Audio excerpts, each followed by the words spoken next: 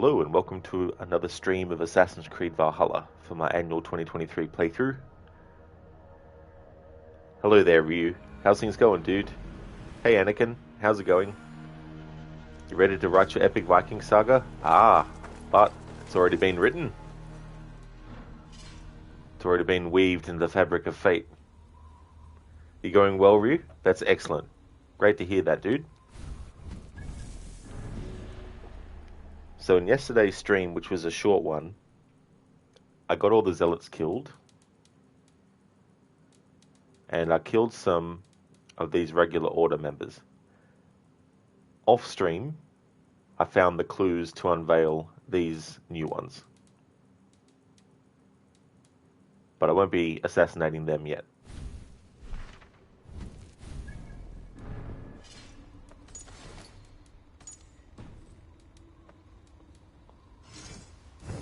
Let's upgrade the axe. That will be good. Look at Gunnar. What have you got for me today? I can get you that one easy.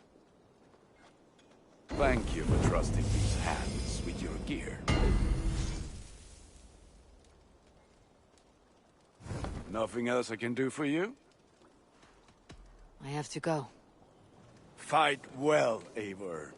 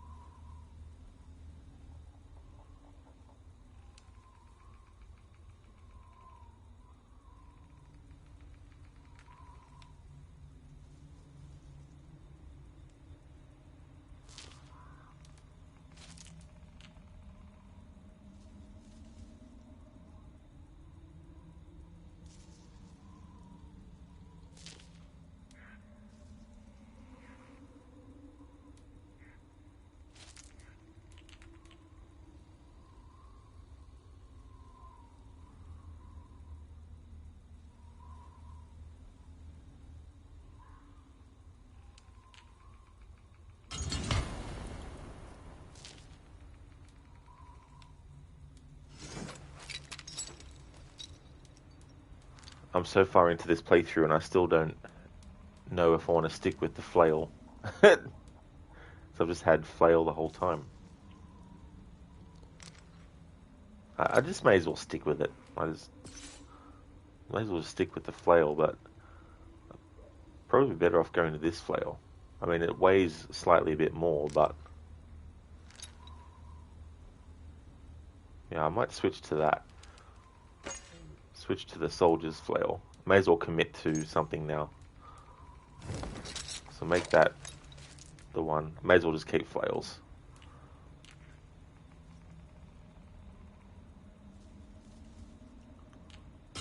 Put light damage in and attack. Oh shit, did I just...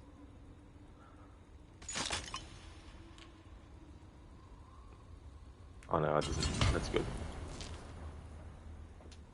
Alright, so let's go to Gunnar again. Hello there, Afro. How's things? How's the counter going? Yeah, not too badly, actually. It's been a while since I actually had a fair detection. If we're going to do a dual axe build, I don't know really. The last time I played the game, I decided to play with one-handed axes because I hadn't done that before in the game. And in this playthrough, I wasn't sure what I was going to do, and I figure I may as well just stick with the flail because I have for the whole playthrough, and probably leave trying out a different weapon for another playthrough, I'd say. I would like to see what you have in stock. Hey, Sir McDonald. Yeah, so it's directly from the PS5. Is that what you want? Can't enhance that anyway because we need 3 tungsten ingot. Ready for battle. Not to worry. I'll see. Until next we meet. Alright, so let's refill this up and do the next story arc. So the last time I did a story arc wasn't last stream, but the stream before, and I did that as male Eivor. So we're now currently female Eivor. So we'll do the next story arc as female Eivor. Oh, you did, Sir McDonald? Oh, that's cool. That's awesome that you got one. I want to see the Alliance map. So we've done Skopje, Leicestershire, Granabridgeshire, East Anglia. We've also done London, and we've done Vinland. The only one that's available to us now is Oxenfordshire. I wanted to leave this until now because it kicks off a part of the story that you can do earlier than I'm leaving it, but I wanted to do it later so that the other parts of it that are related to it can be done sooner rather than later, because I don't really want to have a big gap of time between starting this, and I can't remember which ones unlock. So after I do this story arc, I don't know if I can just jump straight into the second part of this story after that part or whatnot. But that's what we're going to do next. Oxenfordshire. Hello there, Shin. How's things going? What of Oxenfordshire? Sigurd told me he had business there. Ah, yes. Sigurd is there now, in fact. He bids you go meet him as soon as you can. He has partnered with a rebellious thane called Gidrich, and hopes to install Gidrich as Elderman in exchange for an oath. There is an alehouse at the center of Buckingham. Sigurd will meet you there.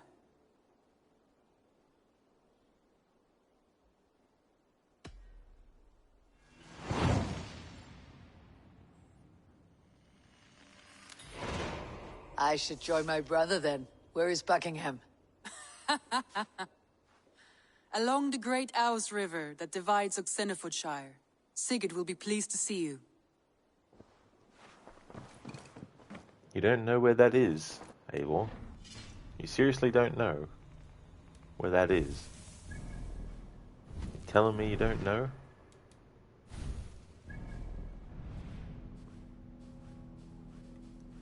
If you didn't know, Eivor,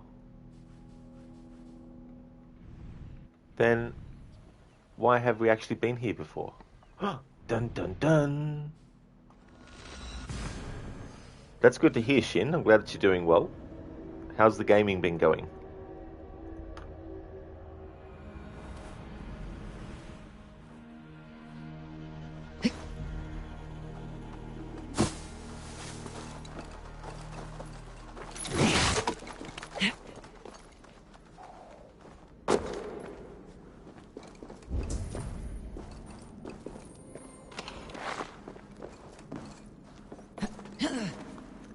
In what arc do we storm the castle, work allies, and kill the woman that captured Sigurd? So Oxenfordshire is the one where Sigurd gets captured, and then Kent is the one where you try and get that priest to help, and you raid that castle, and then Sussex is the actual quest line where you rescue Sigurd. So I've left this Oxenfordshire till now, but I've already done a heap of story arcs. So I don't know whether or not the other 2 story arcs related to this thread line of the story will actually become available after I do this, or whether there'll be other ones I have to do in between, but we'll just have to see as we go through.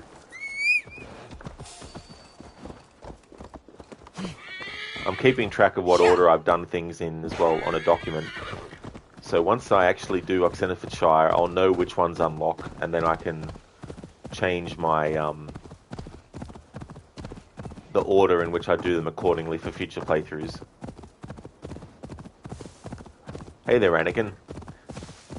How's things going? Eivor doesn't know where the Queen of England lives. Nope. He has no idea. Absolutely none. Although at this point in the history, I guess there's multiple queens. Shin, right now you're killing time until the 30th. Oh, I see, Shin, till the 30th. About 15 days away. Soldiers on alert. What's happened here? I better make my save here. Alright. Make my save here, and if we get detected, fairly detected, not unfairly detected, as this game likes to do sometimes. If I deem the detection a fair detection, I'll reload this save.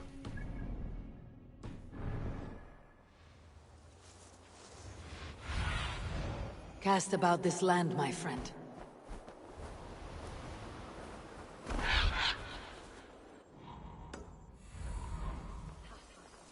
That's stolen.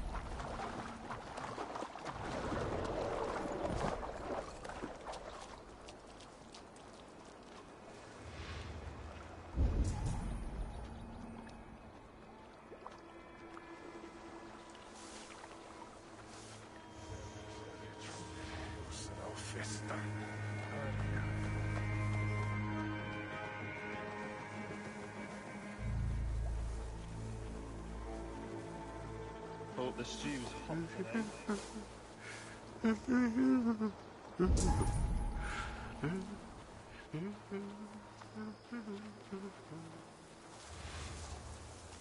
Father said that she shop more sing and be well.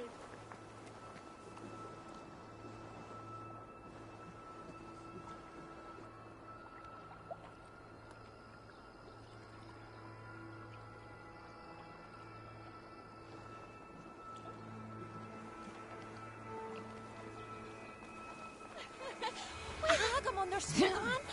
Mother need plus no.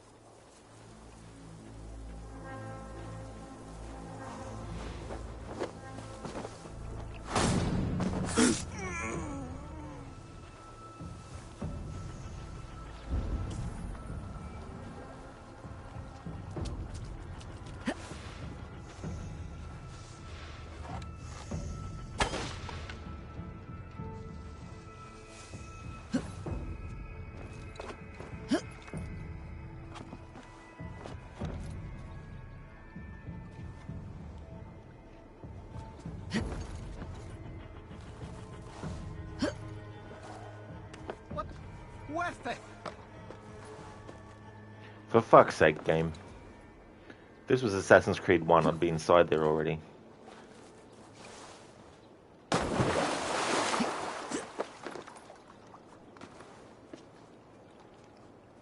That fucking time. Jesus Christ, how hard was that? It's not even the right place anyway.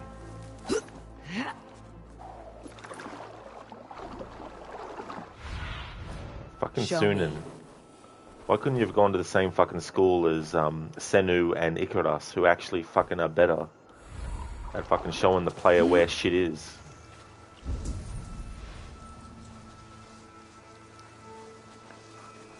Well, that criticism doesn't actually fit that, because that's actually my fault there, but it's still a criticism that I think is valid. An ale house. This must be it. They seriously nerfed the bird mechanic with this game, to the point where it's not needed. Funny that, isn't it? When you bring a mechanic to the point where it's not needed, why even have it at all? If its diluted form is so piss weak that it's just pointless.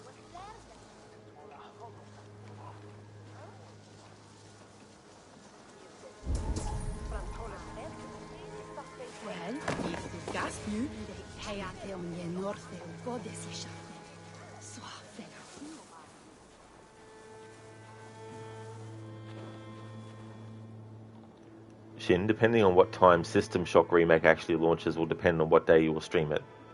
Well, that's definitely understandable as well. Sometimes you just don't know straight away. Sigurd's not here. I'll ask around.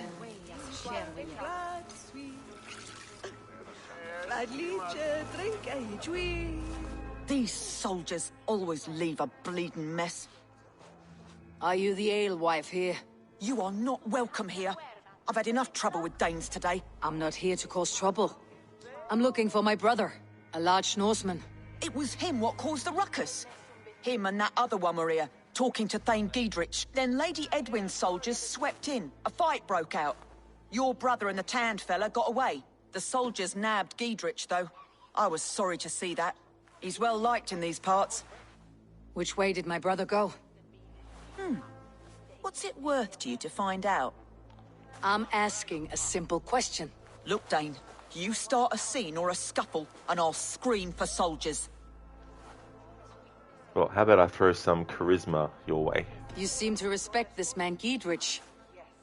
If he was talking to my brother, it's because he wants what's best for this Shire. Maybe you're a woman who also wants Oxenford Shire to be free, and to decide its own fate. A woman who'll stand up for her village, who won't be crushed under the boot of oppression. I hope I am. Such a woman would help me find Giedrich's friends. You're right, you are. Your brother and his friend jumped through that window there and scampered off towards the river. It's a good bet they hid in one of them fish houses.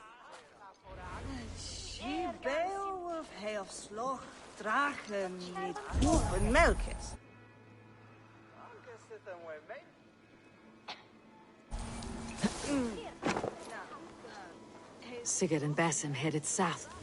They wouldn't go far. I'll check along the river. Stretch your wings, Sunan.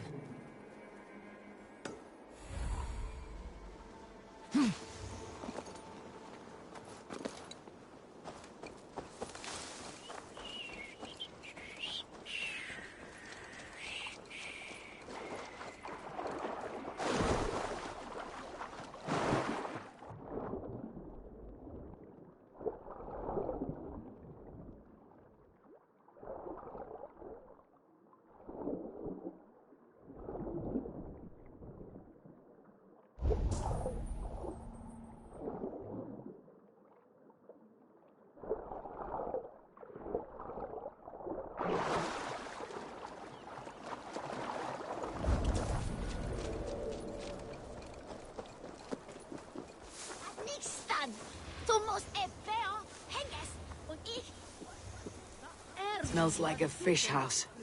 Good spot to hide.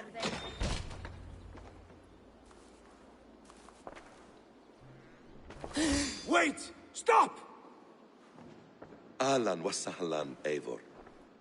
We could have cut you to bloody giblets, Wolf-kissed. Why so unnerved, brother? It's not like you. Half the soldiers of the Shire are hunting us. You must have noticed. Is that why you haven't come home? You're playing hide and fetch with Mercian soldiers. Your brother's a busy man, Eivor.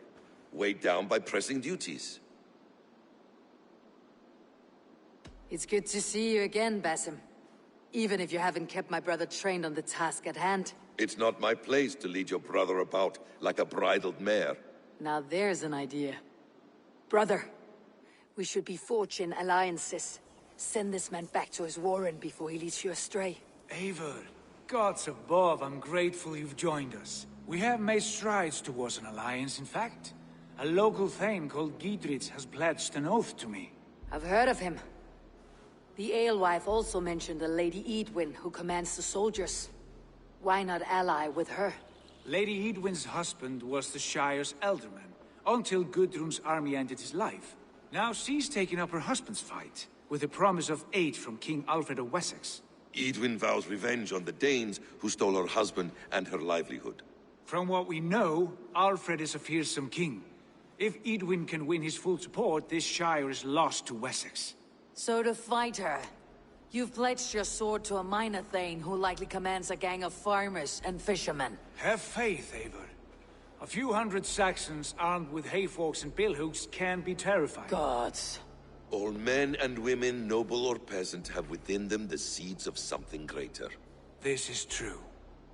Sometimes greater than the average mind can fathom.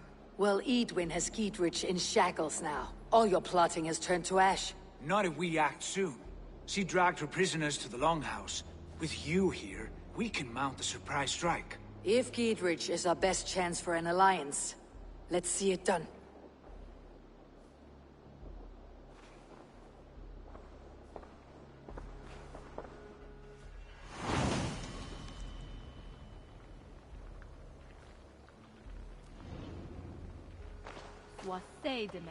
Sigurd, has Basim talked you into something of little reward?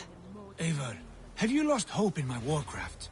I heed Basim's wisdom, but he follows my lead, always. He has the look of one who trusts none but himself. Basim is secretive by nature, but he is wise and forthright, and he has opened my eyes to a magnificent truth. He has promised me a reward so unusual, so incredible, it will shatter your mind to shards. Brother, our bond has the iron heft of a war axe. Do not let Basim and his prophecies of good fortune sway you from our simple goal. Never. Our goal is fixed. We shall soon be the lords of Mercia, then all of England. But Basim has a deep insight. He's read wisdom in the lines of my face, and heard the litany of my forefathers, and, well, there will be time enough for my saga later. It's interesting, a character like Sigurd, because unless you know what happens later, the way that Sigurd acts in these story arcs might give you the impression that he's just gone ridiculous, and that he's got something's gone to his head, and that he's, you know, whatnot, and all that kind of stuff. And whether or not you know what happens later doesn't mean that you have to like or dislike the character if you've, you know, not liked them, or if you have liked them. You know, I always believe that if there's something that you don't like, even if the reasoning that someone gives you is solid reasoning, I don't feel that that negates your dislike of that character. Because you can still dislike a character even though you know the reasoning for why they're like that. You know, if a character is being an asshole because the story hasn't told you yet that, you know, there's a loved one of theirs that is, you know, being held captured, and they were acting that way because they're just in a hurry to get there.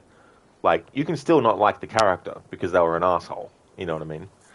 But Sigurd, there is a reason why he's like the way that he is, and all that kind of stuff. But even knowing that, it doesn't mean that people who don't like Sigurd, even after knowing it, are wrong to not like him.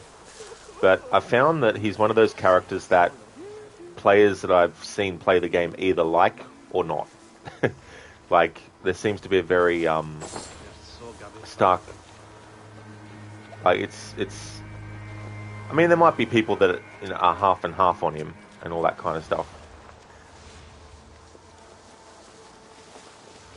but you just get those games where there's a character that divides people.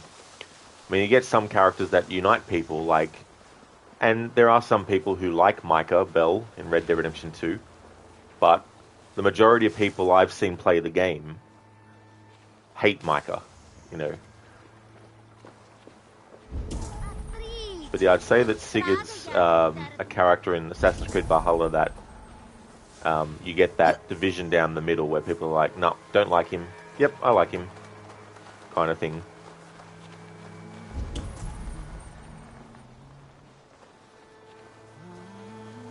But it's understandable from Eivor's perspective to think that he's talking about these flights of fantasy. You know, that whereas Eivor is thinking more about, you know, forging the alliances and stuff like that, and wanting to make sure that the alliances being forged are actually strong ones. And so Eivor is just concerned that this Giedrick is a low-level person to actually ally with.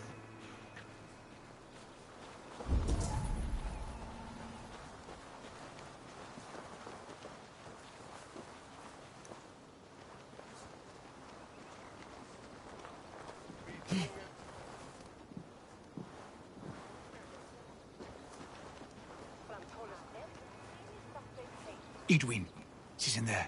Come, we'll batter the door.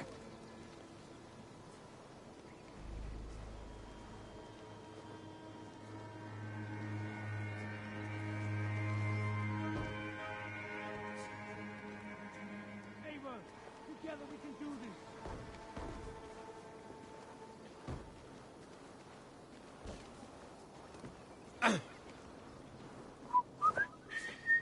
Sigurd, kill this sweaty fishwife.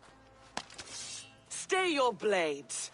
This traitor Giedrich will face trial, as will all the treasonous thanes of this shire. You're the traitor, Edwin, calling on Alfred of Wessex begging for his army. Clap your mead hole, Giedrich, lapdog of the Danes. You'll sell us out to Wessex, and that poxy-ass bastard Alfred. We won't have it. That poxy-ass bastard. Nice. Alright, so any combat that we get into after this part is not counted as a stealth fail. You have no power here, Stormcrow. Edwin, you're nothing now but a churlish widow. What power you had lies rotting in your husband's grave. You heathenish fork-tongued Dane. Foul-smelling heap, I shit on you all. Lady, choose your next words with care, for you see before you the future master of all England, Sigurd, of the hungry Raven clan. Lay down your arms, free my friend here, and kiss my lordly feet. You will not get a second chance. Sigurd, are you cracked? And you can kiss my rosy red ass, wayface. I've done with this offal. I leave them to you. Flay them alive and tan their flesh for saddles. I messed up the quote. It's Gandalf Stormcrow. Get round the side. Giedrich, what have they done to you? What kind of mess did you get yourself into?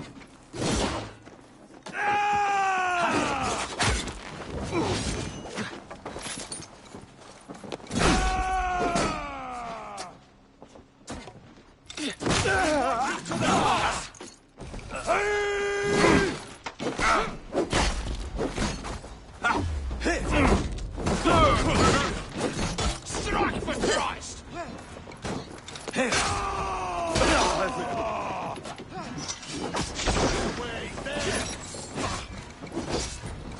Untie me! I can still fight these bastards! Damn it to hell! The happy escape! I was desperate to fight. You should have freed me. Giedrich, this is Eivor, my stone-armed sibling. Well met. That was your plan, Sigurd. To charm the lady with your vague hope of kingship. Prophecy, Eivor, not hope. No time to squabble. Edwin's taken most of the Shire's thanes. She has her way. They'll be dead by supper. Tend your wounds, Giedrich. We'll free your friends. And what of the holy woman Fulke? You promised us a meeting with her. I did, aye. But it's a fair mystery why you'd want to talk Where with... is she? Thane Holt will know. Fulke lives on his lands, but he'll be dead with the rest if you don't stop the trial. Tell us where, and we'll go now. Their lives depend on the speed of your tongue. Southwest of here, halfway to Oxenaforda, at the Lichvila garrison. Basim, Eivor, to horse!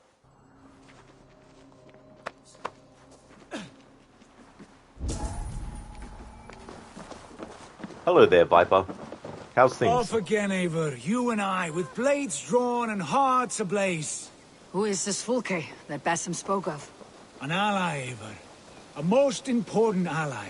A holy woman who trades in prophecies and secret knowledge. That is not the sort of alliance we're looking for, Sigurd. No, it's even better. You cannot imagine what discoveries await. You're speaking strangely, brother. Because I'm alive, Eivor. My heart's alight with the fuel of battle fire. Like old times, eh? Yes, Sigurd. Like old times. Remember our hunts beyond the Northern Way? Our first big kill was a 10-point deer. We brought it down together. The arrows from our bows like darts of ice. With sharpened shin bones for skinning the beast. You on the right, me on the left. We leapt and struck. We crashed to the ground like a felled tree. Then the bloody struggle. Damn animal bit my hand. Never knew a buck could bite so hard. But I pierced its throat, spilling its life wine into the drifts. That put an end to him. Such tales you siblings tell. It's just one of 1,000, Basim. It was the glorious dawn of our lives. You haven't yet thing- explained who this Fulke woman is. Viper, things are okay. Been getting into Warzone 2. Ah, well, that's good to hear, Viper. And how is Warzone 2 as well? Is that a good game? Time is right, I will. She is the fulcrum of a larger plan. Above conquering England, what larger plan could we need? Patience, Eivor. Patience. Fine. Keep your dread secrets, brother. But if this alliance fails, you may take them to your grave. This fever will break once you know the whole truth. I promise. Okay, so I think I might be able to fast travel. Maybe. Maybe not. Alright, let's go on horseback. Viper, it's been going okay, and it depends on how you feel about Battle Royale. Ah, I gotcha, yeah. Yeah, not really something that I like to play, the Battle Royale stuff, but I'm glad that it's going well. You know, like, because sometimes you get games that try to be as good as others in the same genre, but just don't quite hit the mark.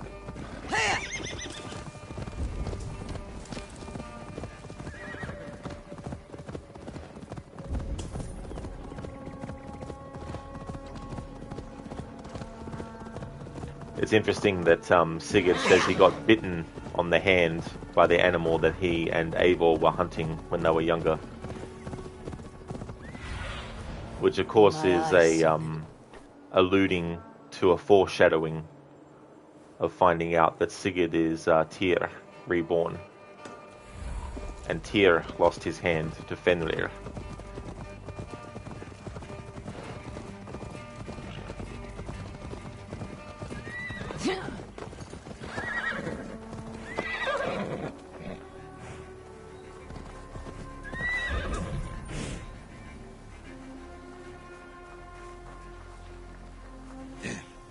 We have time yet. They're holding the trials just ahead. My blade is thirsty, friends. Shall we roll in like 3 barrels of fire? No, we must be careful. Do not let the executioner swing his axe.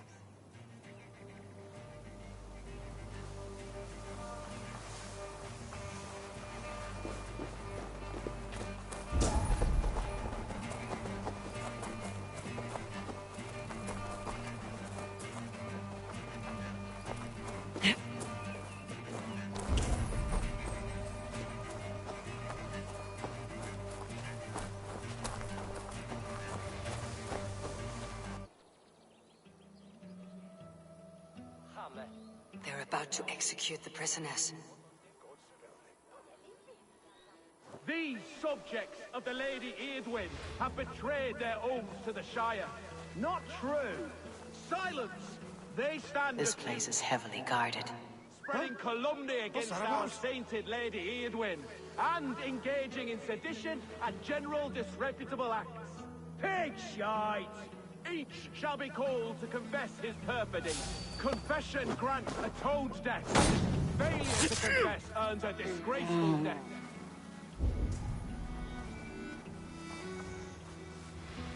Thane Brandt, I stand innocent. Do you confess to cravenly plotting to betray Lady Eadwyn? My father, his father, and his father's father all fought for Mercia. I have fought for Mercia. Now you would shackle us to the whoremonger of Wessex? This trial is a sham, and you're an ass! Disgraceful death!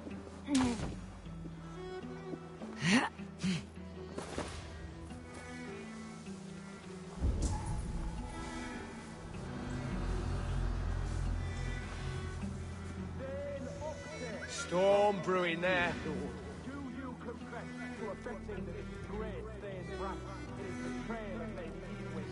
Have mercy. I am but a poor farmer. My crops have seen this shire through bad times. You deserve such betrayal. A disgraceful death awaits.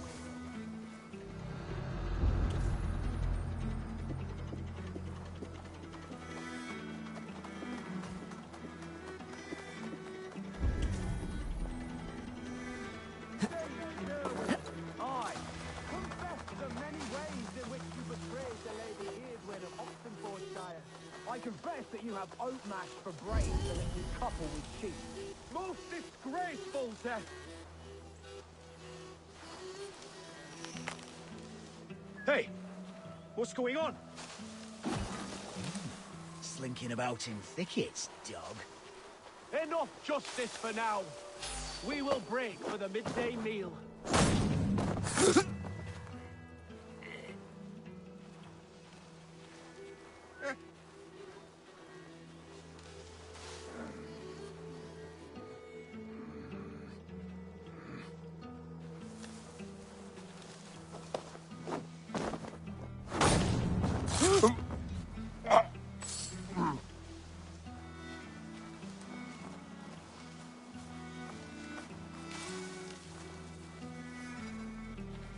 Something going on?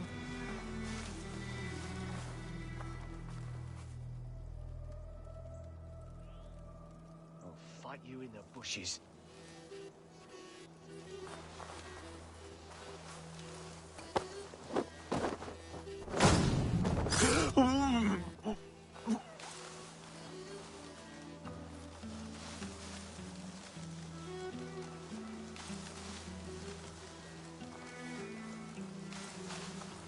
Good Lord! Why the fuss?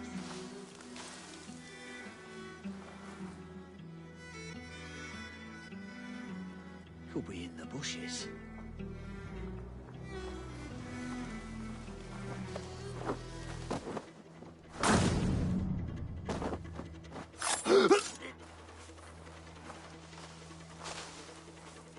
Sometimes it's too risky to do the chain assassination because if there's an enemy that is too close to the second enemy you're killing, it means you'll get fully detected.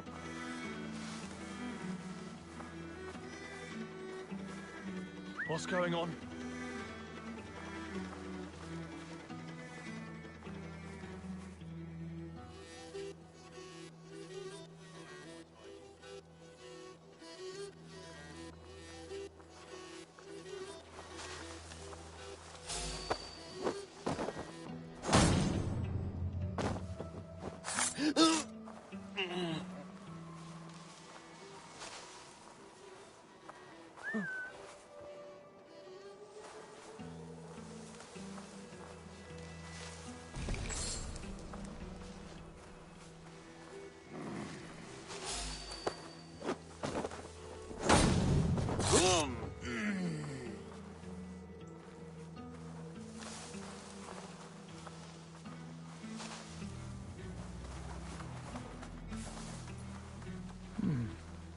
Interesting.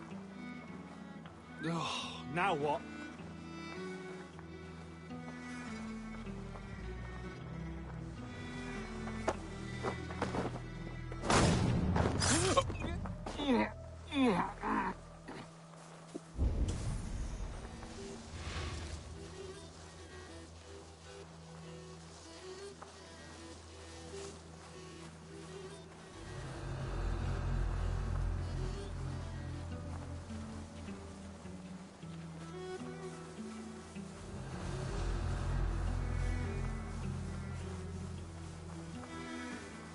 You're not wanted here.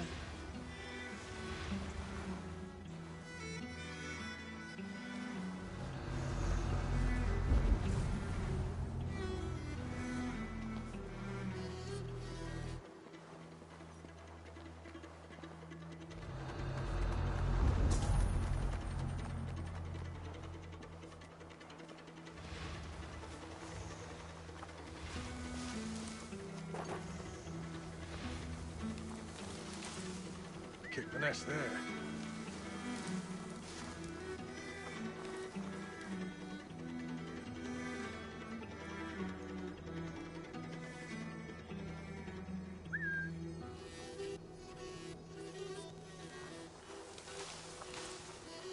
You're hiding in the bush then?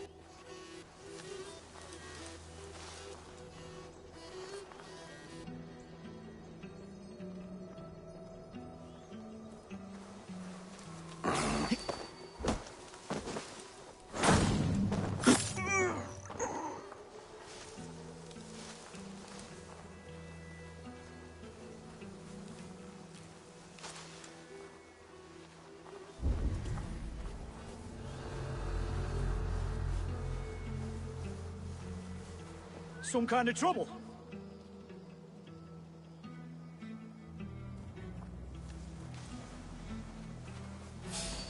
These are stalwart Thanes. What have they done wrong?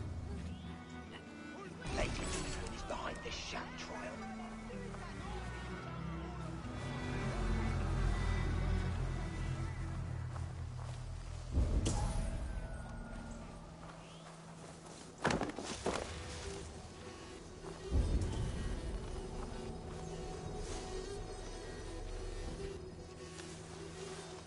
What's all that about?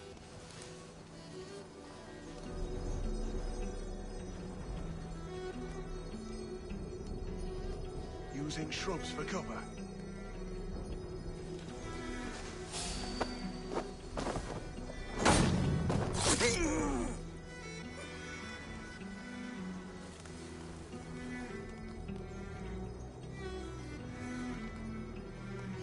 Not a moment's peace.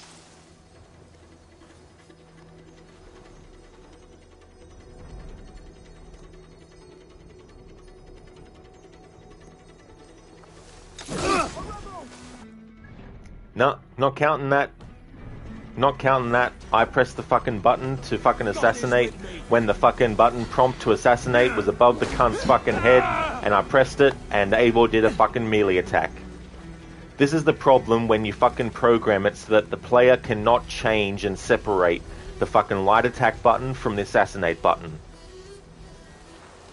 I can't change it because they're both linked to the same fucking button, so if I changed it to a different button, both actions would be linked to that button. Whoever thought that was a good fucking idea, I don't know why they have a job at the fucking company.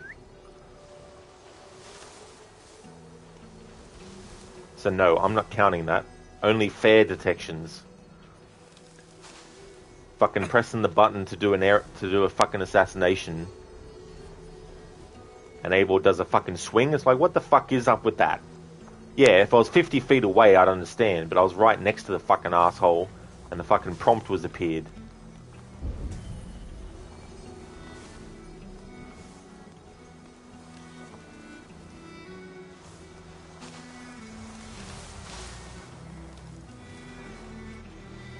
If it happens 2 more times, then it means that the rest of the quest is free of the stealth challenge rules.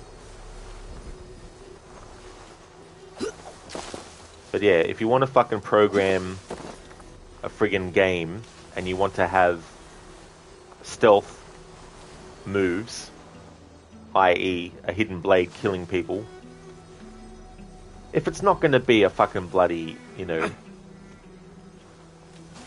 hidden blade move, at least make it so that it's a different button you press to do it. Like, am I the only one in the world who thinks that's bullshit? Sometimes I feel like I'm the only one that thinks bullshit stuff is bullshit.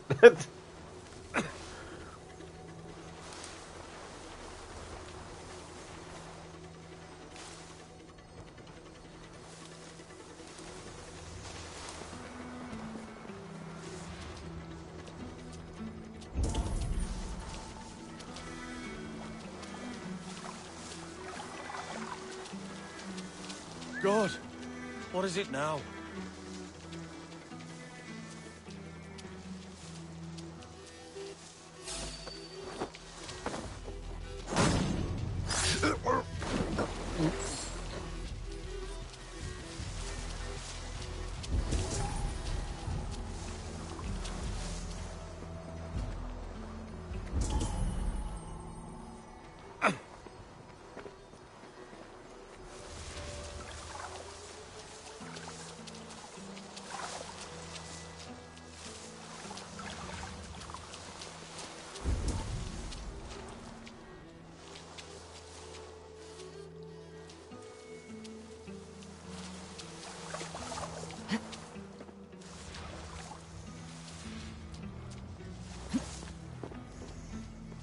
Friend, get me out of here before they have my head.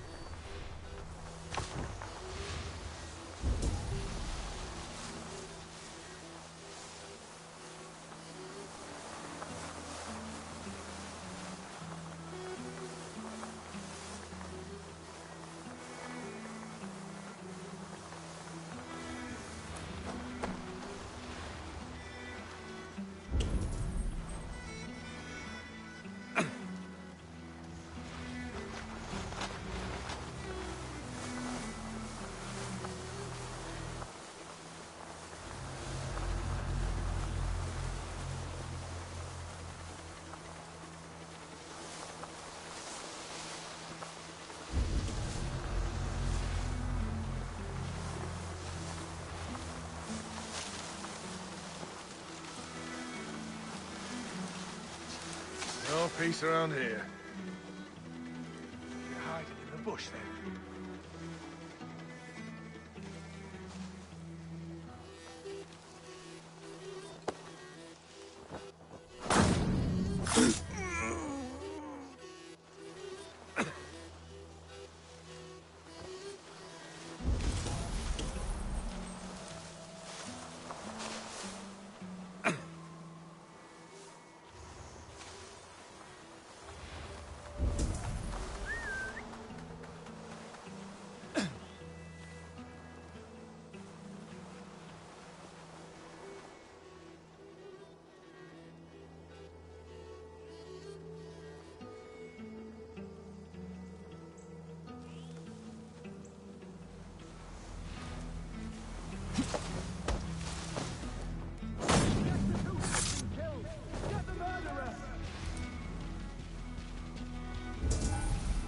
How do they know the executioner's been killed?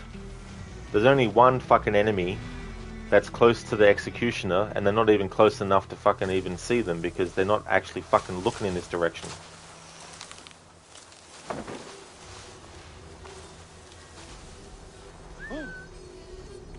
Tell you what, not only do the enemies have GPS fucking detection vision on you, they also are able to detect when someone has been killed. Get your ass over here, Jesus Christ. How many times do I have to fucking whistle? 100?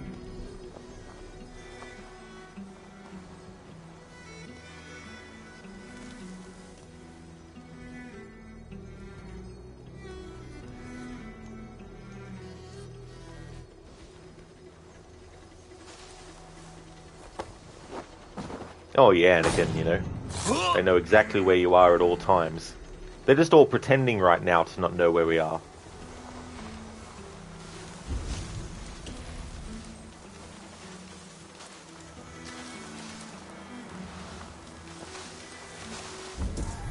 Break this bleeding cage open, would you?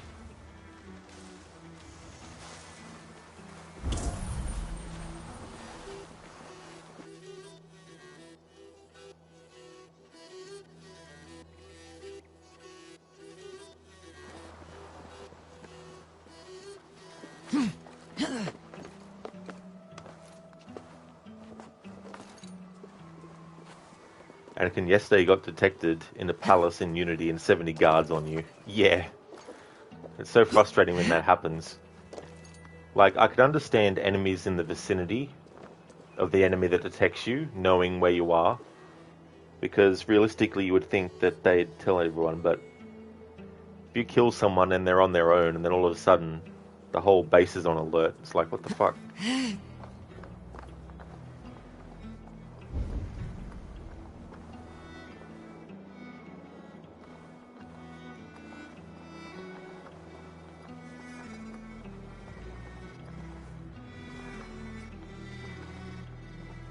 So just to give an idea, if I get fairly detected, the save that I have to reload, and it has to be a manual save I've made, was made at 3:47 PM. It's now 4:28 PM.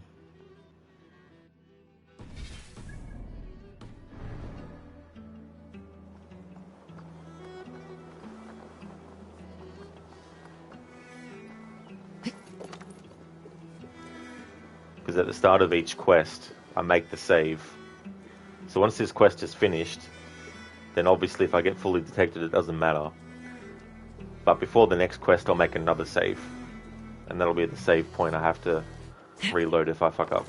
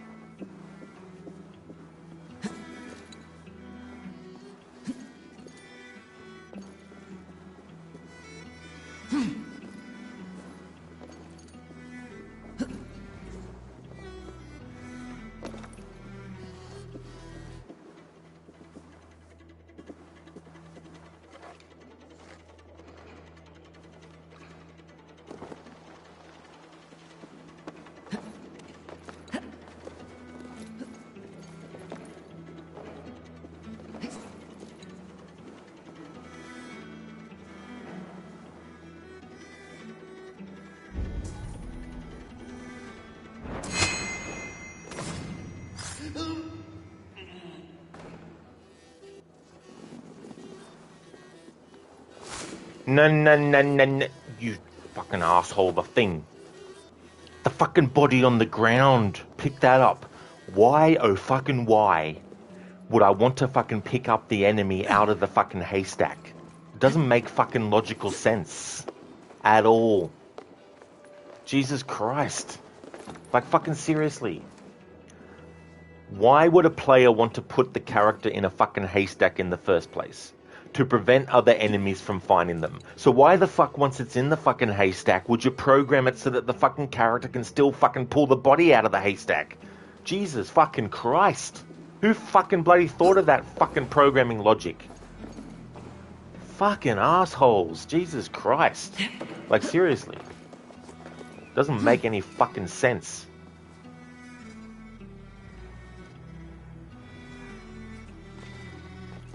Jesus fucking Christ. Lucky there was no other enemies walking around. The illogical fucking shit that they have in games sometimes just makes me fucking wonder, who the fuck signs off on all this shit? Give it to me so I can fucking sign off on it. I don't even have any fucking bloody programming experience. Why? Because logically, why would you want to fucking take the dead body out of the fucking haystack?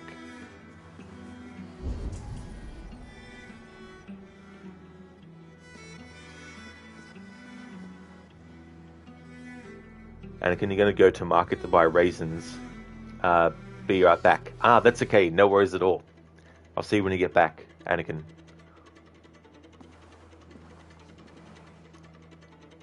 Like, when enemies search a haystack for you, you can have dead bodies in there and they won't find the dead body. So I don't know why they've programmed it to be able to take the dead body out of the hiding spot when that's the reason you put it in the fucking hiding spot, to hide it.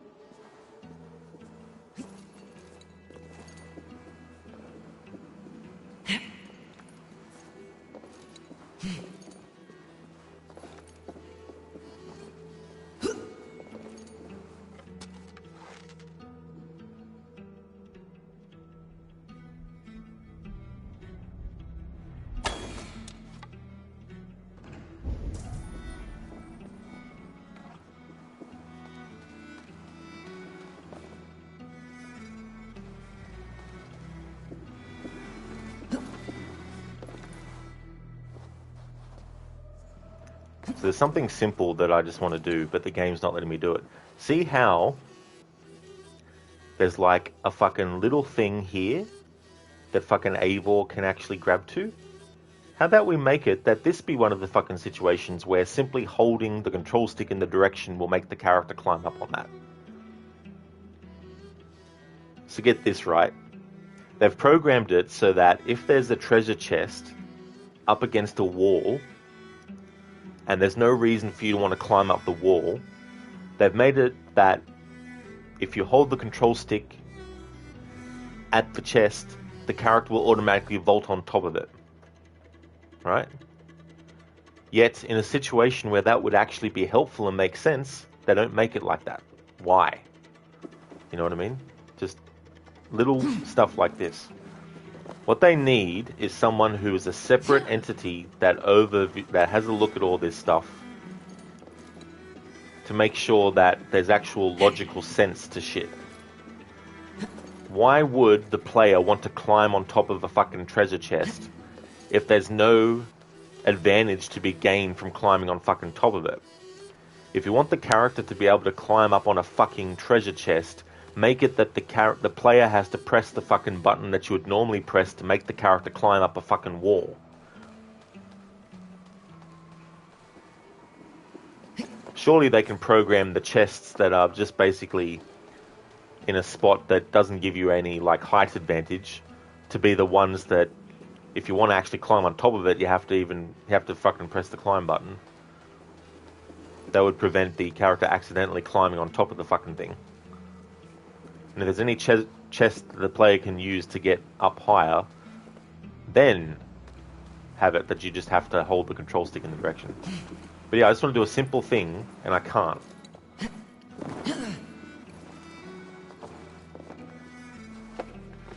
And it's not that it's not grabbable. See? He's grabbing it fine there. But because I didn't go the fucking path. That's why the character didn't do it.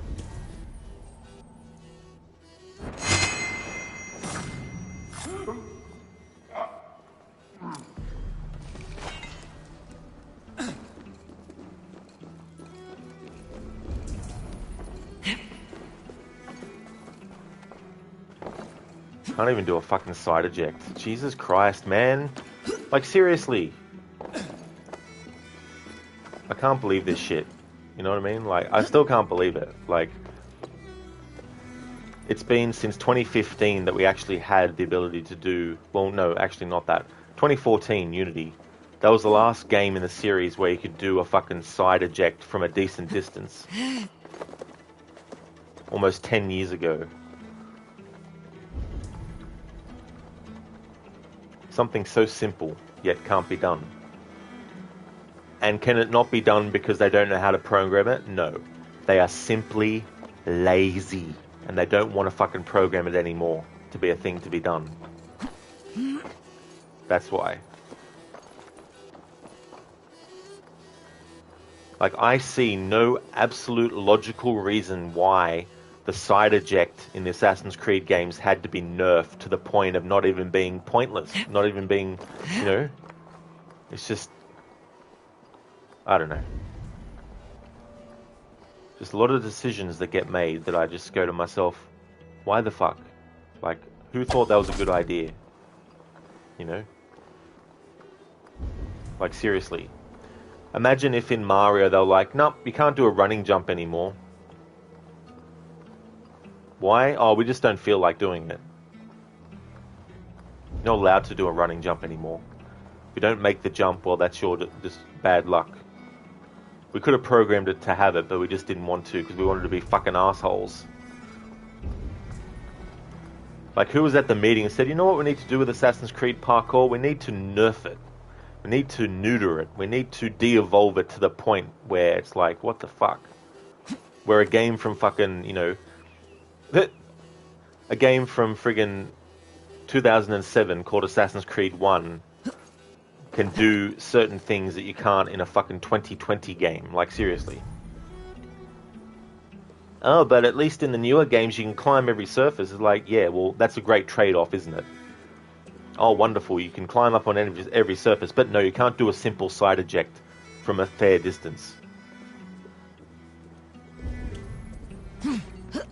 Hello there, Senny. How's things going for you? Well, Valhalla's going well, but there's just... I had another bullshit situation where I pressed the assassinate button when the prompt to assassinate appeared, but because the same button also does the light attack and you can't separate them, Eivor did a light attack instead, and I got fully detected. And then, just talking about programming errors from someone who doesn't have any experience programming, you know, maybe there's some magic secret thing that I'm not understanding as to why you can't program a character to simply put their arms in front of them and pull themselves onto something. Like that little ledge on the wall. Edwin will have me flayed alive. Or do a side eject from a distance that's not directly right next to the damn thing.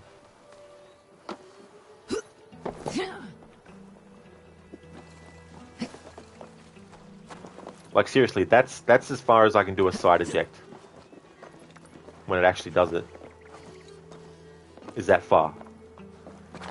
In Assassin's Creed fucking 1, you could be hanging off of this and do a side eject, and Eivor would be able to, and Altair would be able to reach the edge of the fucking roof to the left. That's how fucking far you could leap. Not anymore, though. Why? Only the people who signed off on it know. Friend, get me out of here before they have my head.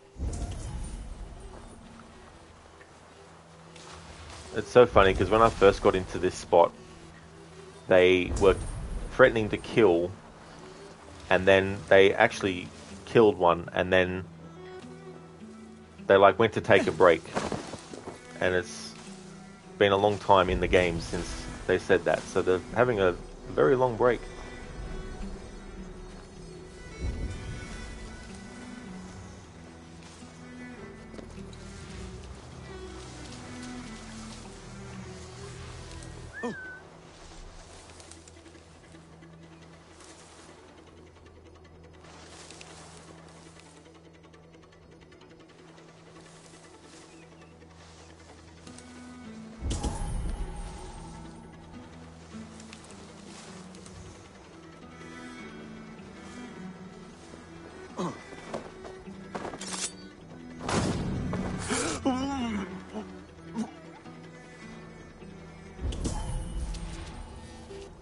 It sounds like you had quite a bit of bullshit to deal with. Definitely understand your frustration, dude, but hope that the rest of the stream will be less annoying. You're good. You had a lovely weekend with the family and the doggo played in the garden the entire day, so for once she's exhausted, even the morning after. That's awesome, dude, that you had a great weekend. And that's cool that the doggo is exhausted a bit, because then, you know, that gives you and Levy a bit of a break as well. But that's great, dude, that you had a great weekend. And, yeah... there's just certain things that, like when I do a playthrough of this game normally, because it's not just this playthrough where that stuff has happened with the pressing the assassinate button Open, would you? when the prompt's above the enemy's head, yet Eivor does a light attack. It's happened before, but you know, in those playthroughs it didn't really matter. But in this playthrough, that's where it's become annoying, doing the stealth challenge and all that kind of stuff. But yeah, it's just, ugh. So frustrating. Friend, get me out of here before they have my head. I am sorry about the others. Gidrit sent me. Let's get away from this place.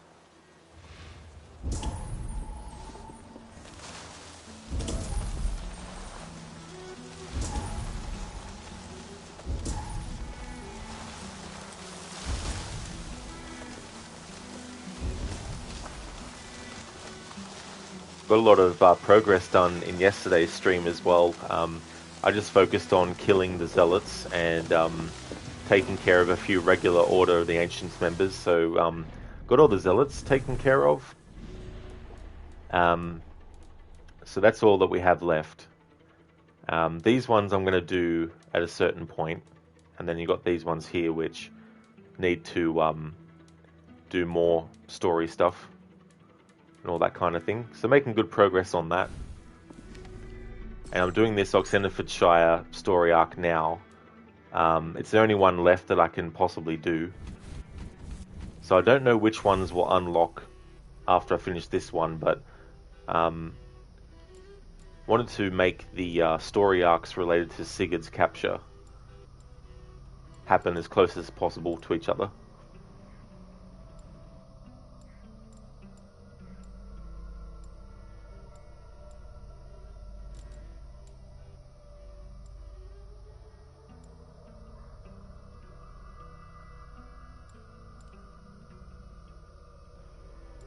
Alright, this will be good to actually get the thrill of war. So I'll work on getting that next. Liking to live for the fight. Gain adrenaline as long as you remain in conflict. I could have used that when fighting the Zealots. I wasn't thinking about that. Crooked, that's great. You're progressing nicely. It is, dude. Yeah, you know, especially how many story arcs there are. And stealth challenge on top. Like this quest I'm currently on now, the save that I made to act as a reload point was 3:47, and it's now 4:46 PM. So it just gives you an idea of... We've fought with our Weasley Elderman for years. Now his widow wants to lop off our heads. And so that's how much IRL time can be lost due to having to reload a save for a challenge fail. So this is a pretty long quest in and of itself. There's a few parts to it.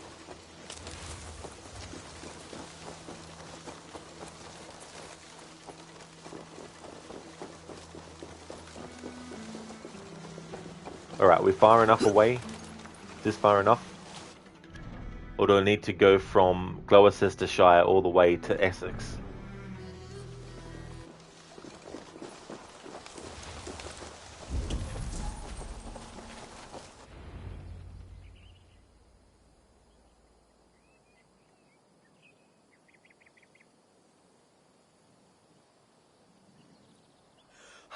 Bless you all. Thanks to you, I live to pay Lady Edwin back in blood. I am Thane Holt. Does Giedrich live? He's safe in Buckingham. Good, Thane. We are at your side in this fight, to keep this land in the hands of those who love Mercia, be they Saxon or Dane. God in heaven knows I'd sooner see a Dane married to my daughter than sell a man of Wessex one of my pigs.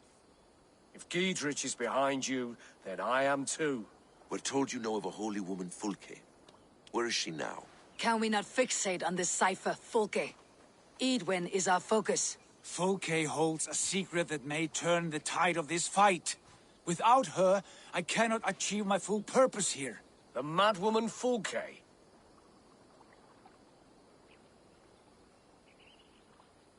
You see, brother?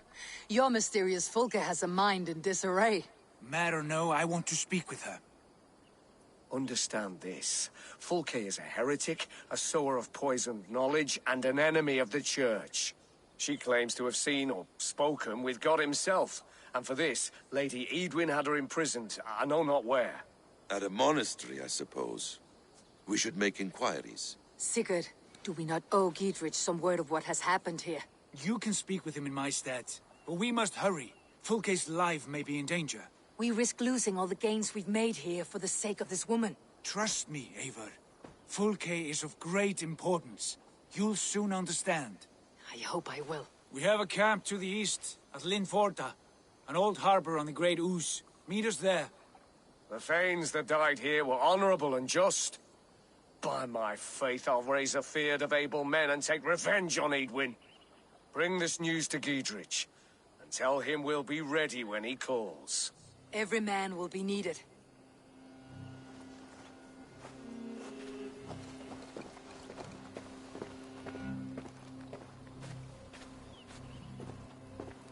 It's like, no. Wait, stop. Don't imprison Fulke. We must rush. We must hurry. Oh no. Report back to Giedrich and tell him the good news.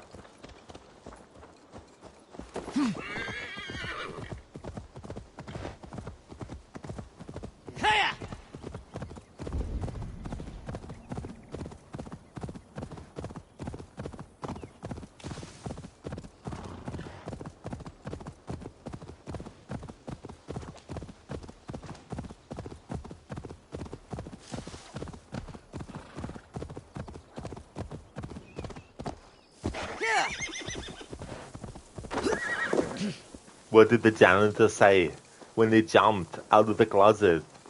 Supplies! That's a good one, Harbinger. Nice one.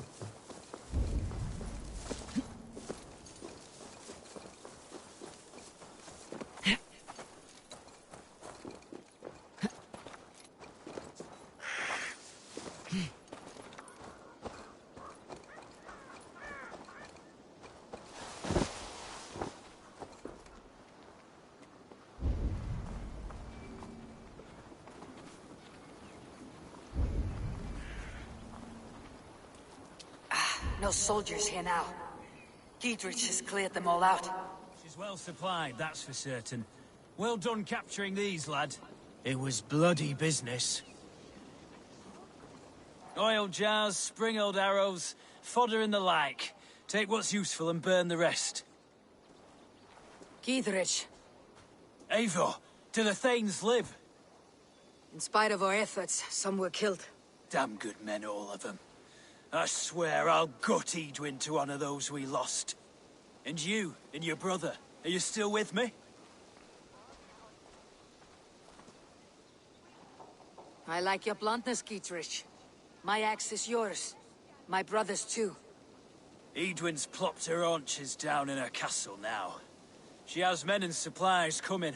Curse her eyes. Where is your brother and the odd fellow? They continue their search for the woman Fulke. He seems to think she will help us chase Edwin to an early grave.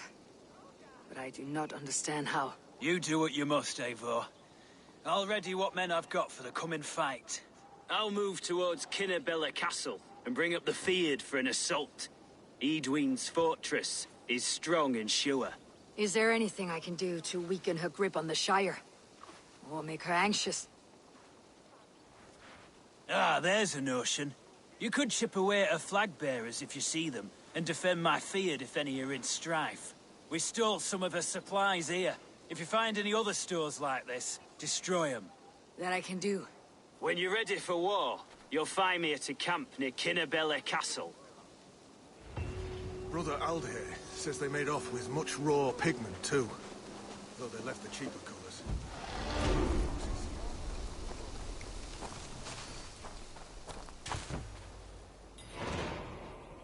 Multiple quests accepted. Love that quest.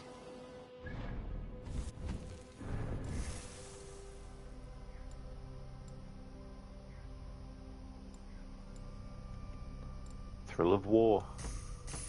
Alright, we're almost to that.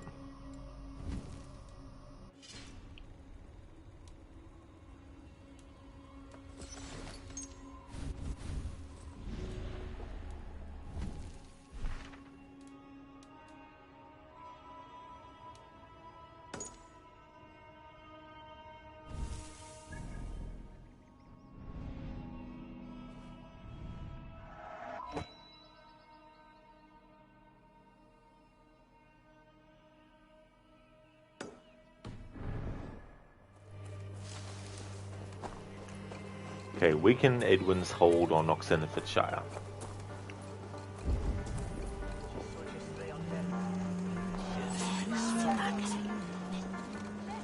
Got to destroy carts and stuff.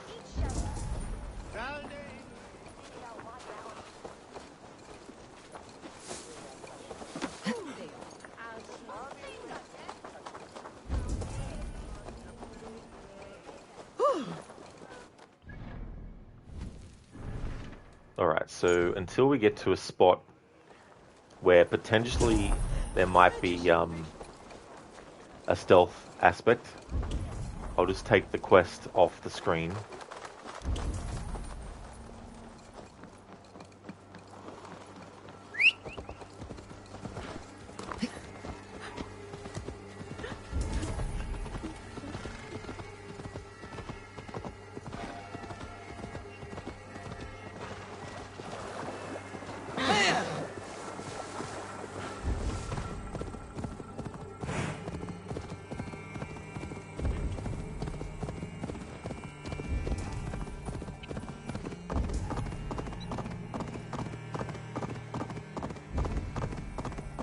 Out around to the side of them, lad. Stay on your toes, or we'll be on the gibbet.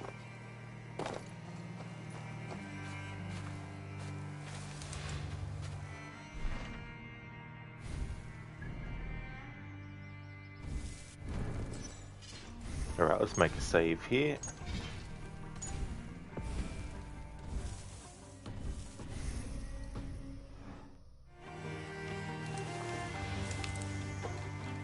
You there? Why are you crawling about? A patrol of Edwin's men is coming this way. We're gonna jump them.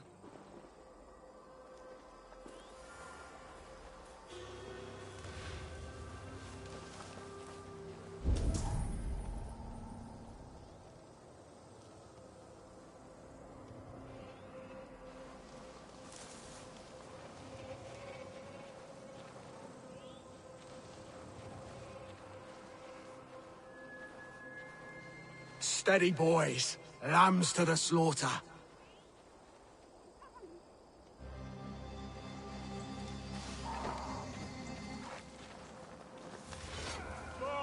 We have this.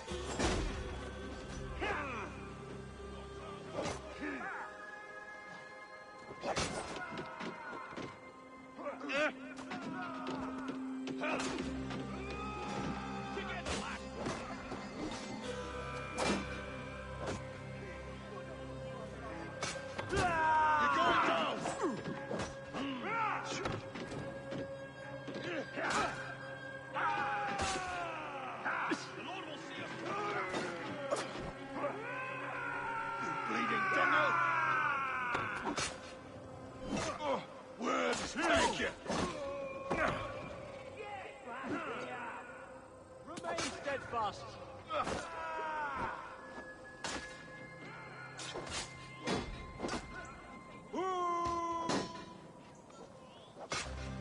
Won't take long.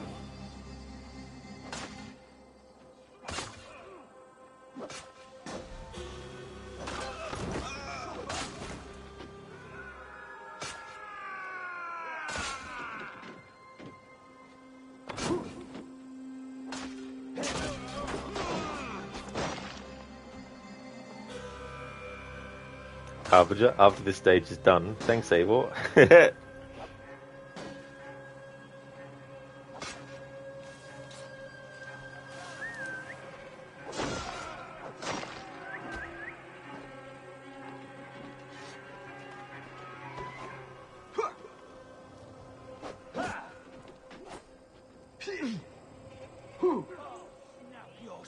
Work with me.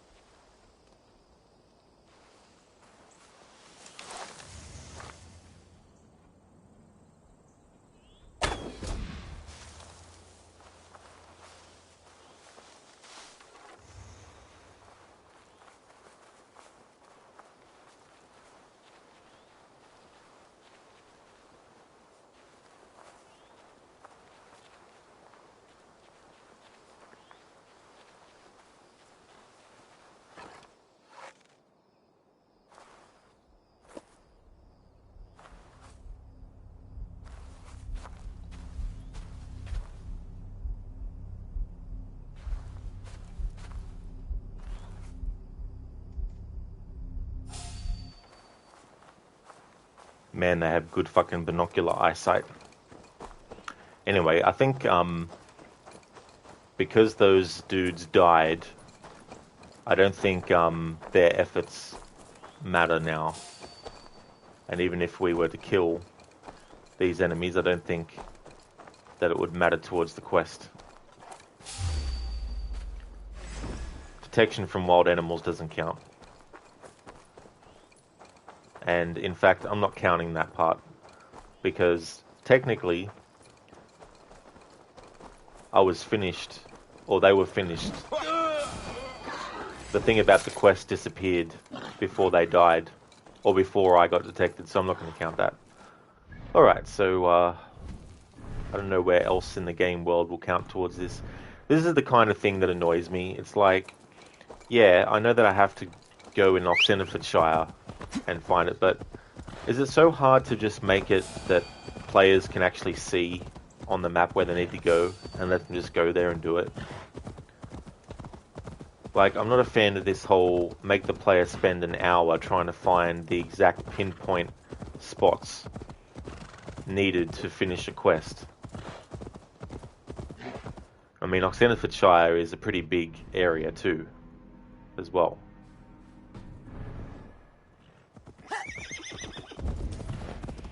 Harmon, after the, can you even fail a quest in this game? I don't even know, to be honest. Yeah, I'm not too sure. Like, I mean, maybe not a main quest.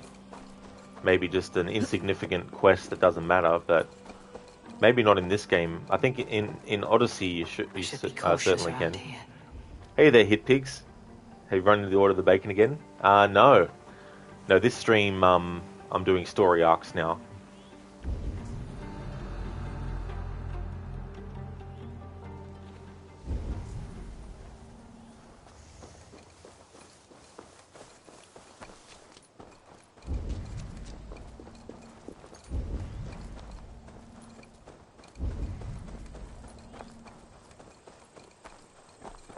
Yeah, not too bad, hit pigs, actually. This is the first story arc for the stream.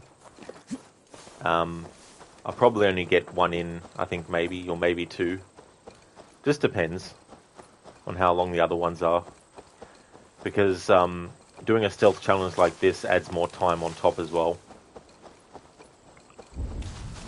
Plus, in parts of the game, we have to spend 50 years trying to find an exact pinpoint spot where something's relevant to a quest is also very time consuming. It's like chipping away. Weaken Edwin's hold on Oxenfordshire. Okay, so where in Oxenfordshire exactly explicitly do we go to ensure that?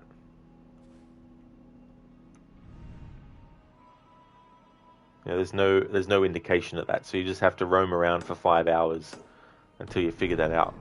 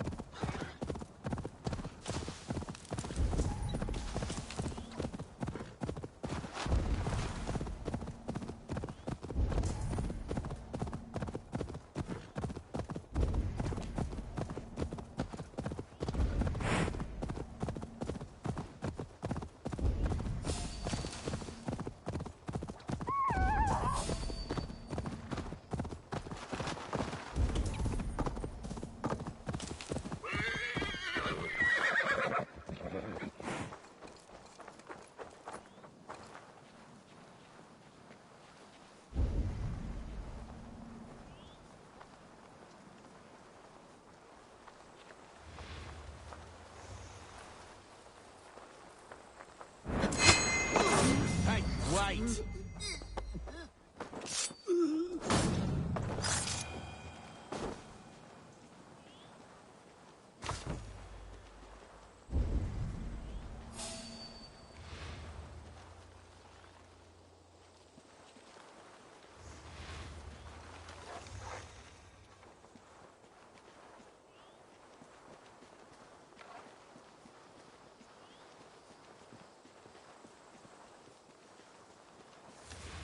I should not be seen in this area.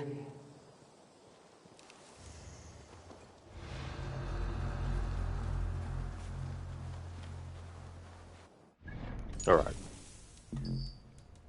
Of course, can't save right now.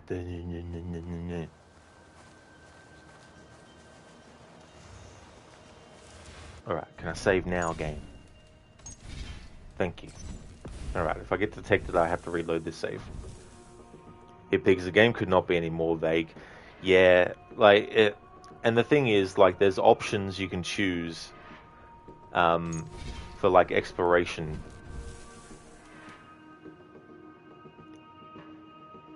Exploration difficulty on adventurer.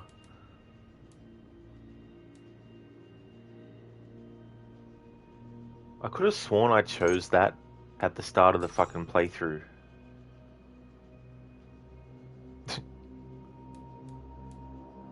So on the hardest, closest opportunities are shown on the compass. All location objectives have an icon in the world. Icon distances are shown. Explorer default. Closest opportunities are shown on the compass. Finding some objectives will require quest hints and use of the map. Pathfinder. Closest opportunities...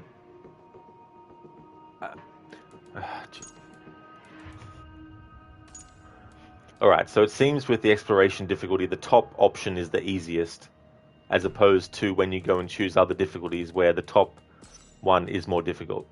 Oh no, it's not. It's more... okay, whatever. Whatever. I had the exploration on there. So this is the quote-unquote easiest exploration difficulty, and yet it still doesn't show everything. I'm just like, fuck this bullshit in-game, seriously.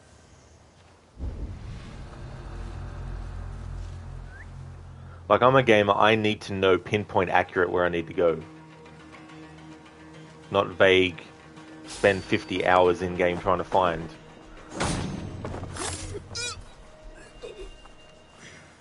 Haven't you finished Cyberpunk yesterday after playing all day? Was relieved that you got the secret ending. More importantly, you won't have to face a bug or crash every hour. Well, that is good too as well. GG's on getting that finished.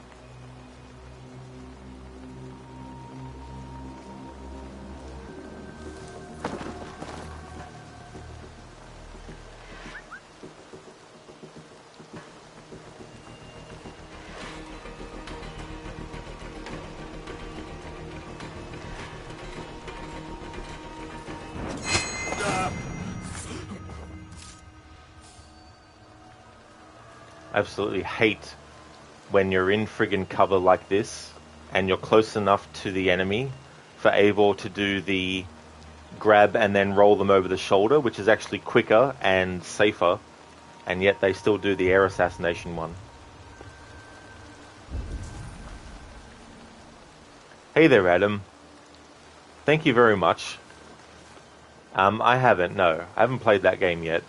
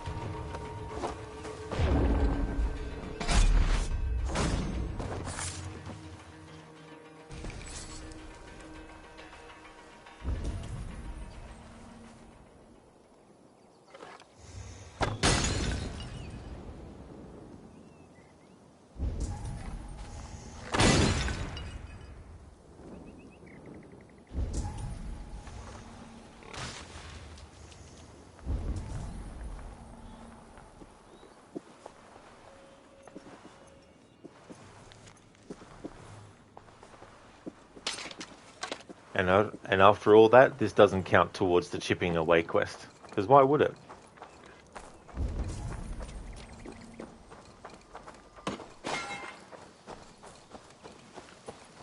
And so we spend another hour trying to find the exact specific spot that counts towards that.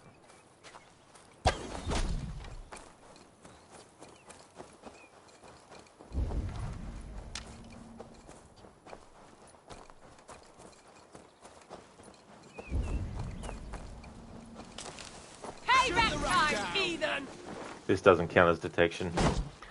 I'm fucking over this chipping away quest anyway.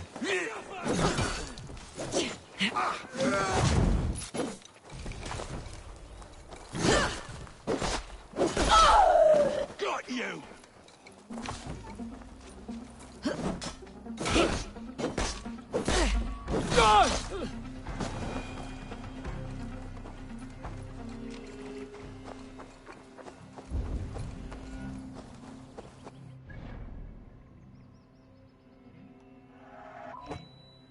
Like, no clear indication. And this is a different part of the story arc. So it's just... Why is it so hard to just add the same thing but for this quest? To tell me exactly, specifically where to go for this shit? So to spend wasting fucking time searching for it. I hate these kind of quests as well. Dear God, we're in trouble! Watch out over there, men! Oh, Christ in holy heaven! Giedrich asked me to help you whenever I could. Edwin's soldiers have got us in a tough spot. We're grateful for any help you can give. Alright, automatic detection, not counting that for the challenge rule. In fact, this whole chipping away quest is not relevant to the stealth challenge.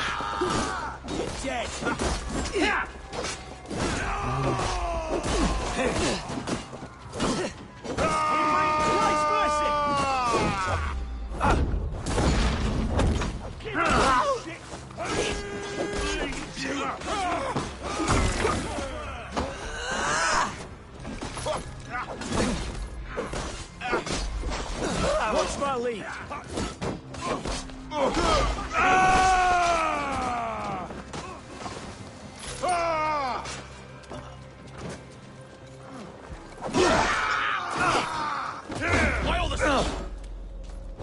Strike with me! Who wants some?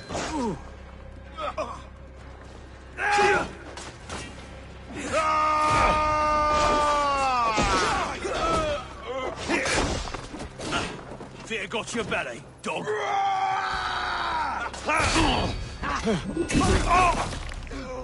Blindside!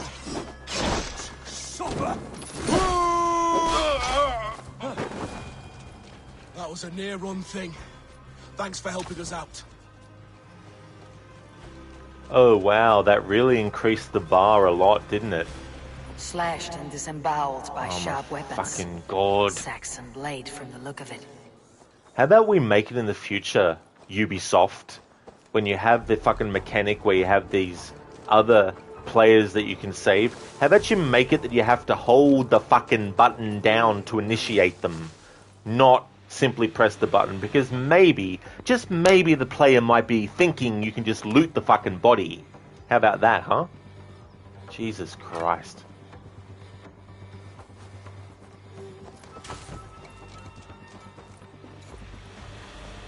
May as well do it to get the 2 XP that we probably get from it. And why is he running in slow motion for?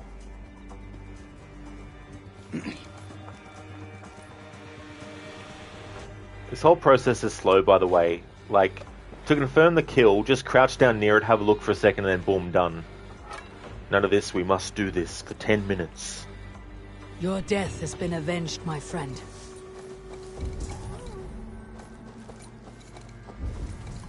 $100 XP. Wow. Amazing. Should have been 500. In fact, it should be 100 XP for however many enemies actually killed the other player, is what you get. So if they got killed by 10 enemies, then You get 100 for each.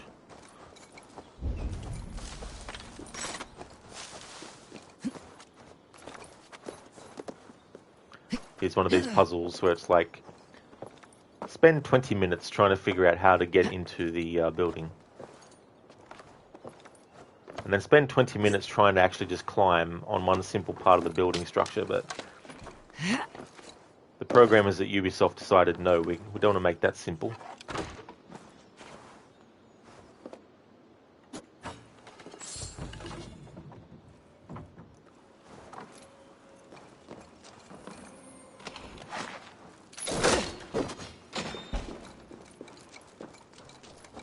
Alright, so that's a little bit done towards that chipping away quest.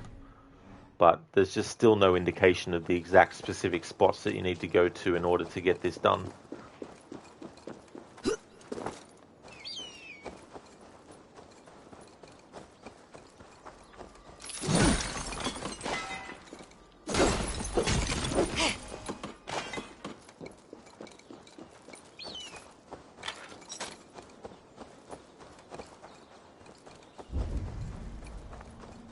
So for this whole chipping away quest, the stealth rules don't apply.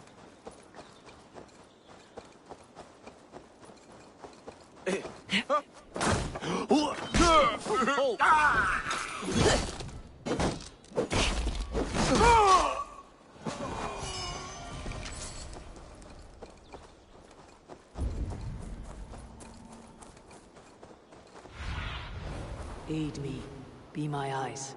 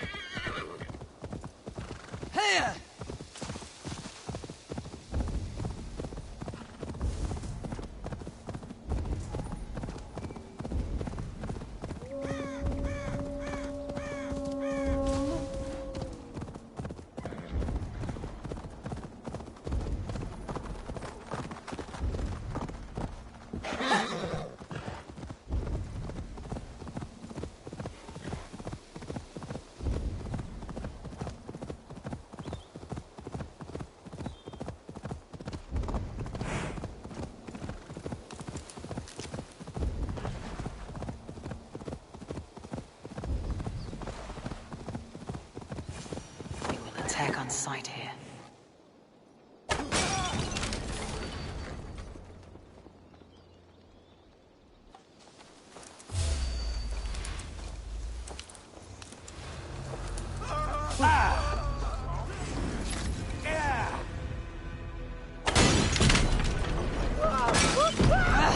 Out! Damn you! Oh! They tripped the dog off! I'll kill you! No! No! That's new letter! I'll keep the rat busy!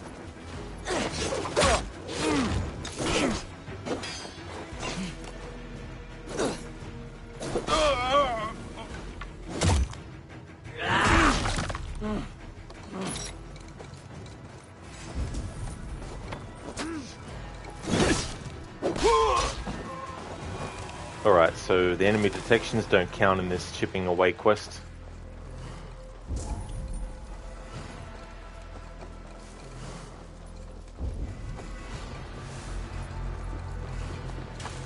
And didn't even give us halfway past the thing. So we spend another 20 minutes trying to find the specific spots in Oxenfordshire that it wants us to go to actually do part of the chipping away quest. Could have literally just put on the fucking map the location, but no, can't do that. Stay back.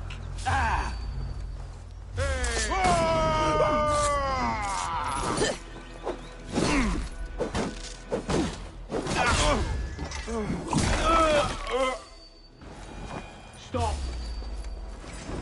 Take this.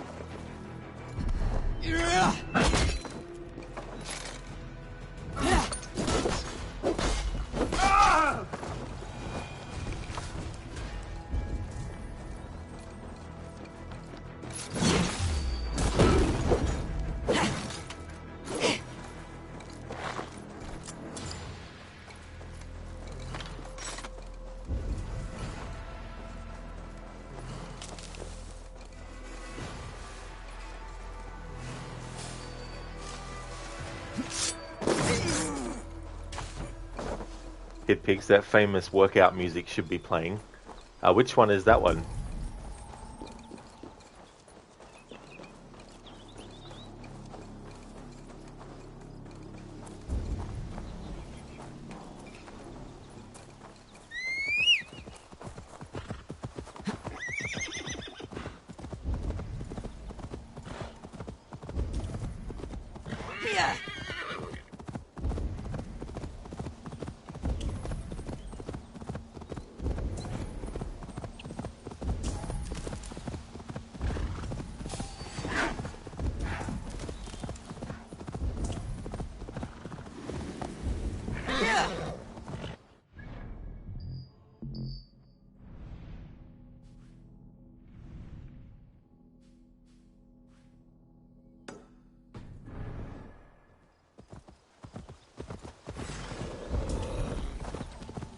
Oh, rising up, Hit Pigs. Yeah, I'd probably have to hear it to know it.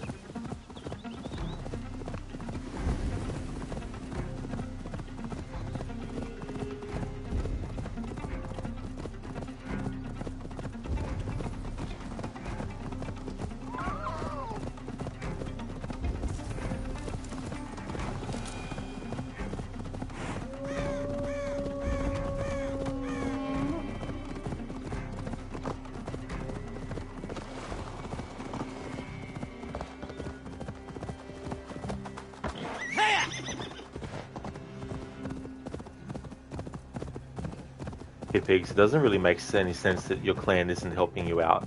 Yeah. So that's a big missed opportunity with having your Yoms Vikings. Is actually having them be with you. Or callable, you know.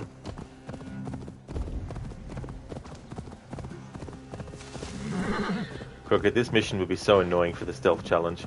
It would be, Crooked, you know, and it's just...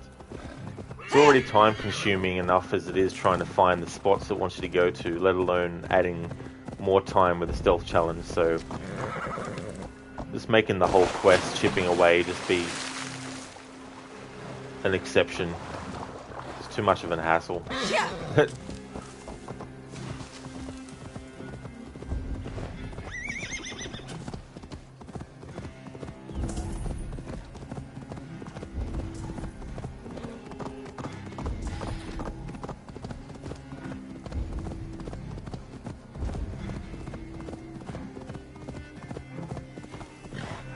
Yeah, that's the thing too, like, it would have been cool to be able to do that, and, I mean, you look at Assassin's Creed, Brotherhood and Revelations, you know, there's a cooldown limit on it, you know, so I think that could have been something.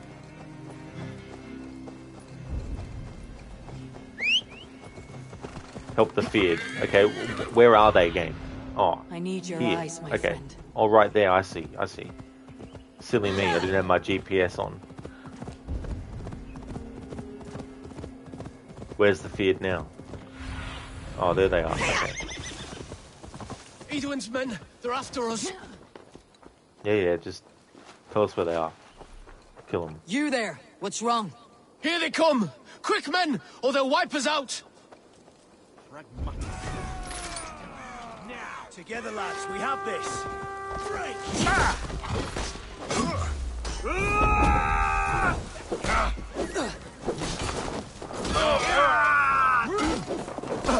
Come on!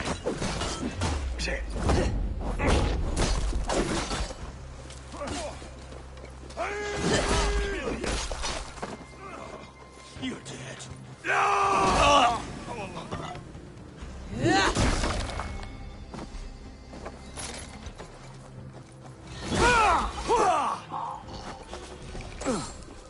You pulled our asses out of the fire, friend.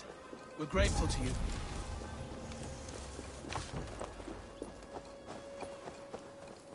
And there we go, we finally got past the halfway mark on the bar, indicating Edwin's hold on Oxenfordshire.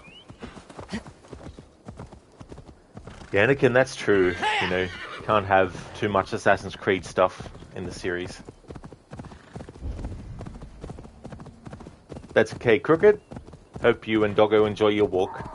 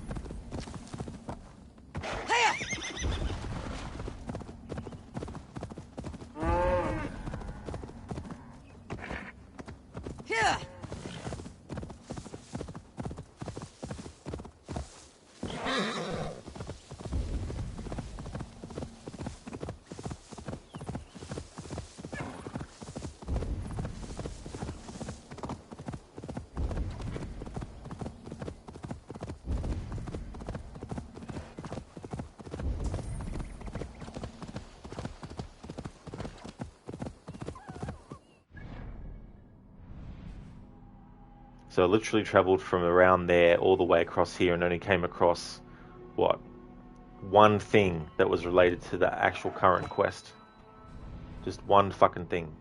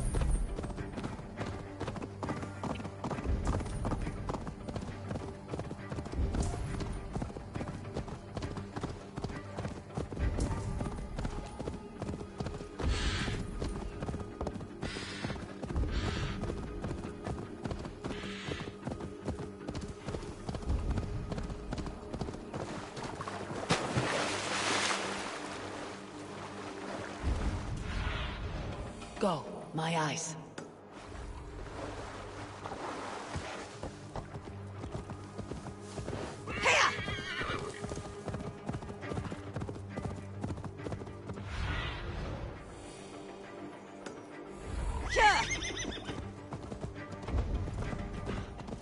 I must be careful now. Alright, challenge rules don't count for this quest.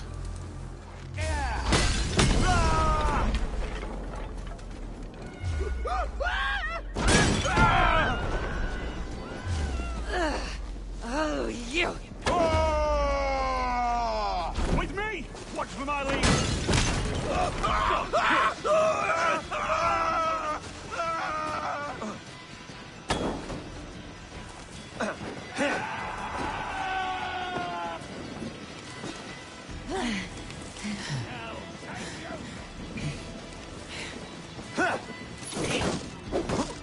Flank the idiot! Press hard!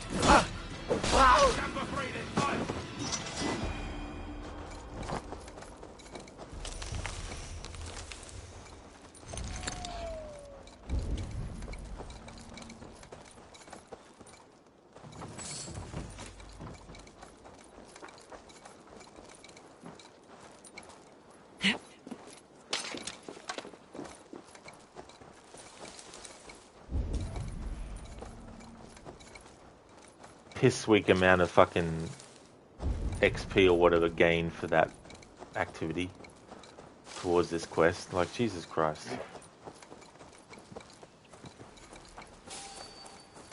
Maybe spend another 20 minutes trying to find another location.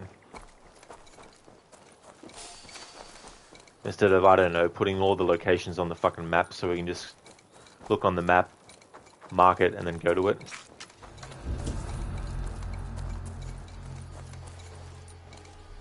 Hang on.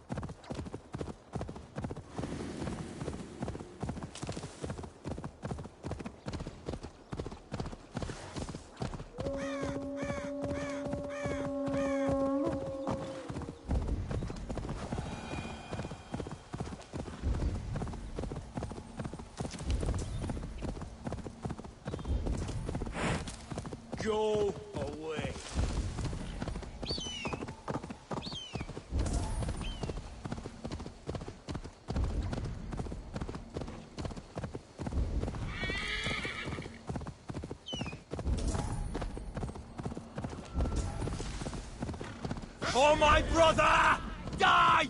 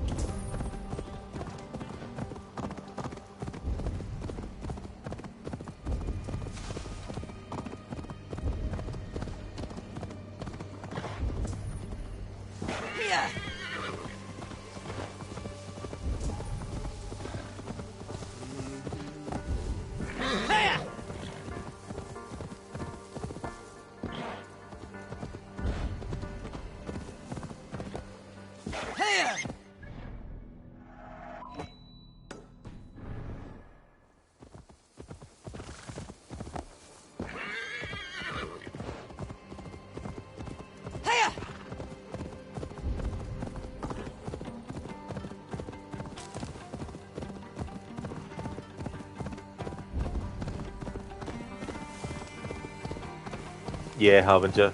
Horse riding simulator at the moment. Trying to find the spots where we need to go for the chipping away quest. Like looking for needles in haystacks the size of New York.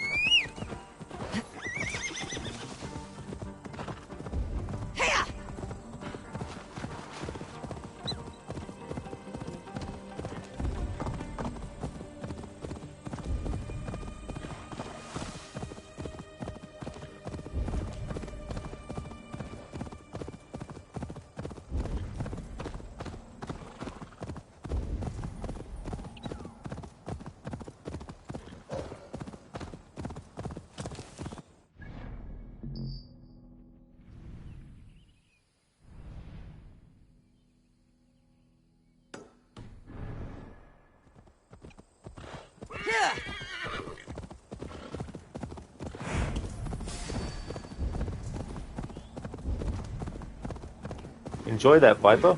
Enjoy some Assassin's Creed.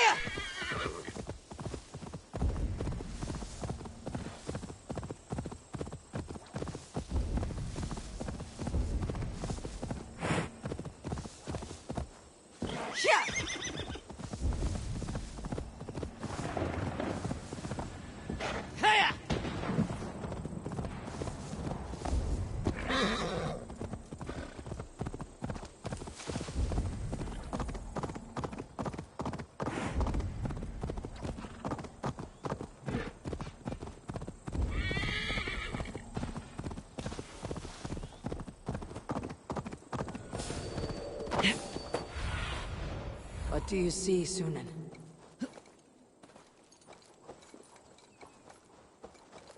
Challenge rules don't apply for this quest.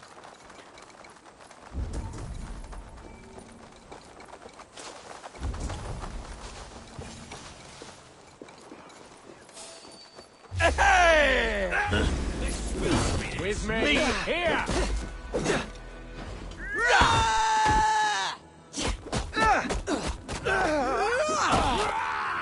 And still not enough to fully finish that. Together, lad!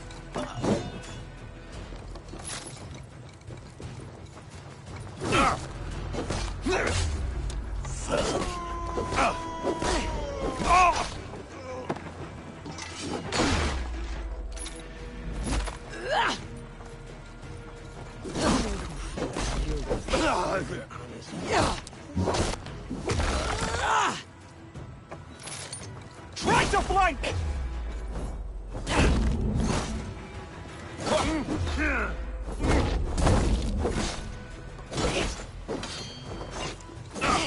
God damn you!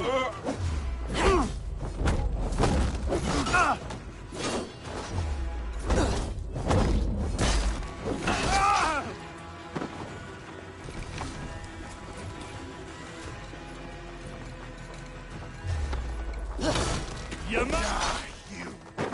can't outrun me!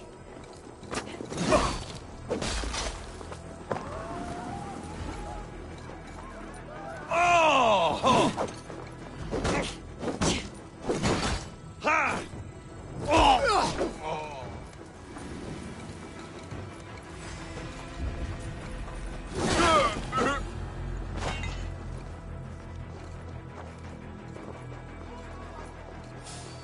Hey!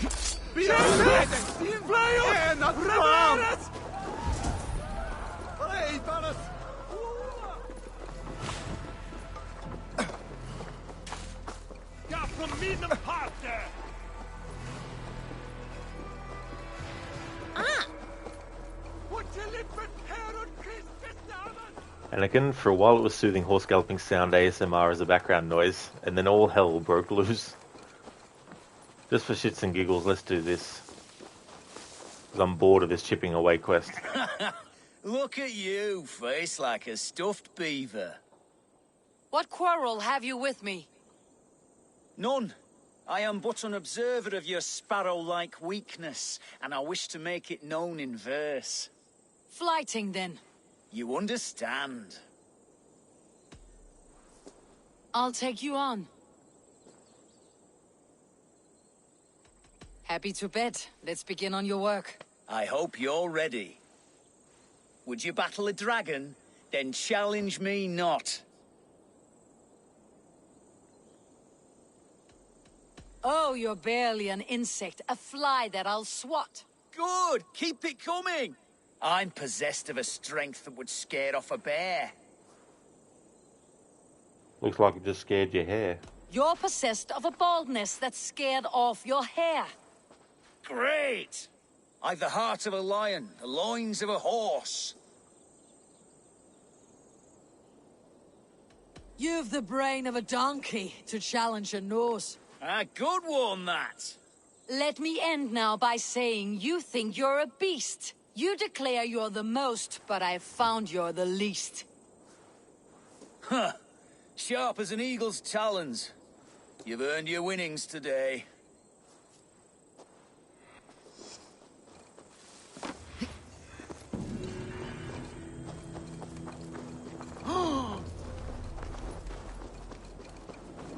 Viper, you're going to be picking Odyssey back up after this game? I won't be, no. I finished the Odyssey playthrough for my annual playthrough. That's why I'm playing this game now.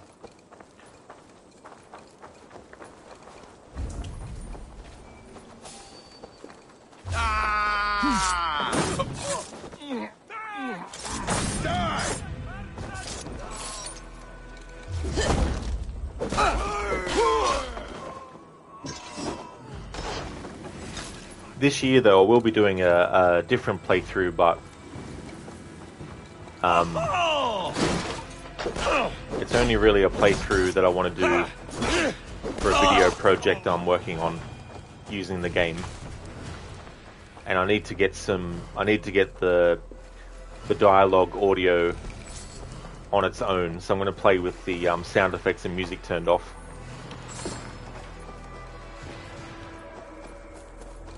Code, so it's time for Minesweeper and Tic-Tac-Toe.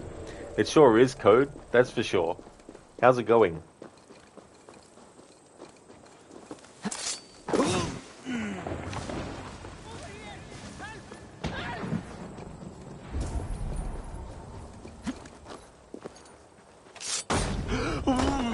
Hey, Molecule. How's things been? It's a slow Monday, Code. Damn, I hate the slow Mondays. I just want to fast forward through it or skip over it. Oh, that's awesome, Molecule. That's good. I'm glad you're going well. And I'm going good. Had a good weekend. Playing through this game with a stealth challenge, which for this quest right now isn't part of it. It's a very annoying quest too, having to find spots around the map that lead to activities that are related to the quest, and they're not marked on the map, so you have to literally roam every single inch of land in all of Oxenfordshire to find where you need to go.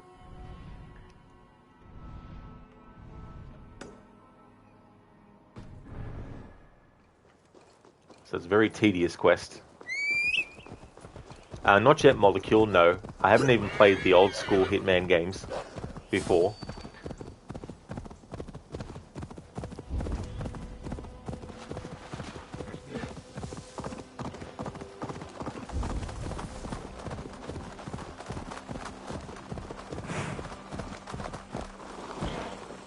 Yeah, haven't played any Hitman game. None of them. Recently got done with those. They were really good. They do look good. I've seen some gameplay from a couple of them. I've also seen some videos where there was like a hitman, a real life hitman reacted to the kills in that game. But I'm not going to lie, you're kind of getting bored of Odyssey. You might do Syndicate or start Origins. That's a good idea. It's always good to put a game on hold, especially if you're not, if you get to a point where you just want to play something else. It's good to have some backup games you can just jump to. Molecule, I think you'll enjoy it as it has endless possibilities and great stealth.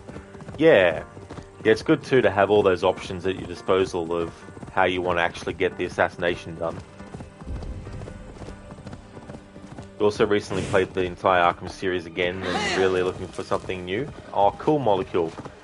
Yeah, that is a great series of games. I still haven't played Origins, Arkham Origins though, but I really do like the other Arkham games.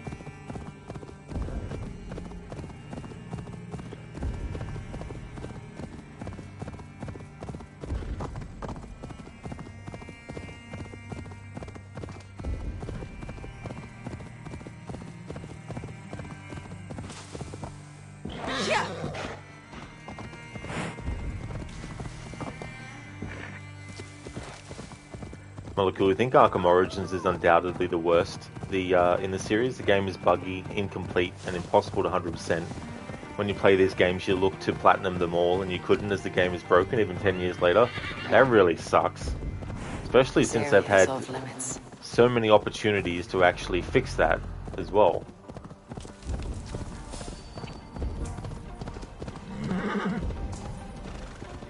I think the same team did the Gotham Knights game too, I think.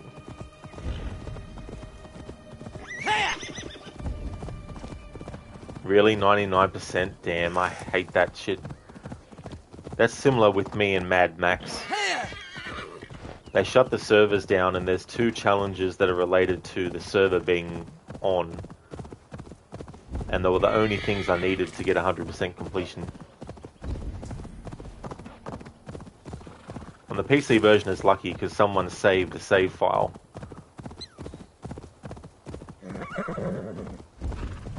With 100% done. Right, so we travelled all the way from over here to here and we still haven't found the final aspect to this chipping away quest. This is the ridiculousness with this quest. The absolute absurdity of it. Go, Sunan. So how about we spend an hour just controlling Sunan to find it? And why did the mark that I made on the map not actually appear for Sunan? Like, hello game. Oh, it's because I didn't mark them with Sunan. Jesus Christ. Oh no, there they are. Alright, so let's just fly across and see if the game will point out any of the things that I need to do for the chipping away quest. I'd say that the reason they did this for this quest is to make the player grind more for stuff. Harbinger, have you tried saving and reloading? Maybe the gameplay setting needs a reload for the change to take effect. Oh, what's that in reference to, Harbinger?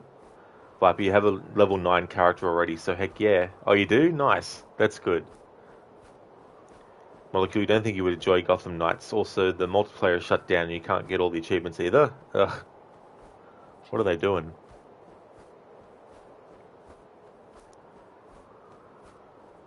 As far as like Rocksteady goes, I feel they've wasted their time on that Suicide Squad Kill the Justice League game. They could have done like a Batman Beyond game, or they could have done a whole new different DC hero. Like, I reckon they should have chosen someone like the Flash, because there's so many possibilities with that character to use in a video game setting. Oh, so we finally found one. An aspect of this. Oh, it's right in there. Okay, thank you, game, for telling me. For showing me. On easy, Harbinger. The way that they do it is the easiest is the top option, not the bottom option. So I'll go over it again. Exploration difficulty. Pathfinder. Closest opportunities are not shown on the compass. Finding some objectives will require quest hints and use of the map. Icon distances are not shown. Default. Closest opportunities are shown on the compass. Finding some objectives will require quest hints and use of the map. Icon distances are shown. And Adventurer, which is what I've had it on, is closest opportunities are shown on the compass. All location objectives have an icon in the world. Icon distances are shown. So that's the setting that I've had always, since the start of the playthrough. Molecule, you wouldn't mind seeing more Harley Quinn, but they made the game a Battle Pass live service. Yeah. I mean, even like a whole game about Harley Quinn would have been cool.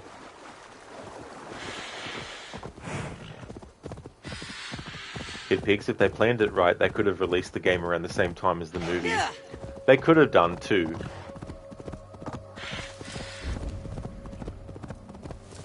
Because, I mean, there's been 2 movies as well.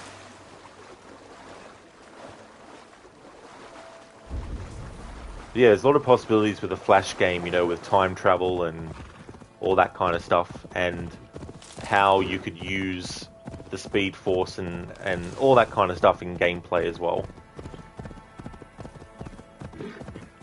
Like, you could frame it that, who was the first Flash? Was it Barry Allen? Or was it... I don't know, I don't have in-depth knowledge on Flash as a character, but...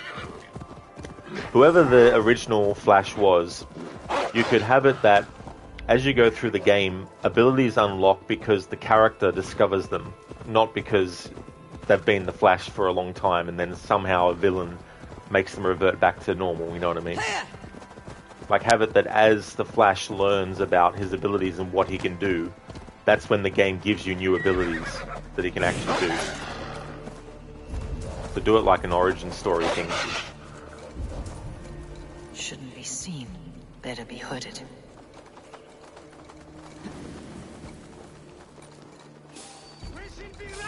This part doesn't count for the challenge. We have this. Where's the flag bearer? Why don't they have an icon above their head?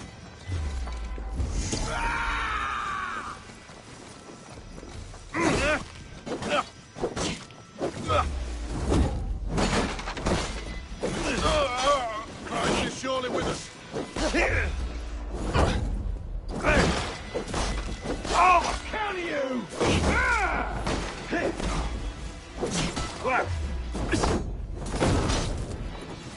Follow my lead. Spread out.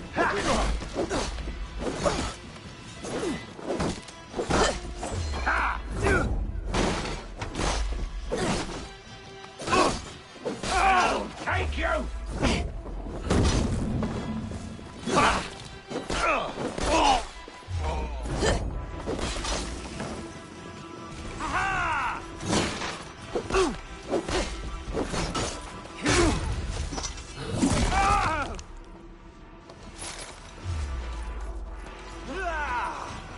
You're one too, brother. Yeah. Die. Feel my breath.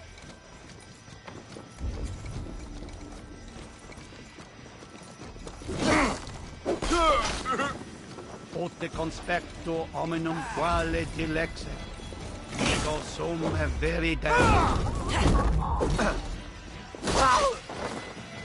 Civilians shouldn't have been standing in the fucking middle of a fight then.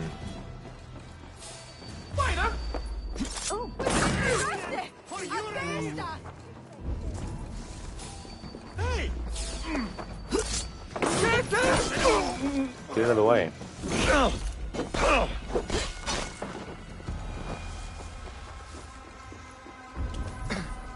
Oh, so it was Jay Garrick Molecule. That guy wore a helmet. But Barry Allen would be a better choice, as his personality is more captivating. You just want a game on Flash CW series? Well, I haven't even seen that before, at all.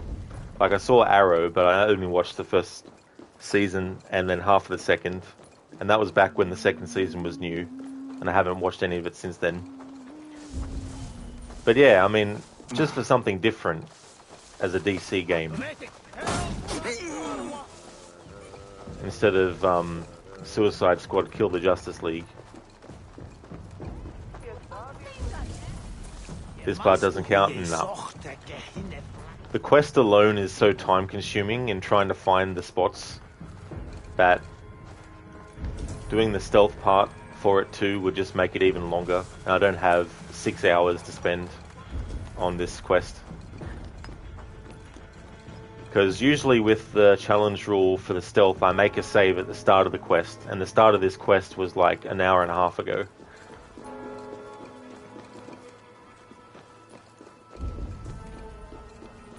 But since then I've decided not to make it part of the challenge.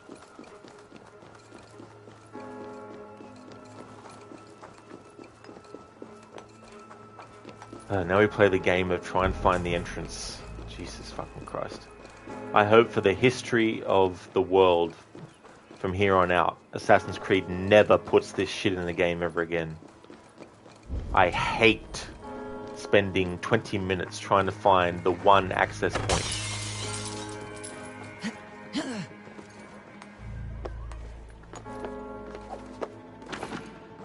Wanted to play a puzzle game, I'd play a puzzle game. Hey!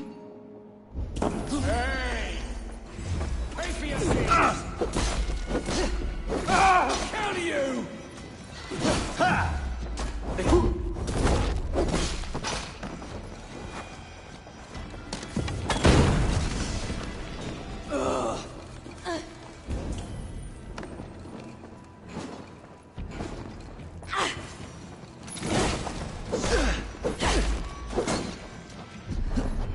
I have weakened Edwin's defenses enough. Ambushing her soldiers should be my final strike before the battle begins. There we go. Quest finally fucking completed. So the save that I made manually was at 5:06 p.m. This is now what time it is for me. That's how much time I had to spend on that fucking one quest alone.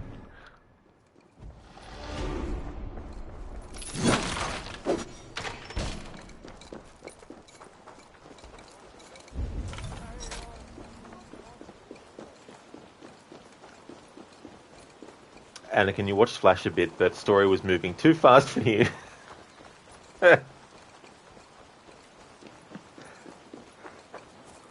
Maybe you should fast forward to the future when it's already all finished and then just binge watch it. Molecule, if you had to pick one AC game as your favorite, which one do you want to pick? Pick any you're working on something. Well, I have a top 3 favorites, and it's AC2, Black Flag, and Origins. So to answer that question, if I had to choose one, I'd probably say AC2 then in that case. But that doesn't mean that it's the only game in the series I think is great, though.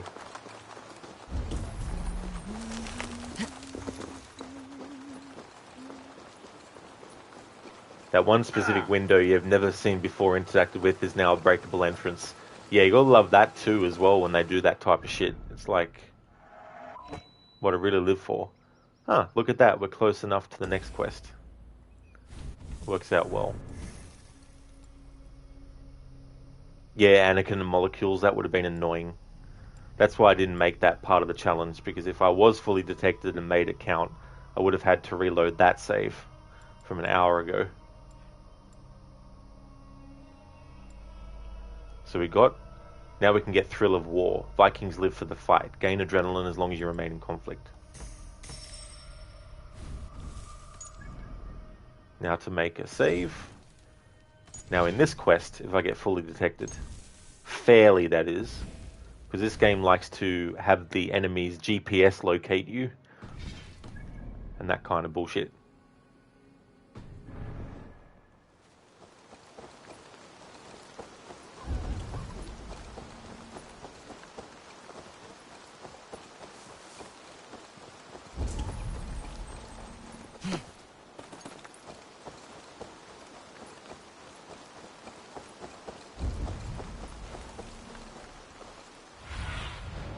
Show me what lies ahead.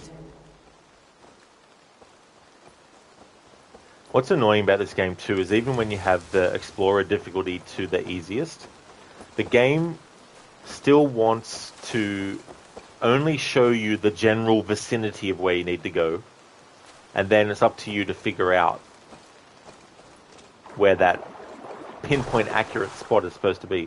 Whereas in Origins and Odyssey, once you use Icaros, it just gives you the ability to pinpoint accurately know exactly where you need to be.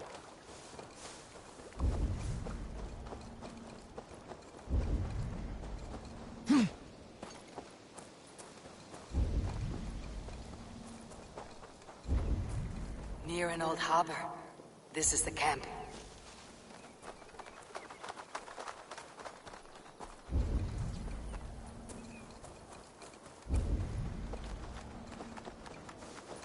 How do we charm her when she's in our care? Do we say what we're after?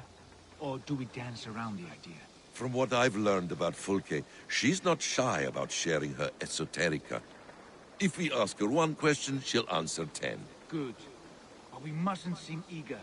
She could use it against us.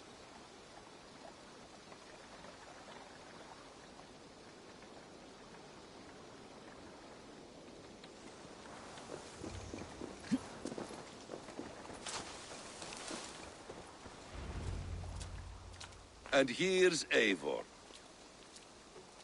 Ah, you timed things well. The holy woman Fulke is close by. Imprisoned at St. Alban's Monastery, just around the bend. This is our moment, Eivor. After this, everything changes. I might be pleased for you if I knew who this woman was and why we needed her. I have explained enough. Now is the time for action. You've done nothing of the sort. Nothing but give me your blind word. I wish to speak to her. Me, your Jarl. That alone is reason enough. Why? So she might cast a spell and turn Edwin into an eel. Fulke is not the only advantage we seek here, Eivor. There will be treasures in St. Alban's. More than we can count. You can steal all the silver and gold you want, but if there are no more farmers in the field to hire, it's useless metal. Men from all across Mercia will heed the call to fight a woman pledged to Wessex. Eivor, there was a time when you would follow me without question, because we trusted one another, because you knew I would never lead you into folly, never wager our lives before I knew the cost. Is there something that holds you back from embracing me as you once did? As your brother? Your family? Sigurd, you know I would never betray your trust in me. I'll fight with you. But there must be limits to this chase. Giedrich is counting on us. Of course he is. And soon we will deliver. Come. St. Alban's will not disappoint. It is famous for its treasures. We'll see about that. Alright, so Basim is voiced by Carlo Rota, not Carlo Mastroni. The first game I played that he starred in was Splinter Cell Blacklist. He plays the main villain, Majid Sadiq. He picks this when he starts becoming a bit annoying. Yeah, I was saying earlier that Sigurd is one of those characters that can be divisive because when he starts to quote-unquote lose his mind, it can be perceived that that's something that is, fully in his control of doing. And I was saying earlier too that even knowing the reasoning for something related to a character doesn't mean that if you don't like the character you have to all of a sudden change your mind. But because of what we find out later on, what's actually going on with Sigurd, personally myself, I cut him some slack because I know it's not completely his fault. But yeah, this is the point where Sigurd starts to talk about things more aloofly, and he doesn't fill in Eivor and all the stuff. And he's also starting to talk about things that on your first playthrough you might be like, what are you talking about? And all that kind of stuff. What do you see?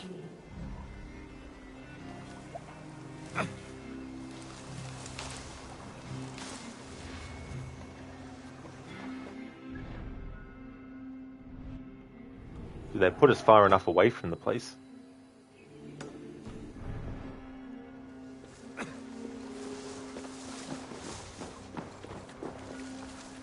Harbinger, a bit. Yeah. What do we know of this woman? Very little. She appears to be an adventurer of sorts. The Thane called her a heretic. All the better for us. She's clearly someone who knows her own mind. I admire your optimism, brother.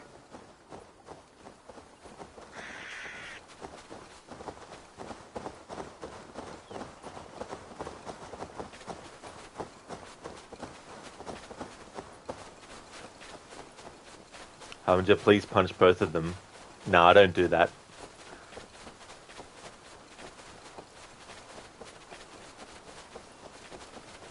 I don't punch either of them.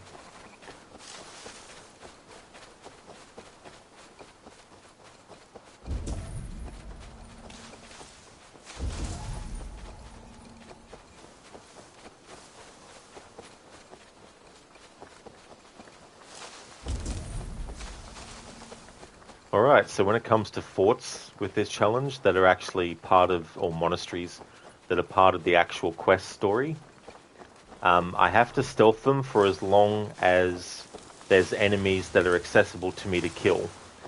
If there's enemies that are not accessible, i.e. they're locked behind doors that have to be opened with a friend, then in that respect, the challenge rules won't count.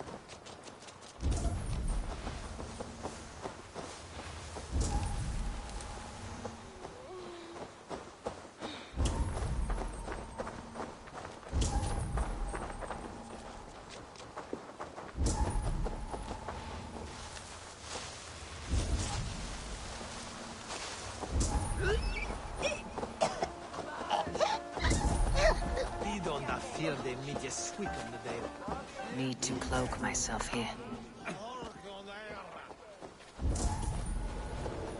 Singulus rebus sangue. Incomprehensibile gludas qui erat discipulus es homine fismonge. Sed ut alloncam sum chana.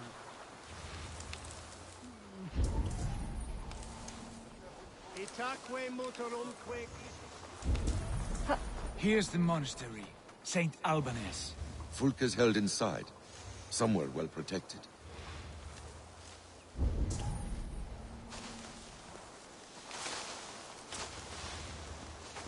Anakin, no, you don't need to cloak yourself there.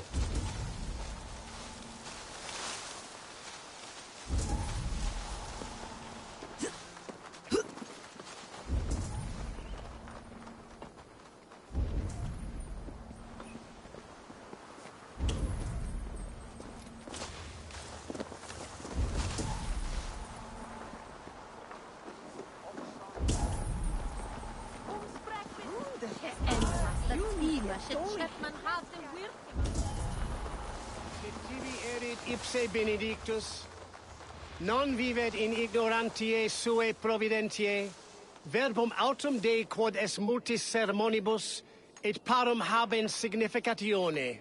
Ibi in campo intercept septimo, Tabes in feli solo tumuit armis venit pluviali, vel focibis auida mores necne, Kick the nest there.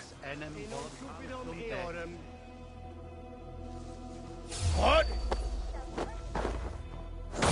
Could they have moved her? No. She's here somewhere. Sic faciem vimpor felium et ambulato per iuga. Nantum canibus adolibitque felini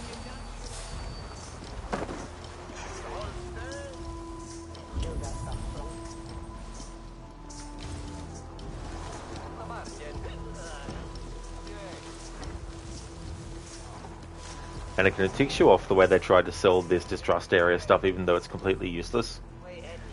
Yeah, I mean, I haven't really used it or tried to use it myself.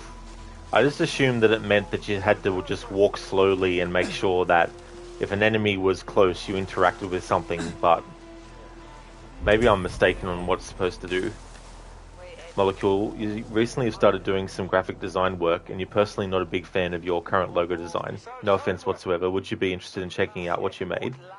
You initially wanted it to be AC themed, but non-AC works better in your opinion. Yeah, I don't mind checking it out, but no guaranteed I'll use it. But I don't mind about the criticism on the current one though. But yeah, definitely feel free to send me through the one that you've done.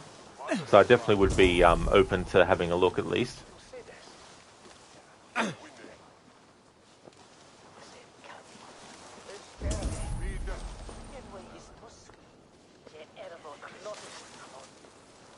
It's cool though, Molecule, that you do, because it can be fun doing that kind of stuff.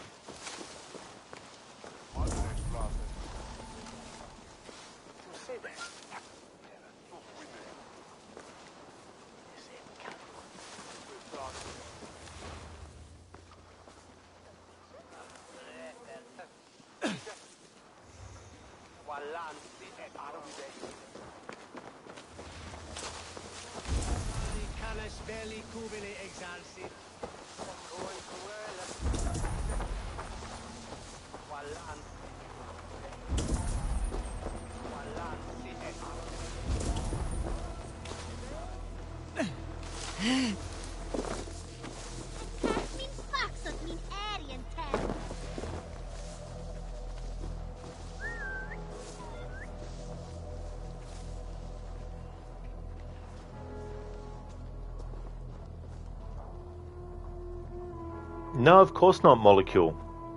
No, I definitely don't feel any negative feelings or anything towards the criticism of the logo. That's okay. I think one has to be very fragile with an ego if they can't accept, you know, valid criticism.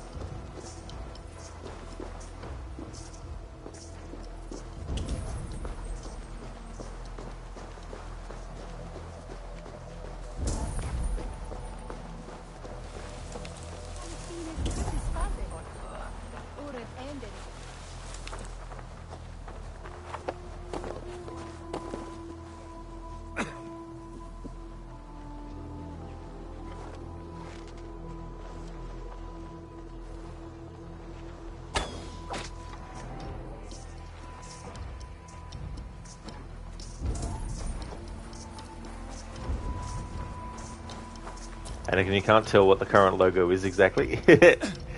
Yeah, so I wanted to have 3 silhouetted figures that didn't have any definable features to go with the whole Legion theme. Because I didn't want to go with like a Roman legionary thing, because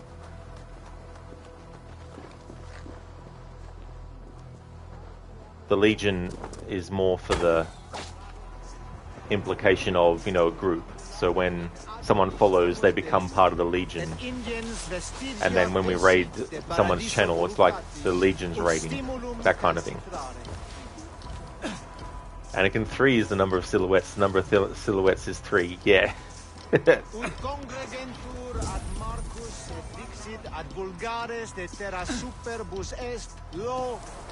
Venite audite verbum Domini in nostri Jesu Nazareno eras. What's that about? Ut non videtur eis nimis et aliud considerare. 4 is not the number of silhouettes, nor 2. 5 is right out. Looks like trouble.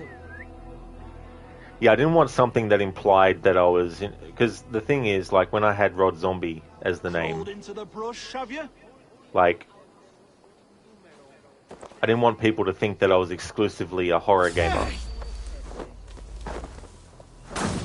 And that if they came across a stream where I wasn't playing horror, they'd be like, you're not playing a horror game, why are you called Rod Zombie if you're not playing a horror game? So I wanted to kind of avoid any of that kind of confusion and stuff. No peace around here.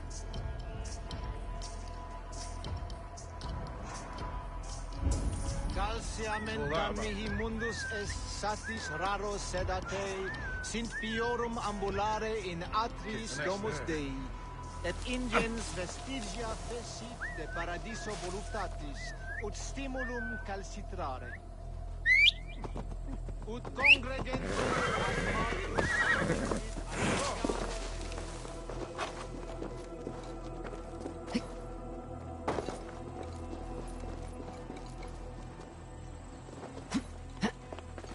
Plus, the other reason I changed it too, I felt the name was too long.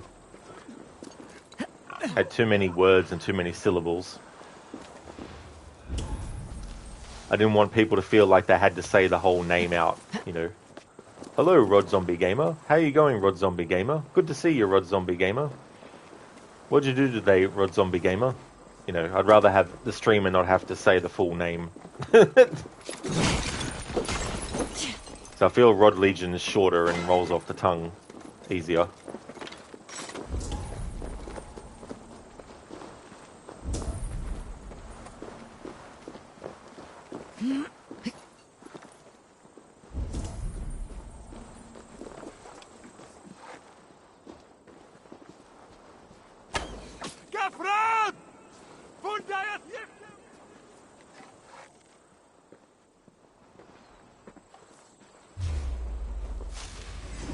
Bullshit detection, not counting that. That's an example of how this game gives the enemies GPS detection. That enemy knew exactly, specifically where I was. So I'm not counting that.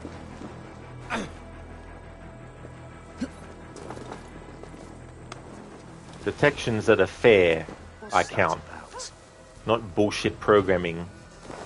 Hang on.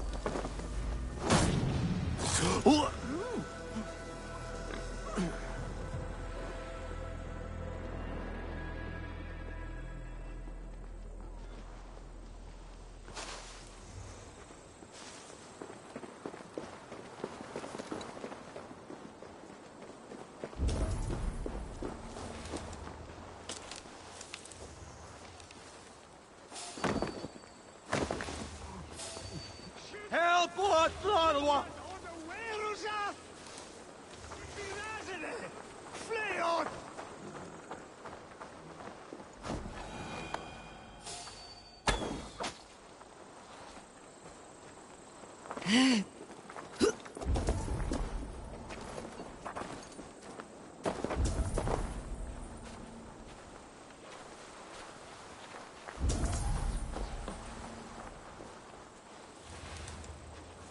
One, 2, 5. Flee, sir. Flee. 3 is the number. I do molecule, yeah, I'll just grab the link for that and post it in chat.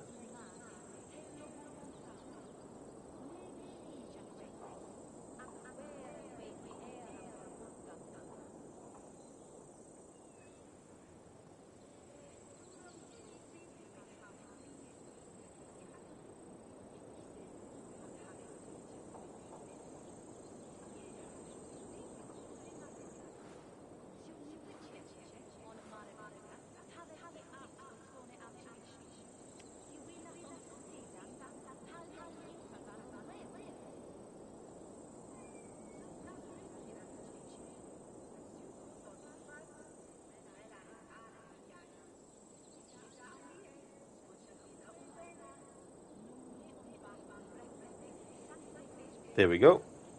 And are you under molecule as well, or something different on Discord?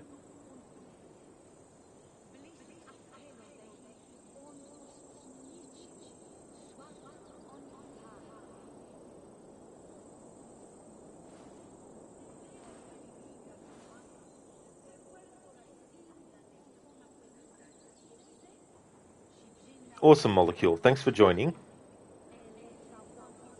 And I'll just sort out your permission role.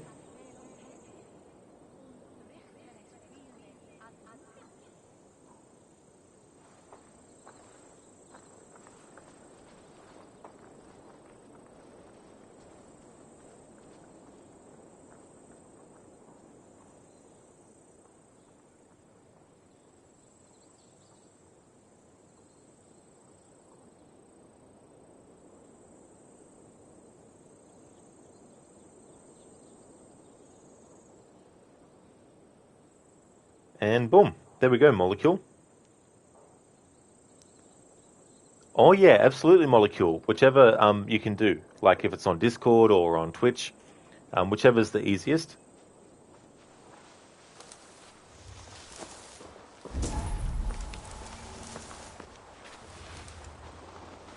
What's all that about?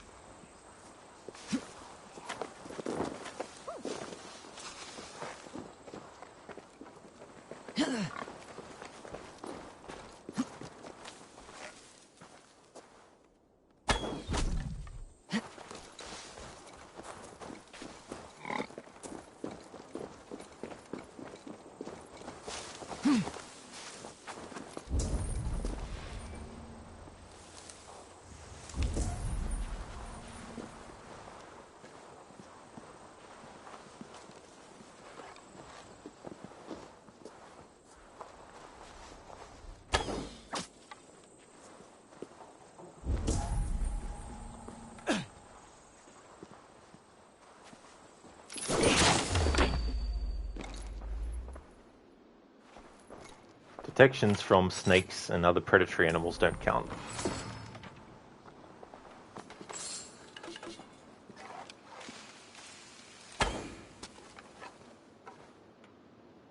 Molecule, you made this graphic for a competition you had coincidentally in real life, so it made me think of you.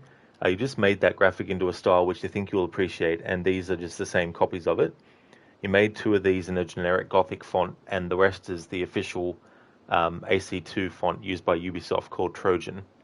Oh, nice. That's cool. That's the actual name of the font, Trojan. Is that a bow or a sniper? Yeah, that's a bow, but sometimes it feels like it's a sniper.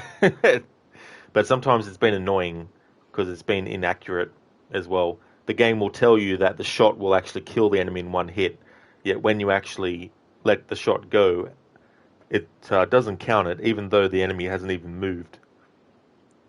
Just so annoying.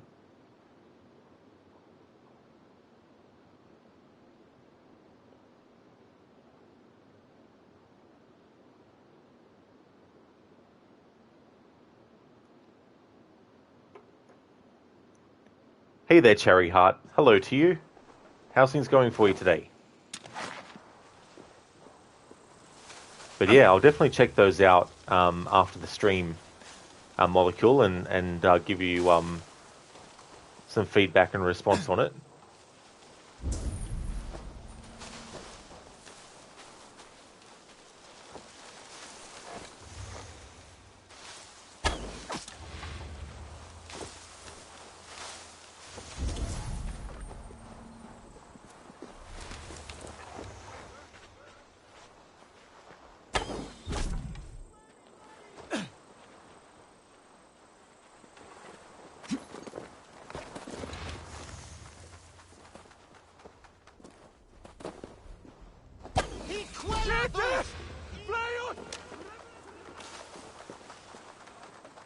Oh, are you really? Oh, that's no worries, Molecule. That's just your thing after a class or two. They aren't great. Hey, I mean, you got to start somewhere, and you can't do more and, you know, improve and all that kind of stuff unless you actually do. So, but hey, if you do use, you require 150,000 in cash on your desk by Monday morning.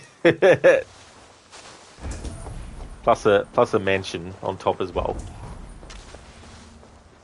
What you limping? Herugis?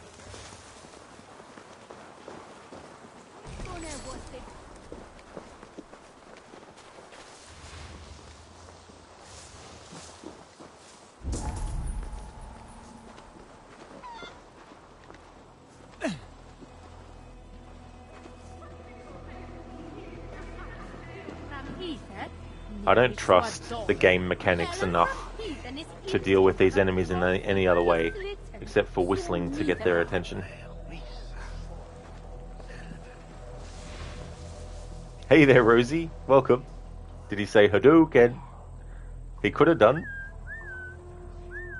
Sometimes it's funny what words get said in this game that sound like something else. Like there's a guy that sounds like he says waiter.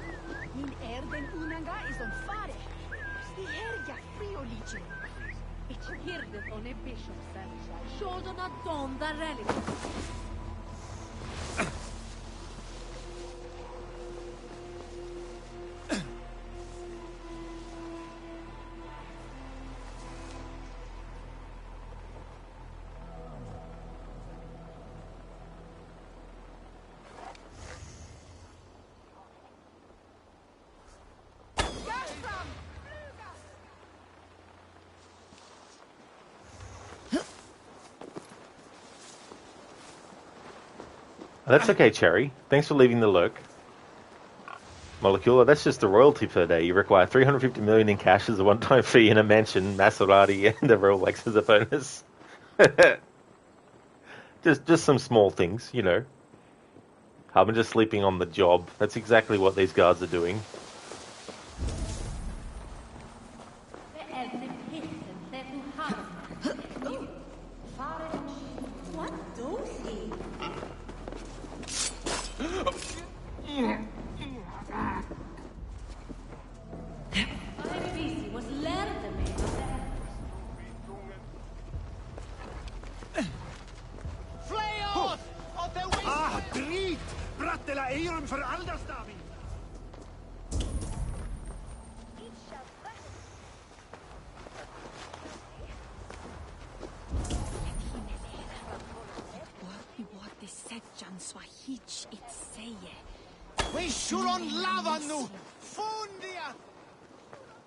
Of course that wouldn't hit the enemy even though the indicator was telling me otherwise.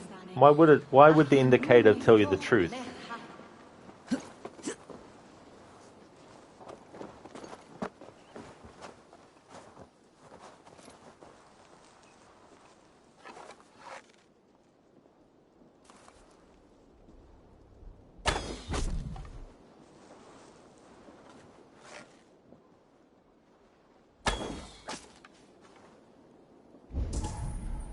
Alright, so I think that's all the enemies in this area that I can actually kill that are in areas that are accessible to me without requiring the use of calling in a raid to open the area. So now that I've sorted that out, to get into the actual building that I need to go to, I'm allowed to call a raid, and the challenge rules don't apply now.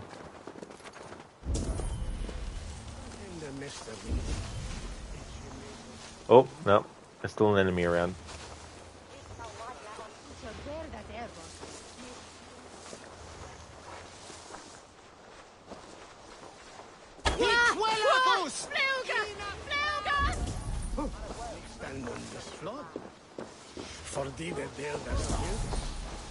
No.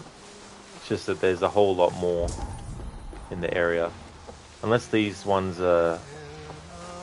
Oh no, they're in spots I can get to.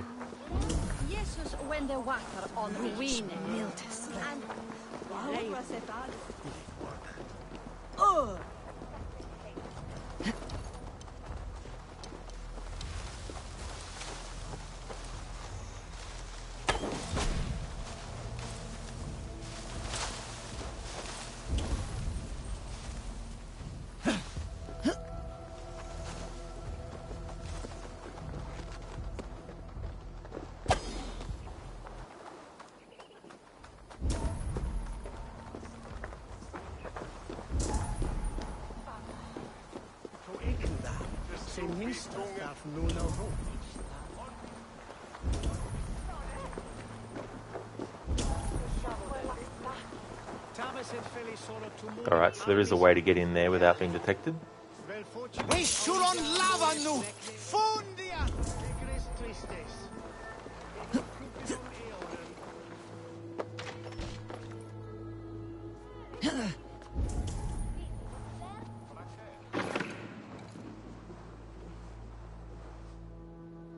Molecule, you also just got your first job after working with a few creator friends as a video editor. A person you know very closely looking for a part-time editor to clean out his VODs is hiring you. Congratulations, Molecule. That's awesome. It's a great feeling too to achieve that. So that's great, dude. Final Cut Pro, you edit on your MacBook. One thing you hate in the new ACs is the fact that you can't kill civilians as easily. In AC Revelations, you spent hours just going through markets, pickpocketing, getting in fistfights, etc. It was really funny watching a man trying to beat you up with a broom. Yeah, it is funny when enemies and characters that aren't even enemies pick up brooms and start attacking you. It's like, really?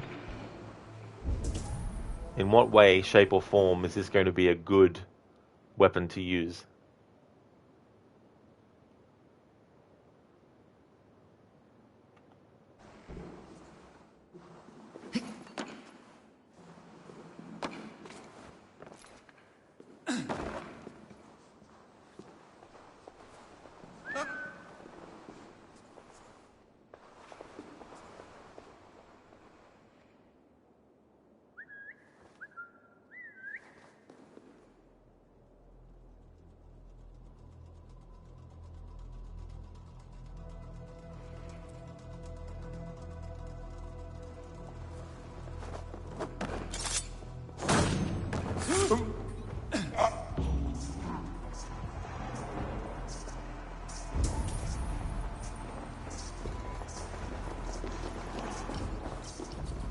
Lots of booty here. With the crew's help, we could get it back to the ship. Or the help of Basim and Sigurd, who are standing right here. Oh, but no. That'd be too easy. Not that I'm overly worried about that, by the way, but I just thought while I was here, let's just open that up. But apparently, even with Basim and Sigurd standing right next to me, I can't. It won't. It's not something I can open.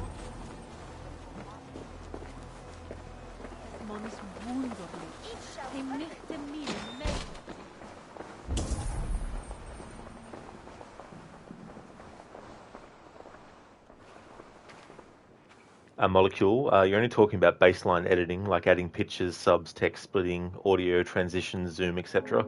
Actual visual effects like color correction out of your league, you're colorblind. That's definitely understandable, molecule, to have that be something that you can't do as part of that. But I mean, there's just so much important work in those other aspects as well, too. So it's good that you're able to do that.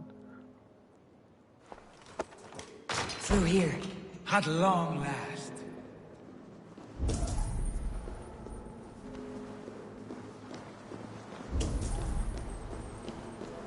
Like holy Judas, I thank you, beloved Jesus, for the wisdom to pierce Sophia's cloud, to see beyond and above the lies of Yaldabaoth, to know the first mystery that is the last mystery that is the 24th mystery. Amen.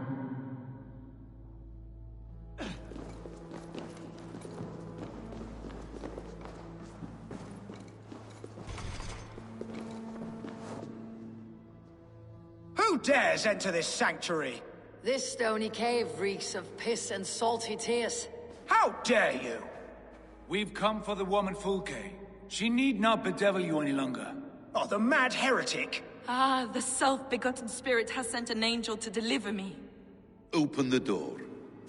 Her heresies must be punished. Not by Danes or Mahometans, but by true Christians.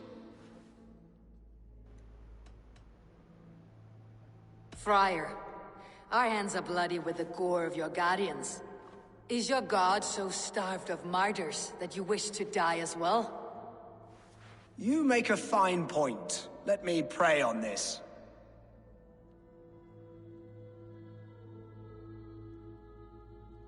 The Lord bids me to welcome all strangers. Here, friend, take the key, and depart with your strange friend. Hey, now! What? Okay, I'm not counting that. Doesn't make sense.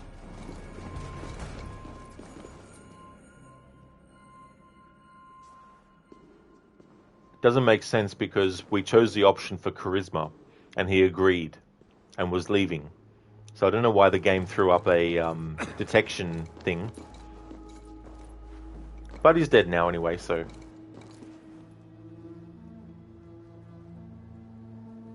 Molecule, this reminds you, we were put in a group project to make the presentation and asked to make it look colourful and pretty. You repeat, they asked the colourblind man to do colours. So it's tritanopia. Tritanopia, blue blindness. It's actually not that bad in general purposes, but when like multiple shades and light and darker stuff gets involved, it gets blurry. So how do you find games are with accessibility options for that kind of thing? Because I know a lot of games now are starting to incorporate options to cater to people who do have color blindness and all that kind of stuff.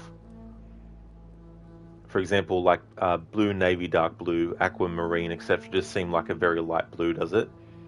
Yeah, that'd be tough too, especially if you're trying to do something, because obviously there's a lot of color involved with the visual look of things too, as well.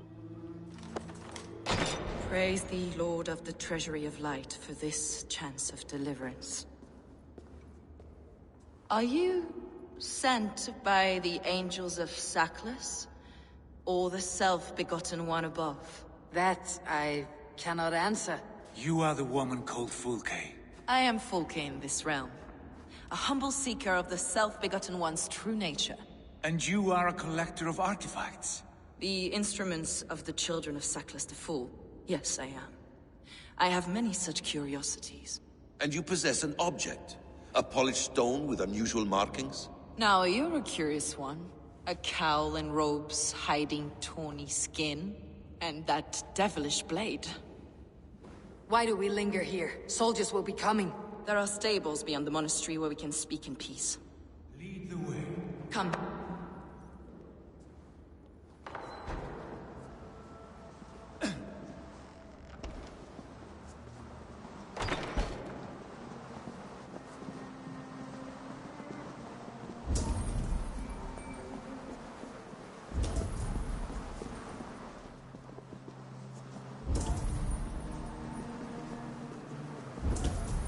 How long were you imprisoned? Some weeks, perhaps a month. For your so-called heresies? Heresies, yes. I have been blessed to discover many profane objects in my lifetime. Objects which attest to the works of the Demiurge. God worshipped by these robed imbeciles. Across Germania and Francia, I found these relics and carvings. And here in England, too. Lady Edwin claims they are blasphemous, but her mind is clouded. The true worth of these objects is immense. May we see these objects? If you wish to know the truth of our origins, I will show you today. I would indeed. Where you go, I will follow.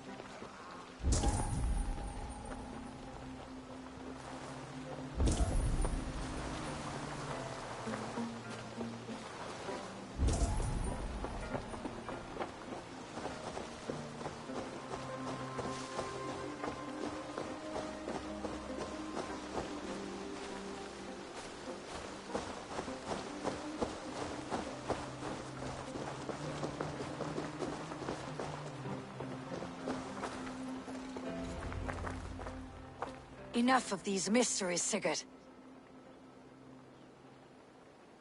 Fulke is a curator of objects of great worth, one of which may reveal my true nature. True nature? You said this was about victory, about defeating Edwin. To know that I am descended from the ancient gods is a victory. It will give me dominion over this land. Descended of the gods? Brother, what by Odin's eye are you saying? Fulke, we have heard that you possess a profane stone with strange markings and the image of a tree. That I do. A monolith I call the Saga Stone, for it came to this land with the Dane Ragnar Lothbrok. Do you have it? It is the sun and moon of all my sacred objects.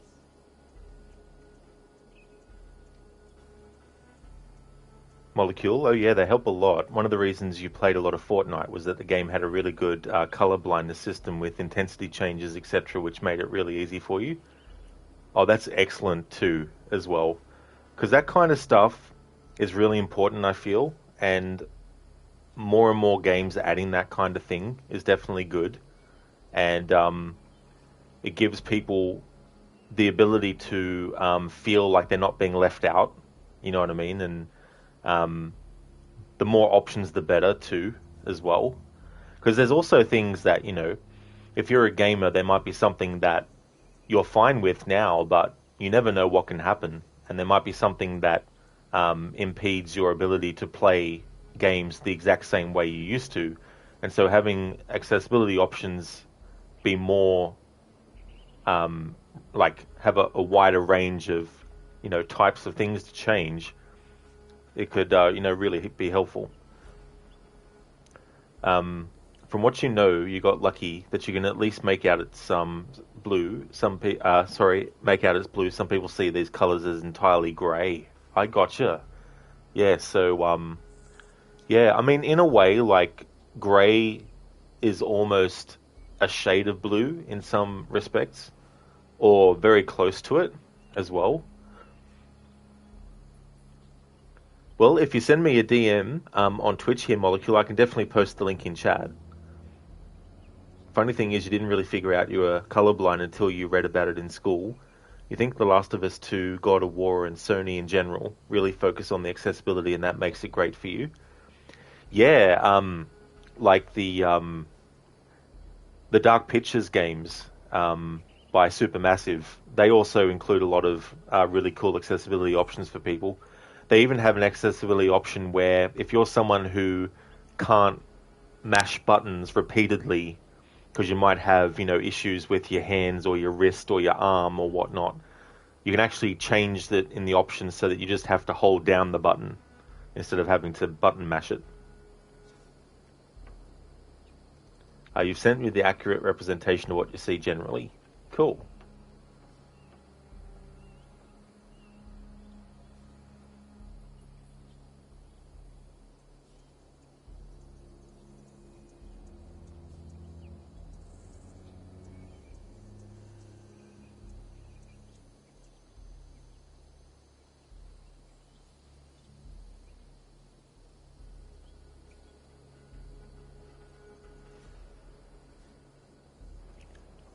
So yeah, the one that you said you had is Tritonopia.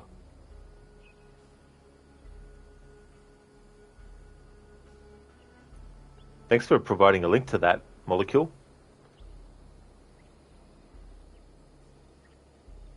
Will you buy and trade the stone for an alliance? Or more fighting men? Is it useful for anything other than flattering yourself? Perhaps I should leave you three alone to hammer through your differences. We are unified. We only wish to see the stone, to read the runes inscribed upon it. No one on Earth can read those runes. The languages are known and probably long dead. There is no risk in letting us look. No risk at all. Praise thee, O self-begotten one, for sending these three to deliver me from my punishment. No whispering gods let me hear, Fulke. I brought myself. You came because I called you, Eivor. They spoke through me. Brother, you have my head spinning. And you fascinate me more with each passing moment. The Saga Stone is hidden away in the care of my acolyte. Are you ready to go see it? So what's happened, Basim has discovered the mark on Sigurd's neck that lets him know that Sigurd is actually an Isu reborn. And that's why he has told Sigurd that there's something greater about him than what he might have been led to believe growing up. And there's an importance to him. Because by this point, Basim knows everything about the Isu and the whole being reborn, because he's Loki reborn. So he has the memories of Loki. So he's able to know all this kind of stuff. And he hasn't realized that Eivor is the same yet, because Eivor's mark on their neck is actually covered over by the scar that was left by the wolf that bit her neck when she was a child. And so that's why Basim takes a lot longer to actually recognize that Eivor is also someone who is an Isu reborn.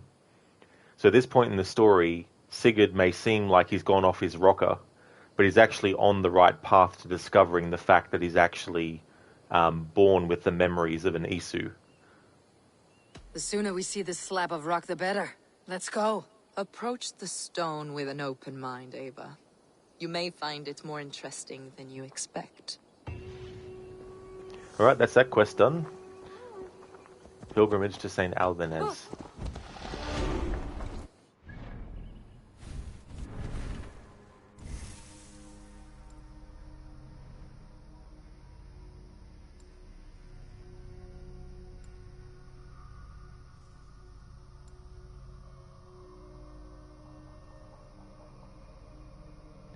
Now this would be good.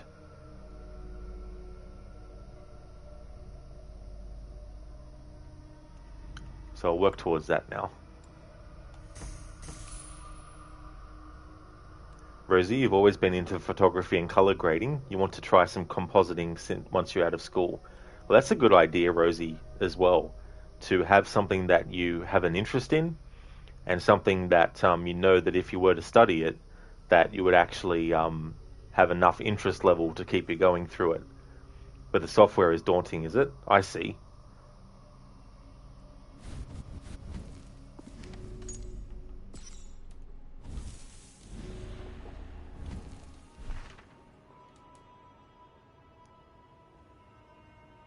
Alright, so I don't know about this quest. How far away is it actually from where we are? Like, it's one of those things where it's tracking with her. I'll make a save here, and I suppose I can still use this as a save to reload if I mess up on this quest. Whereas it's one thing to do still images, another when they're moving. That's true. There's definitely different elements to consider when you're working with something in motion versus static.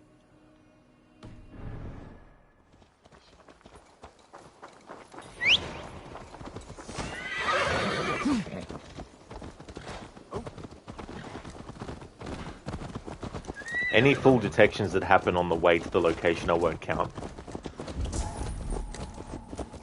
What is it about this stone that captivates you, Fulke? The Saga stone comes from an ancient race of beings, a generation of lesser gods, as do all the artifacts I collect for my church. You prayed to the Christ Jesus in your cell.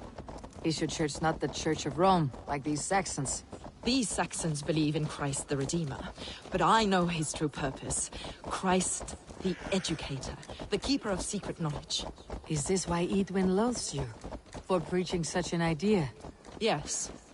Christians like her, like Alfred, they believe Christ's purpose on earth was to wash us free of sin. The Roman Church has been deluded by the lies of Saklas, or Yaldabaoth, the demiurge of many names. A lesser god. Saklas and his kind were wise in their time, but they lost sight of the true god, the self-begotten one, lord of the treasury of light. This is why Edwin had me punished and imprisoned. What she calls heresy is, in fact, the true nature of the universe. Yours is a strange saga, Fulke.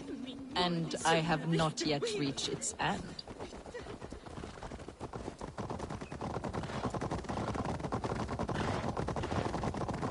Be on your guard. Someone is watching us. Take care, everyone. The villagers aren't happy we're here. Edwin's eyes and ears, no doubt.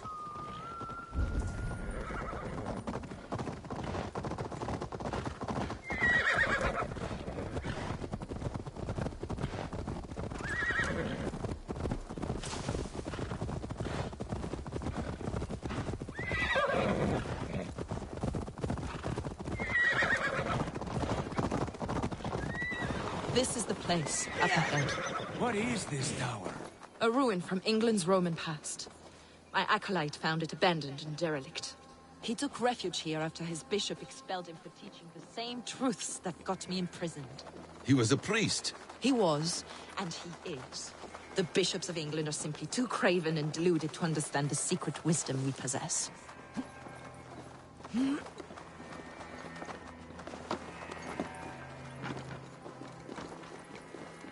Brother Paul! Are you here? Ren.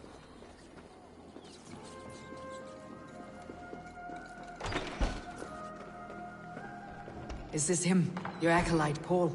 My dearest friend.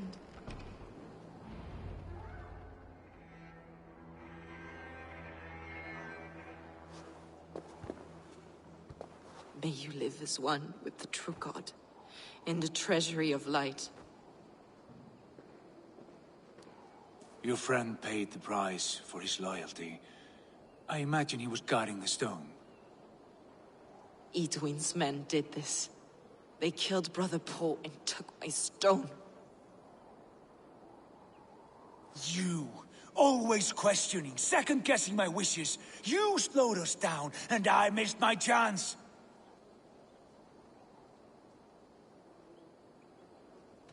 Patience, brother. We will find this stone, wherever it is. Right or wrong, you will have your answer. I know the answer already, Eivor. I've seen it in my dreams. I know exactly. Hold, both of you. You hear that? Soldiers, Edwin's here.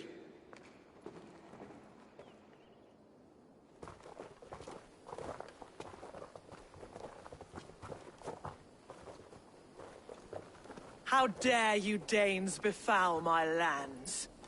Hold off, Eivor. First we talk. Lady Edwin!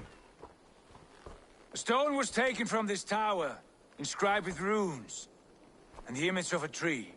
Do you know it? Yes. one of this heretic's blasphemous baubles. Is that why you've come? We are here to trade. That stone for an assurance of peace. What are you saying? We gave Giedrich our word. For that stone, we will leave your lands and not return. Oh, for this? You must bring me Giedrich's head. The stone is within our grasp. We made a promise, brother. Brother. We have a deal, then?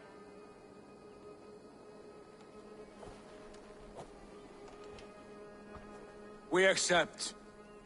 Done. We do not! Avon! No! Cut them down! Leave none alive! Avon, are you mad? Edwin flees. We had our chance! We don't speak of this, Avon. I will not forget.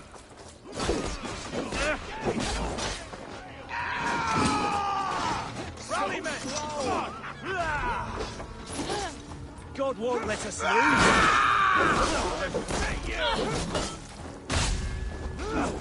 Work with me. Not much longer, corpse.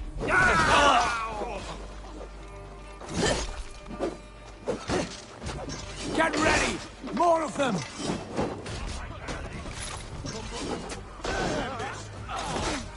Now you pay.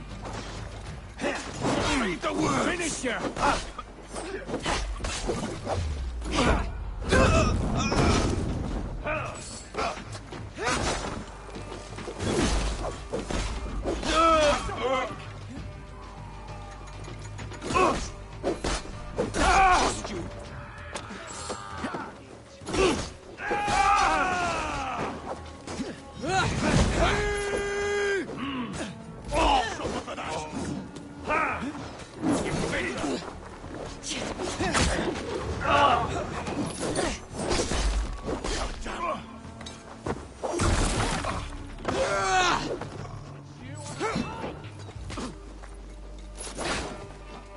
Back!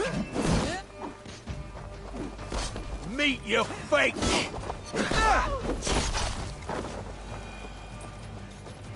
Eivor, you mock-minded fool! That was our chance to recover the stone without letting of blood. Rosie, damn, that's a court-martial in my book. Yeah, that's true. That is very true. But yeah, Eivor definitely has good cause to be like that, because it's like, hey, we already promised Giedrich that we were going to help him free this place of Edwin. Now, obviously, there can be a counter-argument to say, well, maybe Sigurd and Basim are just making it appear that that's what they're going to agree to, but they're just going to, do whatever. But still, it's one of those situations where Eivor feels that their loyalty should be with Giedrich, not with them. So I'm going to choose we have a pact with Giedrich. Although it is very understandable if people want to choose Sigurd, you are a coward. I will not betray Giedrich. That is not for you to decide. My promises are my own, and they are ironclad. Your first oath is to your Jarl, Sigurd Jarl, your brother and master. Now, if you want to, you can punch Basim, and some people might feel like that's the right approach as well. But it's really between Eivor and Sigurd. That's one view, Basim. I believe there will be other chances. We can keep our oaths and find this stone together. Edwin will flee to her castle. You want your stone? It will be there. Giedrich's pathetic army will never breach the walls. We could have first taken the stone, then laid siege. That was always our plan, Eivor. I had no intention of betraying Giedrich. It was your plan all along? Yet you saw fit to keep me guessing through your fits of madness. You are not always to be trusted. Your passions overcome you. I know that. My father knew that. Your father knew it. Sit here and bemoan your fate, brother. I have a promise to keep, and I mean to. You think too much of yourself, Eivor. You do not have the wisdom of Odin. Come, Basim. Ironically, This quarrel Eivor... with your brother is something to behold. Has it always been so heated? All my life we moved as one. As family. As kin. I have always known his mind, and he mine. Until this day. Time makes idiots of us all. You fought well today, Fulke. Would you fight beside me now? To wrest control of the Shire from Edwin? I will. Giedrich asked me to cripple her line of support. Would you know where she gets her rations and supplies? East of Oxenforda. South of the Lichvila. There's a place called Eaton Barn where eager merchants sell to soldiers. Meet me there. I'll come soon. It's ironic Sigurd saying that... Sigurd, brother, you are lost in a sea storm of your own making. That Eivor doesn't have the wisdom of Edwin's Odin. defenses have been weakened, but I could do more before joining Fulke.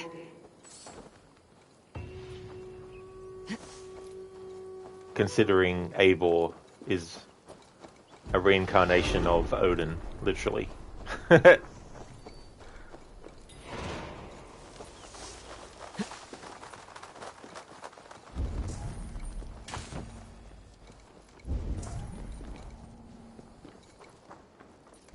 You did, Viper? You went back to Warzone and tortured yourself?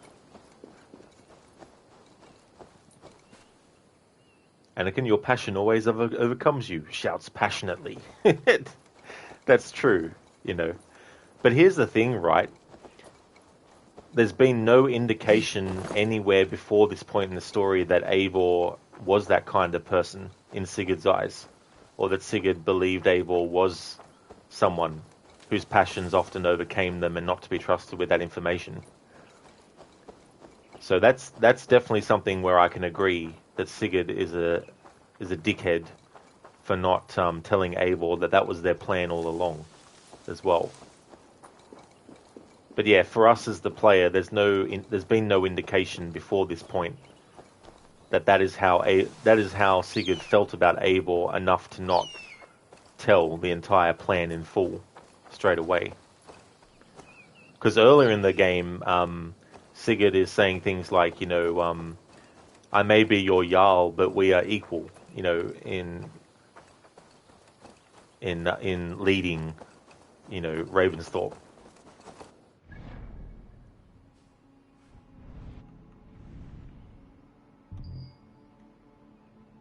So I might wait till I get about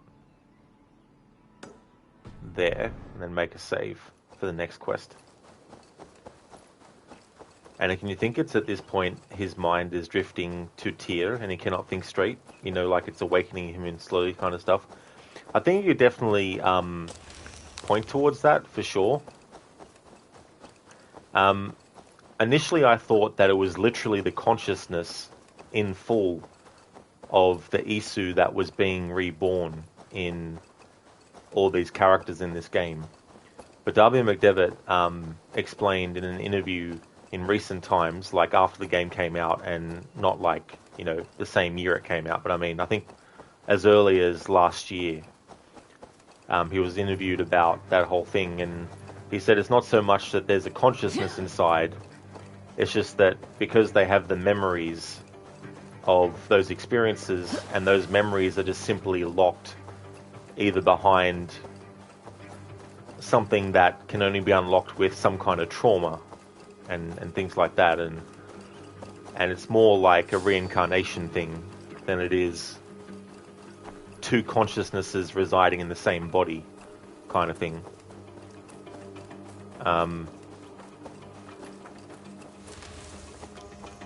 But the thing about Tyr, of course, is that he is the Lord of Justice, you know, and Odin was looking to Tyr for, you know, wisdom and knowledge in terms of, like, you know, advice and all that kind of stuff. So the fact that Eivor instead is the one actually, you know, being second to Sigurd in that way. It's quite an interesting flip that they do on that.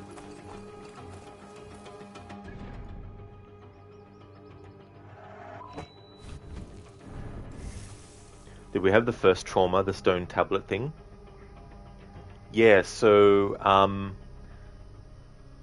with Eivor, it was the bite on the neck when she was a child that triggered it, and it first manifested just with voice. So Eivor first started hearing Odin and didn't actually have any visions of him.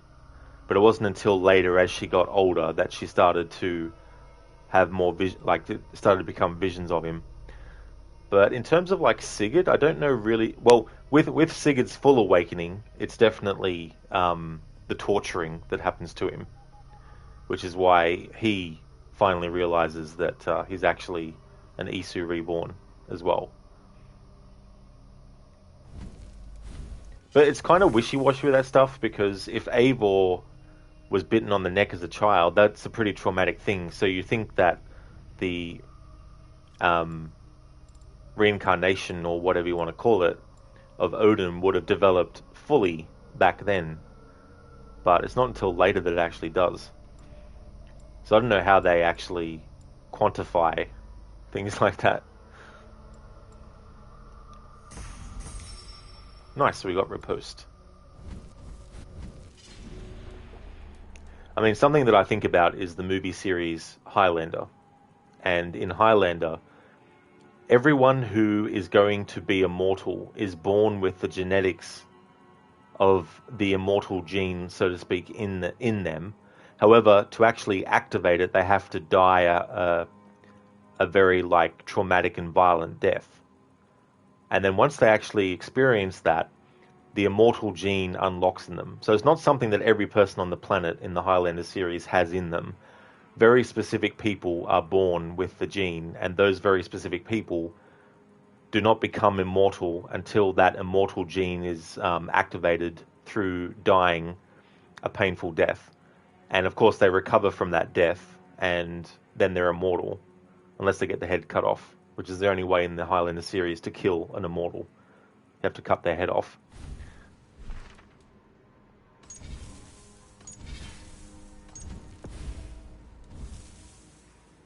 Wow, sounds like your Warzone situation. The more you torture yourself, the closer to being a god you will become. Yeah, that idea that through struggle and all that kind of stuff, the end result is you find that you are greater than you might have felt, that you were.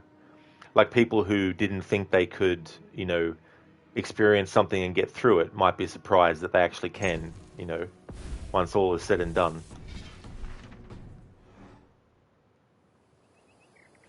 But yeah, it's pretty wishy-washy. Like, with the Sage, in terms of, like, Aita and his consciousness getting reborn, in his case, it's something that happens more than once.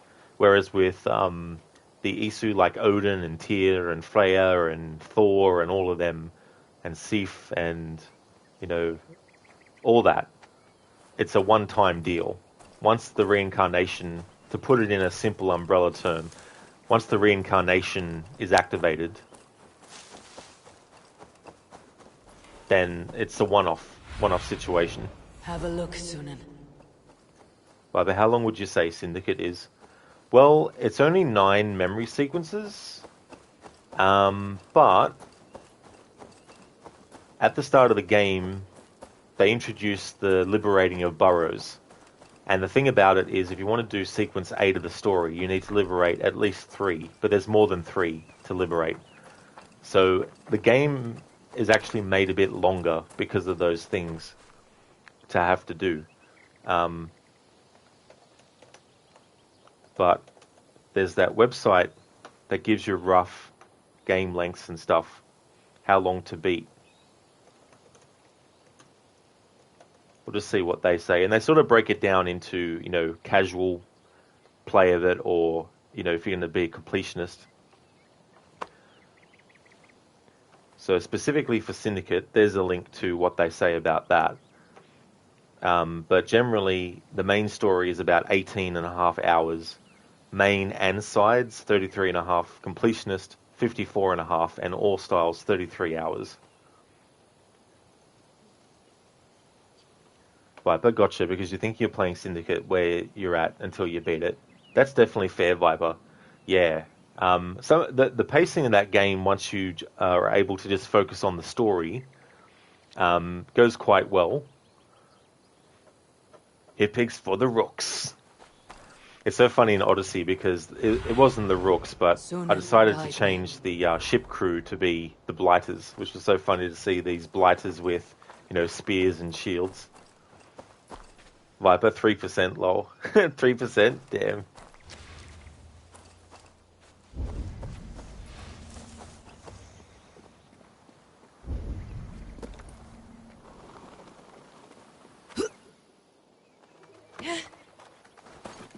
I ain't in the business of helping you.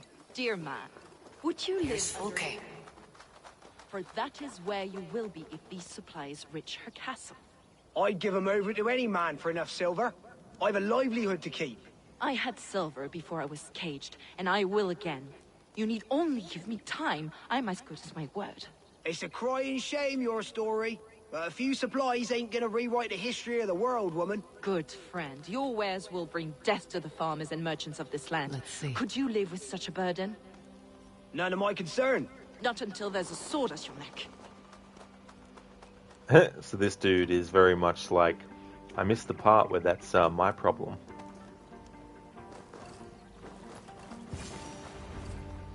It's for the good of your Shire. You've lost your senses. What's the noise about? She's trying to rob me. I warn you, soldiers are coming to escort me any minute. This merchant is taking supplies to the castle. Oil for boiling, arrows, shields, rations. I offered to buy them, but he refuses. I don't sell on a future promise of profit. Edwin's a valuable customer. Then I'll make you a new author. How about a story? I'll spin you a tale in exchange for your wares. That's an odd bargain, Dane, but I'll bite. Sing me one of your sagas. The wild winds wandered. The seas spit salt. The night fell into slumber. Wise Odin rose and bade farewell. He pulled on boots of leather. Bit of a slow start. Pick it up.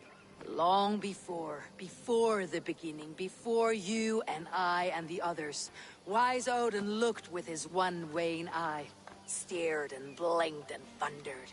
This Odin fella, he's one of your gods, isn't it? The moon burns red, the sea foams gold. Wise Odin utters the words. Right, this is not what I wanted. Stop it, will ya? The snake coils. Look, he yowls. Poison drips from the mouth. Enough, enough! Is this some sort of Nordic curse? Run! Go! How does it end? They all die.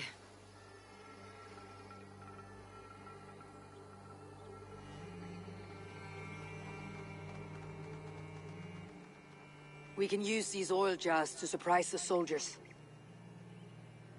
I see visions of burning men, the screams of soldiers aflame. If we place the oil and supplies near the hay along the road, it will burn like hellfire when the soldiers arrive. Take position on that bluff and watch for the soldiers, would you? You'll hear me howl as the men approach. The gods here are vigilant.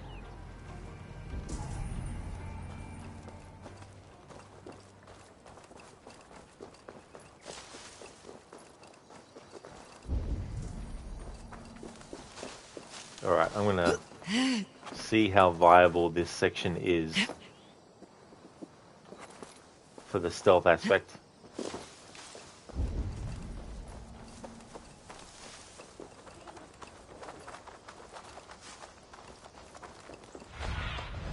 Survey the area, Sunan.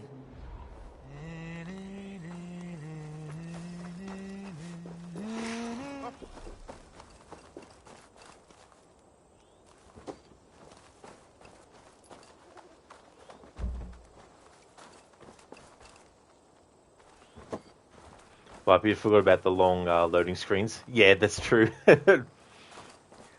It's funny in this game because the loading screens can be quicker, so it doesn't give you as much time to run around as the character in the loading screen.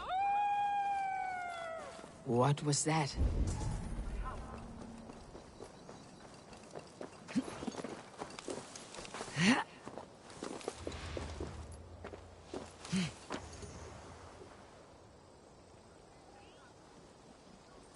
Hitpigs love it, he just doesn't care. You do love the game gives you a few options to beat the quests. Yeah, I like to use the charisma option where possible because it just, overrides a lot of stuff. As long as you have the required level for it. Like, it's not one of those things where it'll still let you select it and then you find out the hard way it wasn't enough for it.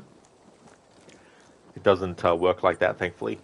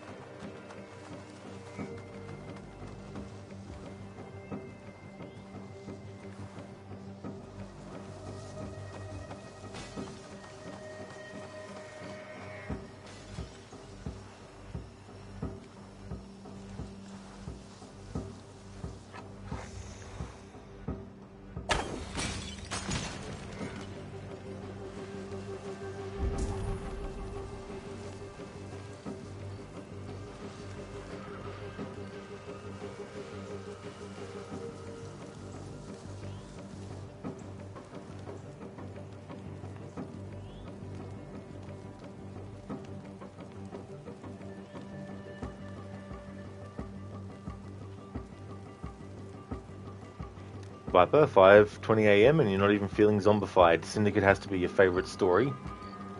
Yeah, the two characters, Evie and Jacob, that you play as, I think it's cool to have that dynamic where there's two different characters you can select. I mean, you can't play as one or the other for the whole game exclusively, but I do like the idea that there are some things that you can do as either of them, giving you that choice. He seemed a bit stuck. Let's help him out. Anakin, you like to think the endings of Unity and Syndicate in your head. Like to link them. You know how Arno and Elise don't kill the boss together while Jacob and Evie do so? Yeah, that's a good point too, as well. And it would have been cool in Assassin's Creed Syndicate if you could use the other character like you could the recruits in the previous games, where you could actually call upon Jacob if you're playing as Evie to help you out. And then once the thing that you needed help with was done, they'd, disappear. Or vice versa if you're playing as Jacob.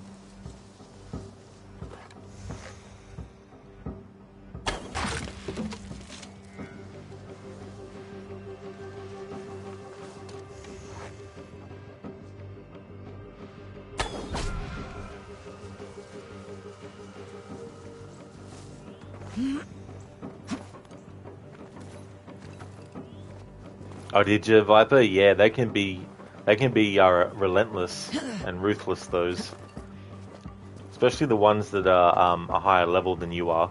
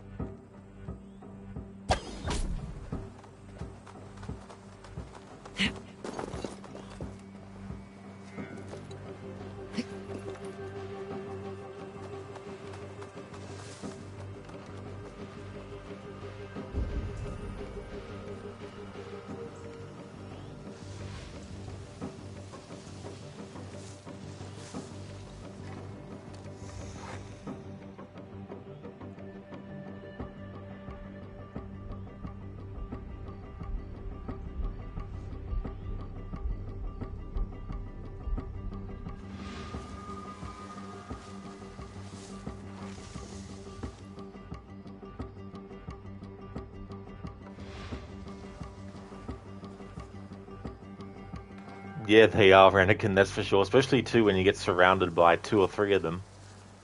And then you get the rooks involved, like the blighters involved as well when they're attacking too. It causes so much pandemonium.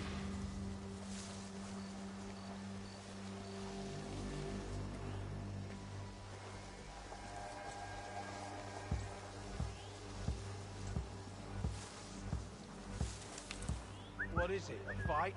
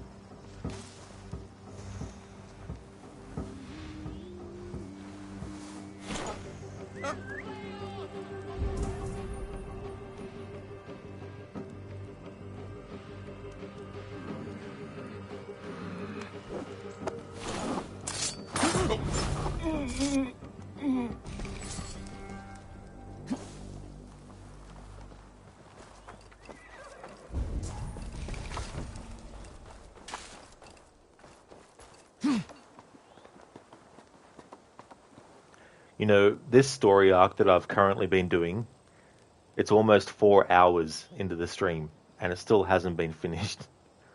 But then again, there was a lot of time spent trying to find the supplies and other activities to weaken Edwin's forces, which took me over an hour to actually find, because they don't pinpoint where they are. And then, you know, all the stealth moments, having to be careful and all that kind of stuff. So I don't know if I'll get 2 story arcs done in this stream, because the next story arc might take, you know, a bit longer, but we'll see how we go. But yeah, this is still the same story arc that I've been working on since the start of the stream, 3 hours and 56 minutes ago. Thanks for the GGs, Hit Pigs. That's the last of them. Edwin will be waiting for aid that never comes. Something wrong? No. No, quite the opposite. At Sancte Albanus, your brother claimed kinship with the gods. Is it true? Is he descended from the Archon's children, the Isu? Not to be blunt, Fulke, but only half of what you say ever makes any sense to me. Forgive me. I often presume too much of my audience. Men who fear damnation, when ignorance is the greatest of all evils. Ignorance of what? What a perfect sentence. I'll ask more simply. Could your brother be descended of the gods? Or could he be a god himself?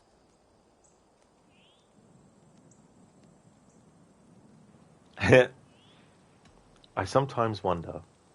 I mean, you could say that, but I'm going to go with this bottom one. You spend too much time locked in that fetid cell, Fulke. Weeks of fasting and prayer and abstinence can clarify that which we otherwise fail to see. Sigurd is only a man, the son of a king and my brother.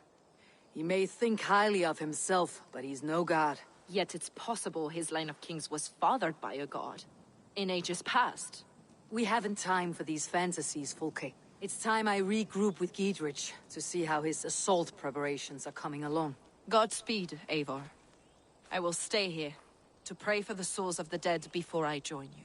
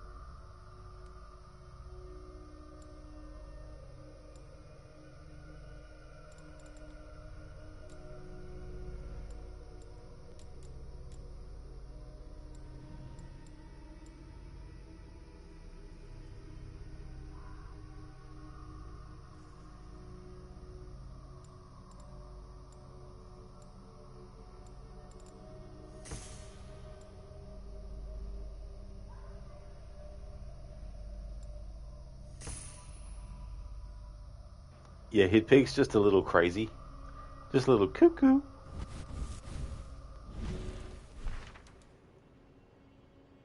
Alright. Abel sabotages Kinnabel's castle springolds and oil cauldrons in preparation for the assault on Precinct 13.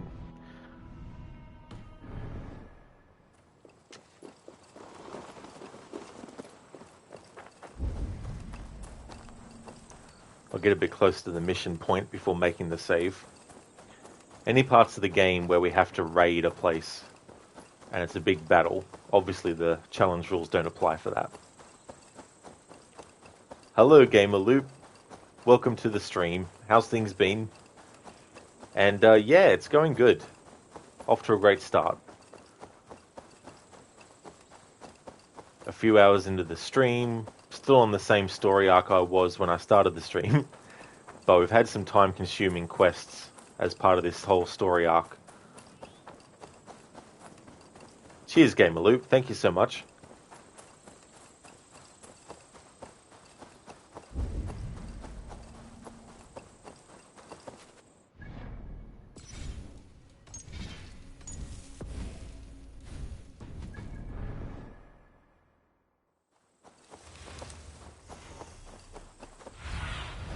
Go, my eyes.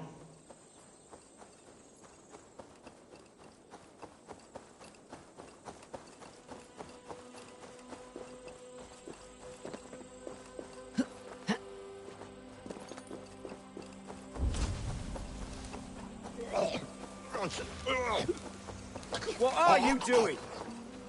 Look, lads, control yourself. We're with you, Avon. Those castle walls See that won't be our thick fletchers enough of to arrows stop enough us. for everyone. Long live 22 a man. Dietrich. None will stop us. Avon, bring those men here in formation. Oh, really, Gamer Loop? Nice. That's awesome. Thank you so much for joining and appreciate that. Yeah, yesterday's stream was a shorter one. So I wanted to get the Zealots taken care of because there was 13 left out of the 15 that you have to kill. So I got them done away with. And so now there's not very many Order members left relatively now to what there was. God above, will we never be ready? Giedrich.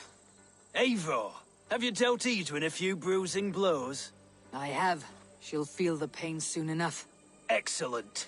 My men are itching to attack the fortress, but we'd be fools to force it now. Why is that? On account of Edwin's got too many traps and defences. Her springolds cut us to bloody stumps before they poured boiling oil upon us like a summer tempest.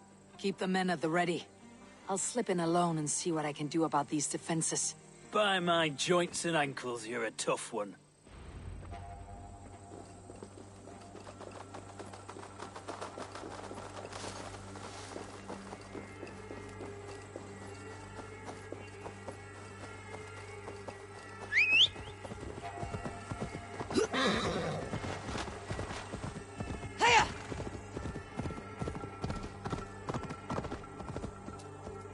So now this is better. For this quest, we have to find and weaken the castle defenses. And at least they actually gave us the locations we needed to go to. Whereas earlier that quest where it was like weaken Edwin's defenses, we were given no such indicators of specifically where to go.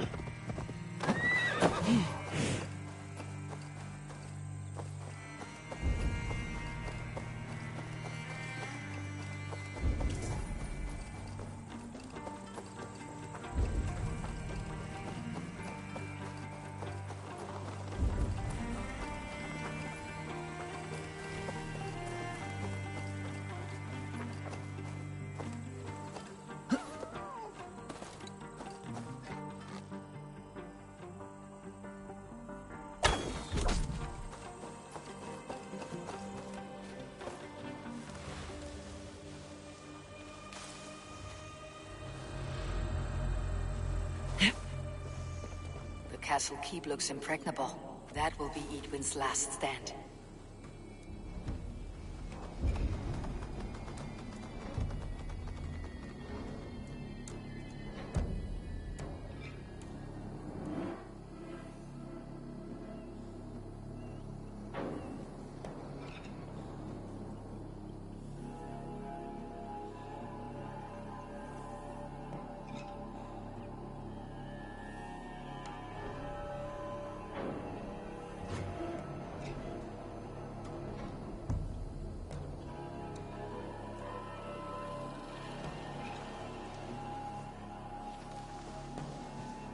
using shrubs for cover.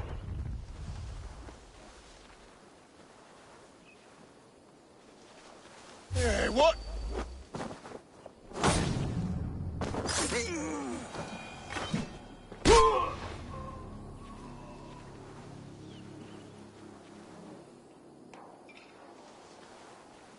Before the axe is thrown, depending on how far you move the camera, you can actually change which angle the camera will follow the axe flying through the air with. So that's how I made it do that. I moved the camera to put it side on with the axe.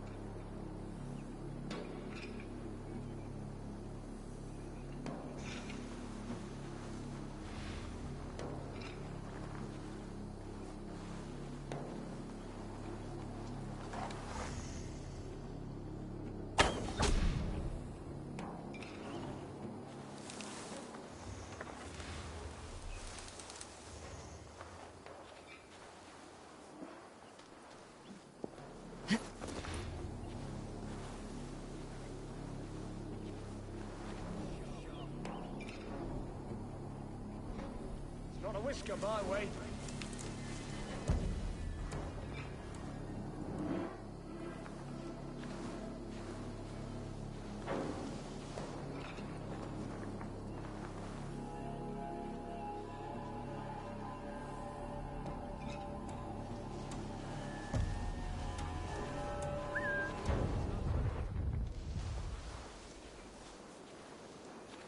Turned into a shadow.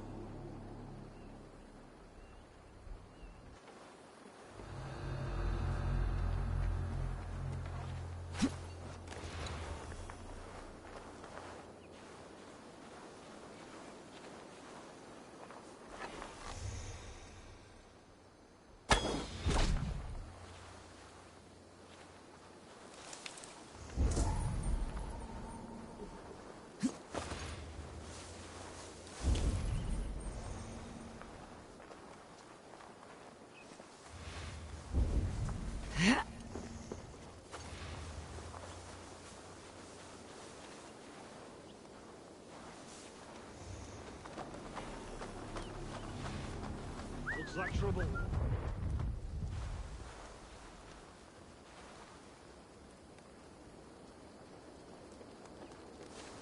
Hey, hold on.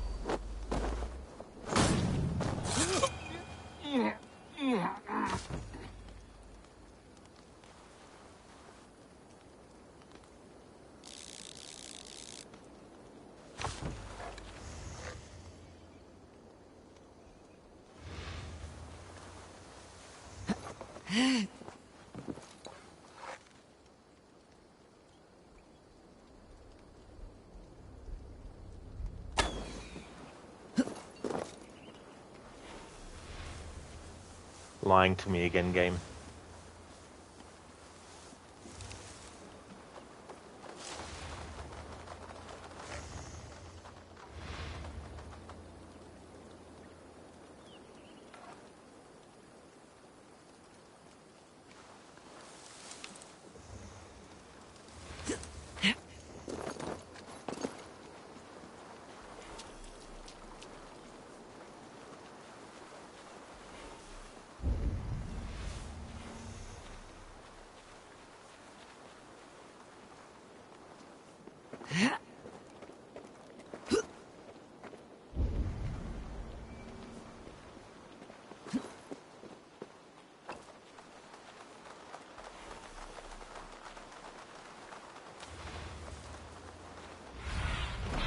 Go, Sunan.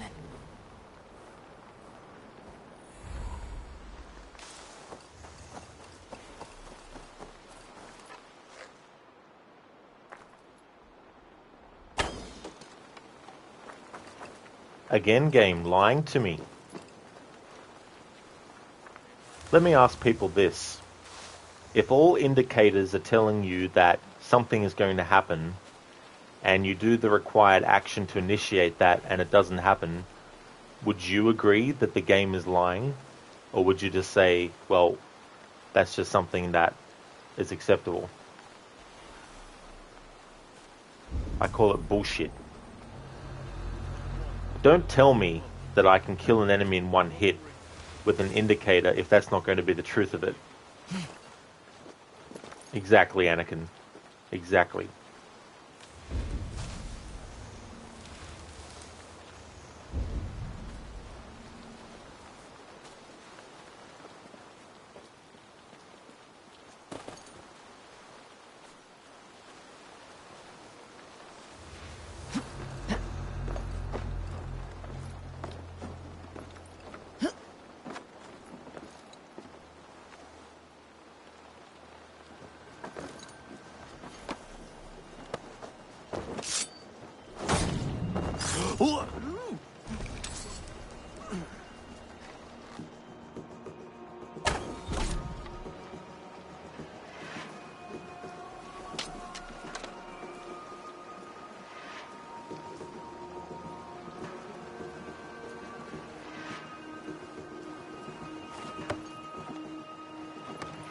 Hey Zoo. It's indeed bullshit. It really is. It's like, fair enough if I aim at an enemy and it doesn't indicate to me that the arrow will actually kill the enemy in one hit. That's fair. It's unfair when it's otherwise. All right, I'm in.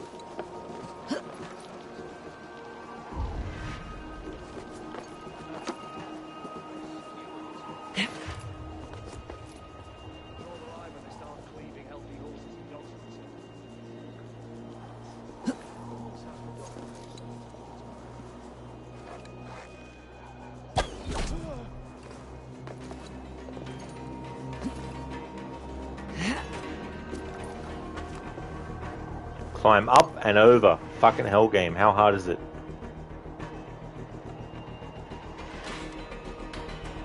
Holding the control stick up and the game's like, let's go to the left. It's like, no. How about you listen to my fucking inputs? Last time I checked, up isn't left.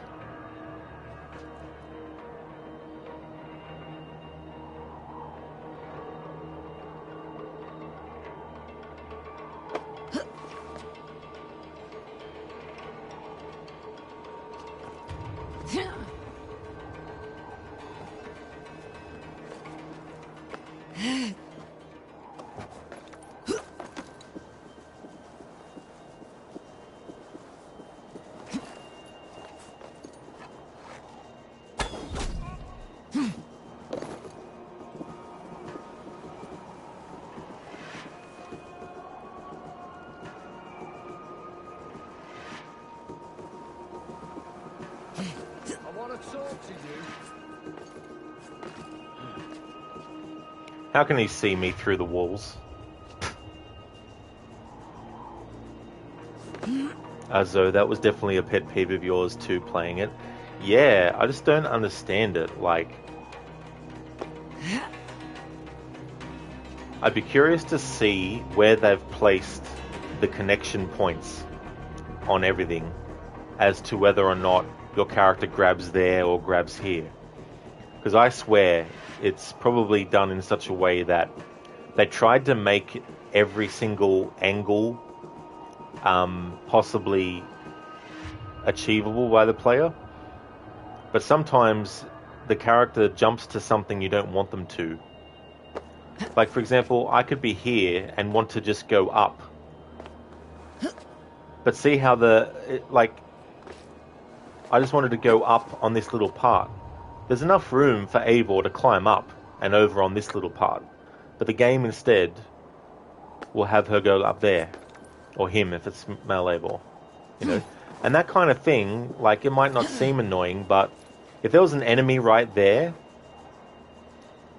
and they were in the process of turning around, they could see me jump up to that when all I wanted to do was jump up on that little part, which would have been quicker and without any hesitation be able to assassinate, you know. So moments like that is where shit like that gets really, really annoying on top.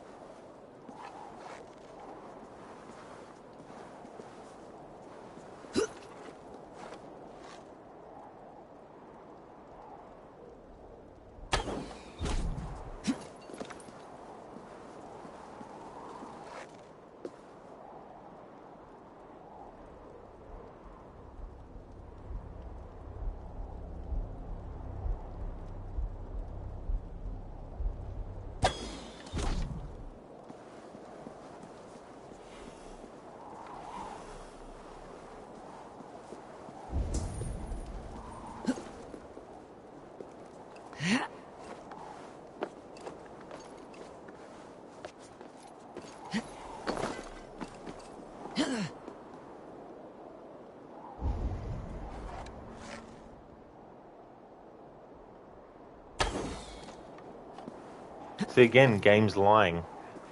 Before I let the shot go, it was telling me that it would be a one-hit kill. Let go of the shot and boom. Oh, it didn't kill them. Just grazed them. Didn't seem to take much health off them.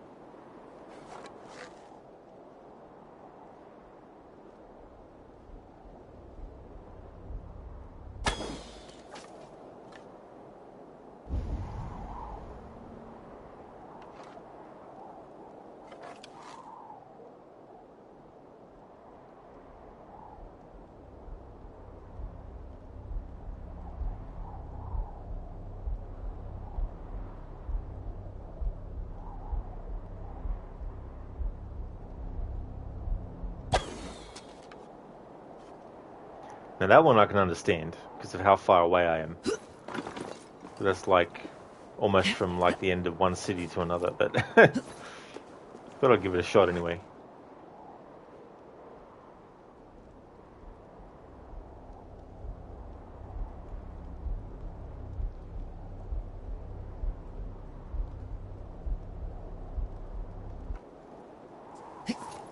Viper, you just killed the gang leader Roxford. Nice work, dude. It's cool in that game how there's gang leaders that can be killed before the gang war even starts, which makes the actual gang war a bit easier because then you don't have to fight them one-on-one, because sometimes they have very unfair attacks that are just pain.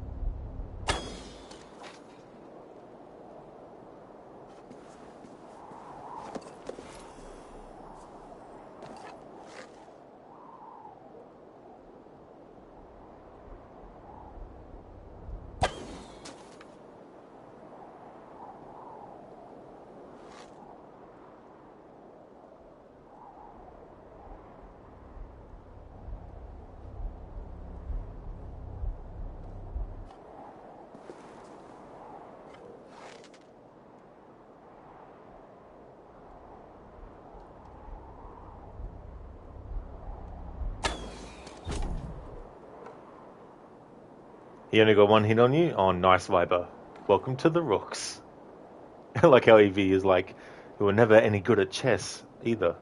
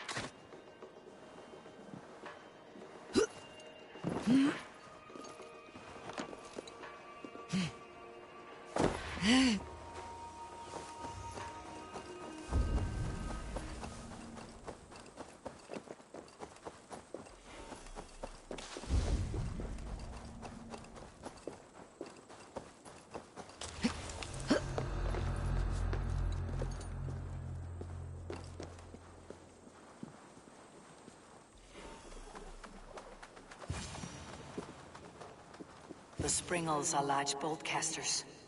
I must disable them.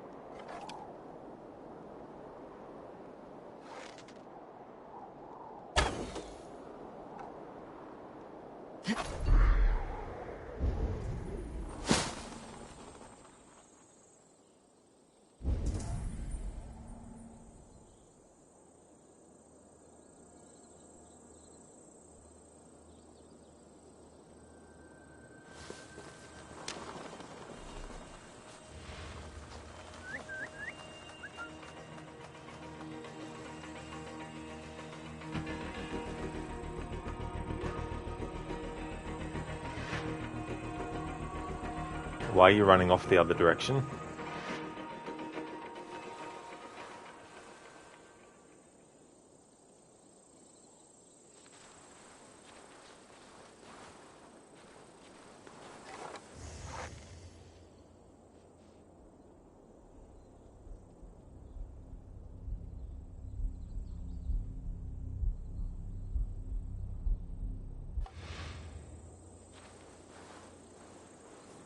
Viper, you just unlocked the bribe cops. So you like the time screen when you get to a mission late or early.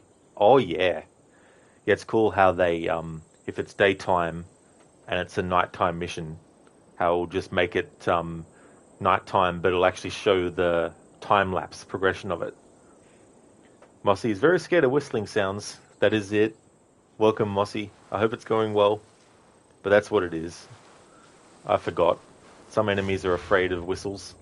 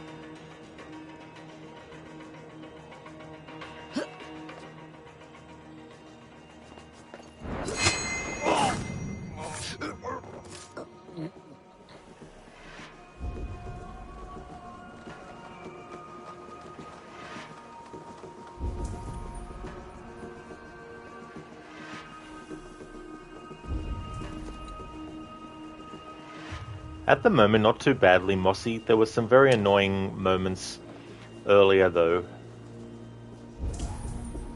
Like, there's a quest where you have to reduce the defenses of a character named Edwin. But the game doesn't actually pinpoint to you where each of those spots are. So you have to roam around the area of Oxenfordshire, which covers all that there. Yet for this mission, which is a similar kind of thing, they pinpoint accurately show me where all of them are. It's like, what the hell?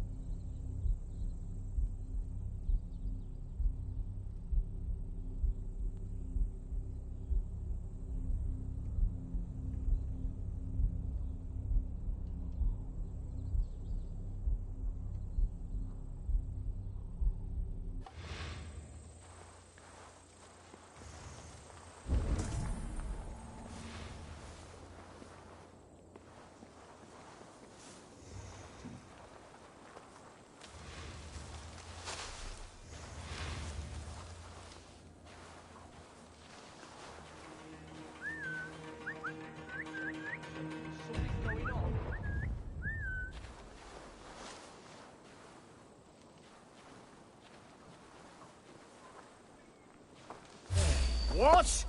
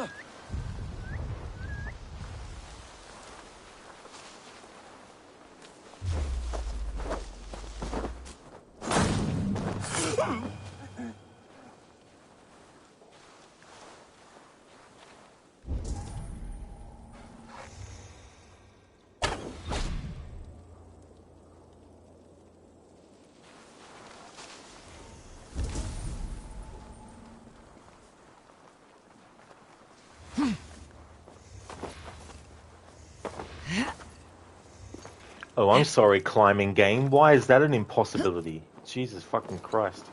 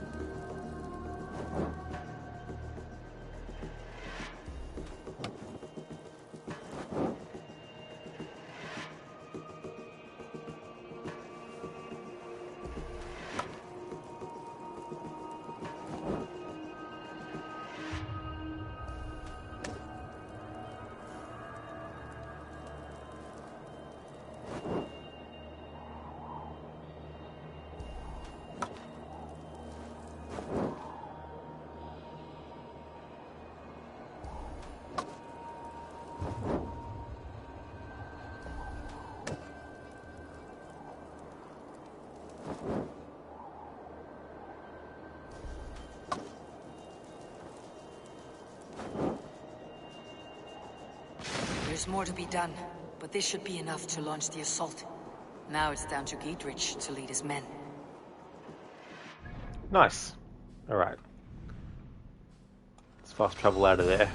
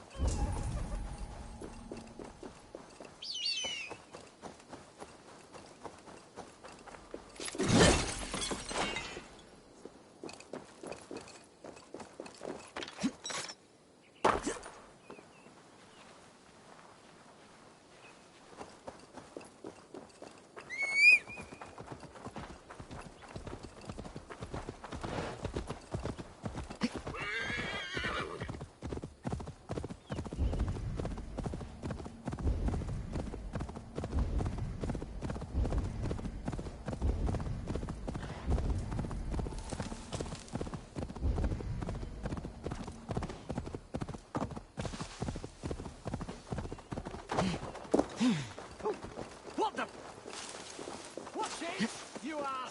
I say we wait. There's too much riding on this.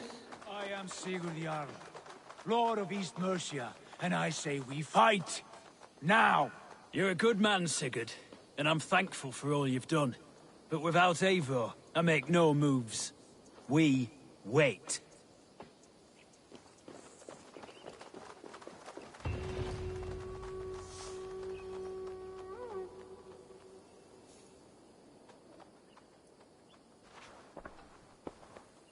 Is it done? It is. And have you laid your poles of hazel and composed your poems for this coming victory?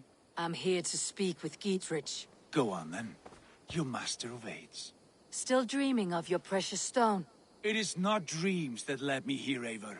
I've had visions, prophecies from the gods. Visions. I'll sacrifice to Tyr this day, the Lord of Justice, the harbinger of flawless victory. Sigurd, what prophecies? Are we ready to assault the castle, Eivor? The sign's importance read well. Yes, we are, and obviously for this quest, with this battle, the challenge rules don't apply. We are ready. Give the command. Good. And let's be quick about it. My scouts tell me a force of King Alfred's men is on the march. Let's end this before that flap-mouthed pudding has a chance to hit back.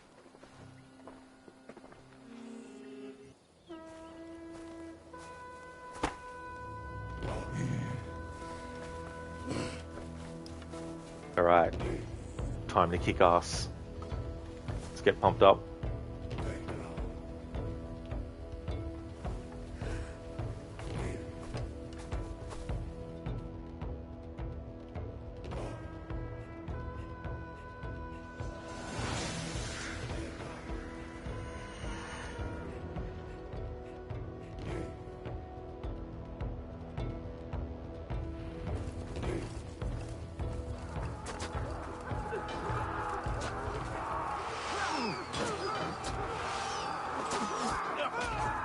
Bring down the drawbridge!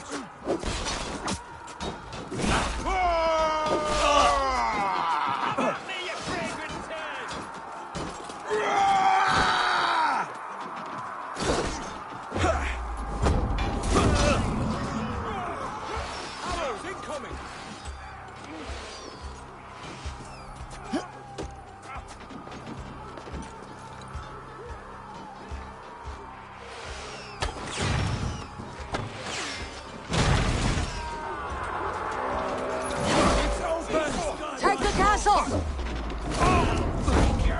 Spare no one!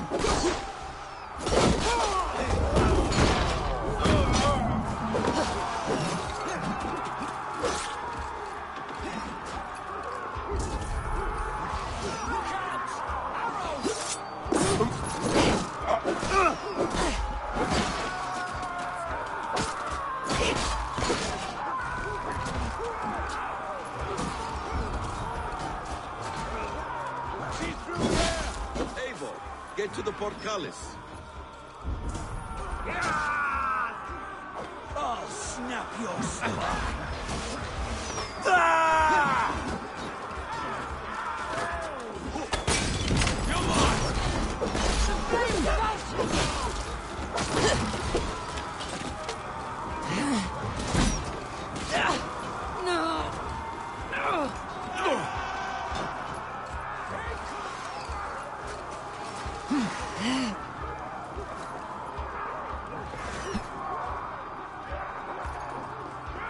Spread out! We have this!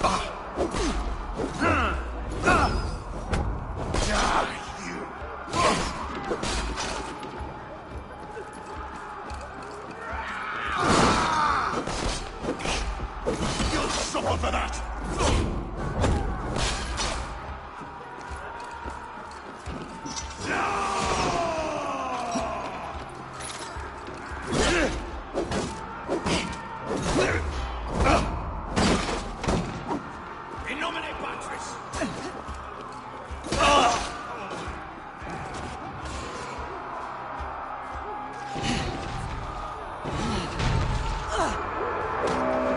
It's open! Pour through, man!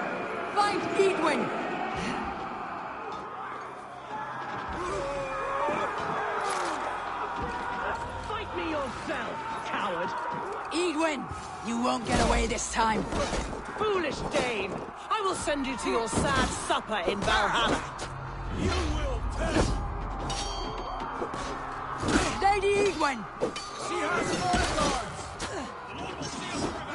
A reward in silver for each dead Dane. We will use your flesh as mulch for our crops.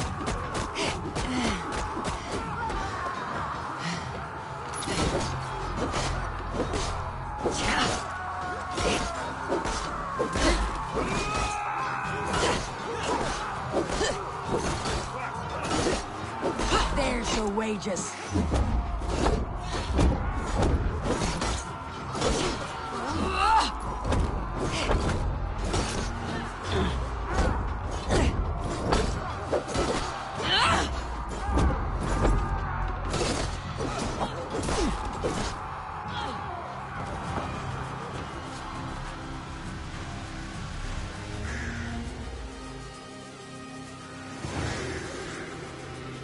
Nice glitching boss fight.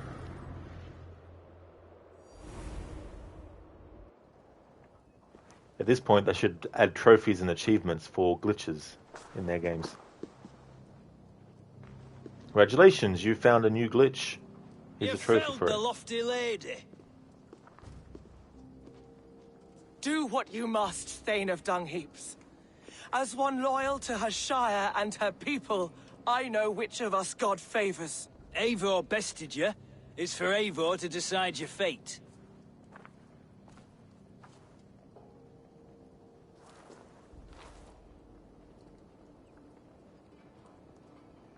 Heal her wounds, dress her in rags, and send her out onto the heath in exile.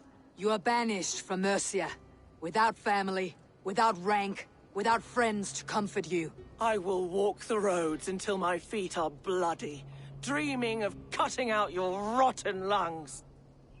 Take her away.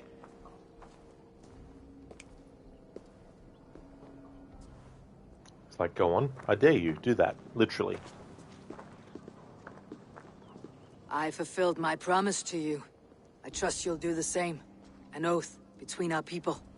Aye, you've done us well, Eivor. I thank you.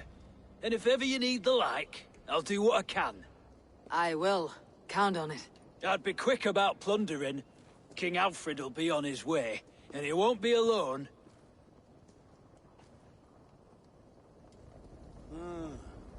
That poultice you got last week. If not for the smell of dung, it'd be worth keeping a sack of it handy for when we're going into battle. The leeches would probably agree, though I'm not sure about them. Much rather trust in God and the power of prayer. Usually try both to be safe. Interesting conversation. I'll wager the real secret's something to do with myrrh. The priests are always going on about it when they talk of our Lord. Surely it's a holy curative. Maybe they're saying meh, not myrrh. And we all just thought it was myrrh until modern times when it was understood that it was meh that was being said. Maybe they thought that your Lord was meh, not myrrh.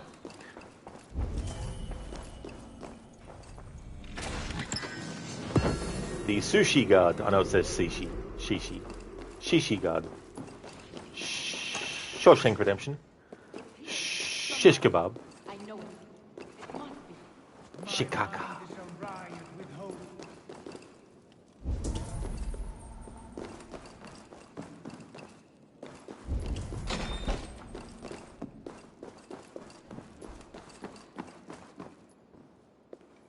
You see? The markings of the Ancient Ones. The Isu. The gods begat of gods. I've seen this somewhere. I know these words.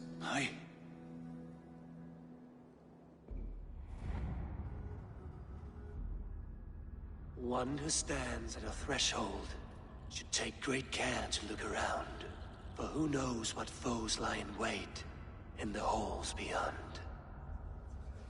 I have passed through this doorway once before. With Sigurd. In a dream. Not once. 1,000 times. 1,000? Look at Basim's face. after observing Eivor. He realizes something, or starts to suspect.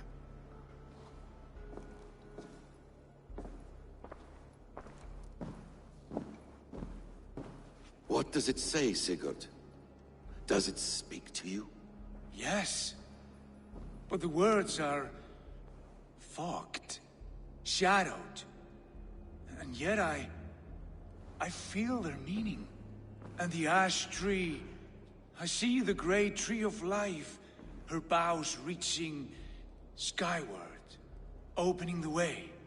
It's just as you promised, Basim. All you foretold was true. Eivor, I am more than I appear to be. So much more. This is wicked magic, Sigurd. Darksader, do not listen. No, this is real. This is everything. To the walls! To the walls! Alfred's come! King Alfred of Wessex! Marching up the rise with a mess of soldiers! Have we time to escape? The men are spent. We've not a chance in blazing hell. A parley, then. We must call a parley. I will speak, and the King of Wessex will listen.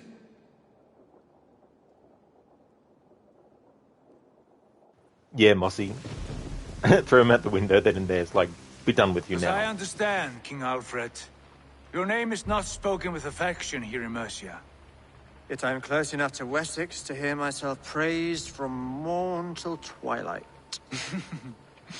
Return to your singing subjects, then, and leave the affairs of Mercia to the Danes. Not till your pagan war songs are safely out of hearing. Offer an exchange, Lord. You can deserve this. Please, no secrets here. Let's end this here, my lord. Let's exchange men. My best warrior for yours to prove peace. After which you leave Mercia, and we fall back north of River Ouse. These terms are fair. Wulfrich, my war thane. You will go with Giedrich, brother. Name your man. Sigurd Jarl, I offer myself. Thank you, Basim. King Alfred. Wait. Paladin Fulke. You with this company? I was, my lord. To recover from Edwin what was mine by right. Sigurd is the only man you need. He's worth more than 20 other men. He is the son of a king. Traitorous snake! And his heresies are profound, my lord. He claims to be a living god. I'll got you, troll woman! Hush!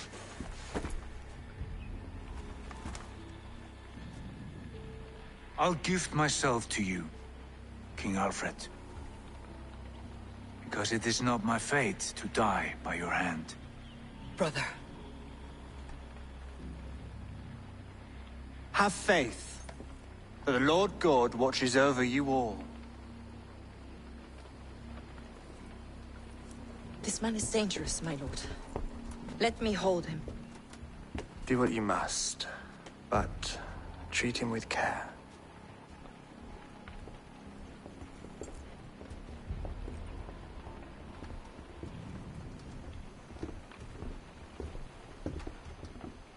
By all the gods, Basim. What was that? I will shatter them. They shall not get away.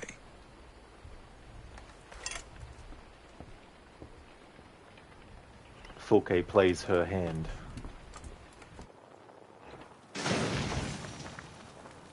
Becoming a traitorous snake. Reminds me of a certain Micah Bell character from Red Dead 2. Not exactly the same contexts and variables, of course, but the idea of a character that at first appears to be on one side but actually shows that they're not. But even that is not 100% accurate, because the thing about Alfred is he believes in, of course, Christ and the one God and all that kind of stuff. Whereas Folke knows that the beings that actually created humanity was not God, but the Isu and all that kind of stuff. And she's basically trying to feign that she's actually on the side of Alfred in belief, in order to be able to bring out of Sigurd what she knows is inside of him, which is the memories of Tyr and all that kind of stuff. So that's why she did what she did as well. And that look that I was talking about with Basim, he doesn't outright know just yet that Eivor also is a reincarnation of another Isu, just like he is of Loki. But he suspects. But to confirm his suspicions 100%, he needs to see the mark on Eivor's neck. But as I said before, the mark that signifies who is actually reborn as an Isu has been covered up on Eivor's neck by the wolf bite that happened when she was a child. So he doesn't actually know 100%. But he suspects that Eivor is as well. Now, the ironic thing is with Eivor and his visions, or her visions, that they have of Odin, it's interesting because whenever Sigurd brings up the visions that he has had, there's a certain skepticism from Eivor, which I find a little bit hypocritical and ironic, because Eivor is fully aware of the visions of Odin that she sees. So I don't think it's a stretch for her to accept that Sigurd does. But I don't really know how to sort of like explain why Eivor doesn't actually go, because it's not actually until later in the game where Eivor even admits to Sigurd that Eivor also has had visions and all this kind of stuff. So it begins. That is true. So that whole story arc took me 5 hours to do. Now, normally, if I wasn't doing a challenge playthrough, it wouldn't have taken 5 hours to do. In addition to the time it took to be careful and sneaky, the fact that in one of the quests you have to actually go around the whole Oxenfordshire map and figure out on your own through exploration where the key locations are that will reduce the strength of Edwin's forces. Because you don't get shown where they are, you have to figure that out for yourself. So that alone can be time consuming enough, let alone having to spend a lot of time being careful in the different quests when it came to the stealth part. But we need to go and report to Randvi about what's happened with Sigurd. And I'm curious now because the only story arc that I had available to me was this one. So I'm curious now as to which ones will unlock after this. Because it will inform in the future which order I do certain things in as well. There was something I was working towards. I think it was up this way, actually. Yeah, Idun's Heart. Draw upon the vitality of Idun. Passively regenerate recent health loss after a short delay. Anakin, is her hand full house? Damn, sounds a lot like the relationship you had with your ex, is it? Oh no. Is a hand full house? Hit Pigs, so she's manipulating him to use his power. Exactly, Hit Pigs. Because she's obsessed with the Isu and finding their artifacts and studying all she can about them, and what she has in Sigurd is essentially a guinea pig through which she can torture and mutilate him and everything like that to try and bring out the quote-unquote god within Sigurd. And the fact that Tyr lost an arm and that Sigurd will also lose one as well, that traumatic shocks his sort of like body but also his mind and subconscious, so it brings up the memories of Tyr that he has deep within, just like Eivor has memories of their life as Odin all those millennia ago.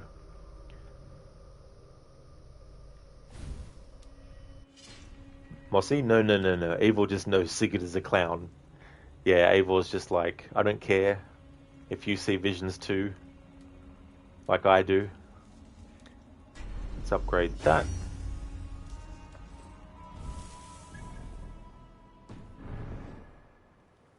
And I can know her hand is full, King. Oh, okay, I see.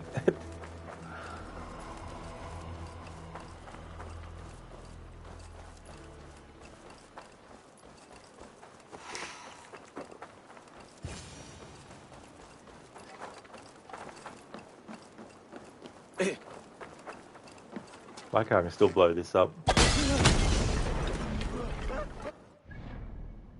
Alright, so let's go back to Ravensthorpe.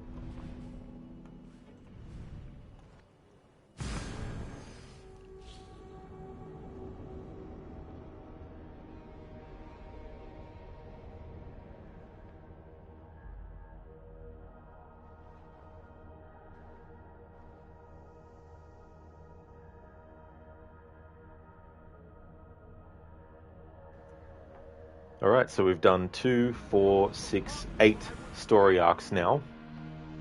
And I've got 2, 4, 6, 8, 10, 11, 12 left. Hi, Davor.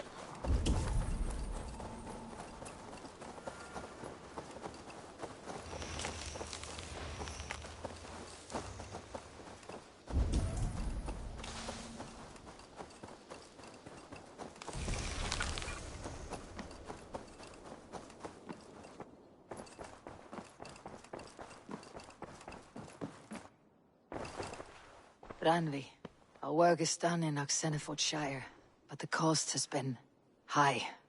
I feared as much when this letter arrived, from one called Fulke, addressed to you. From Fulke? Gods, that witch. It is there on the table.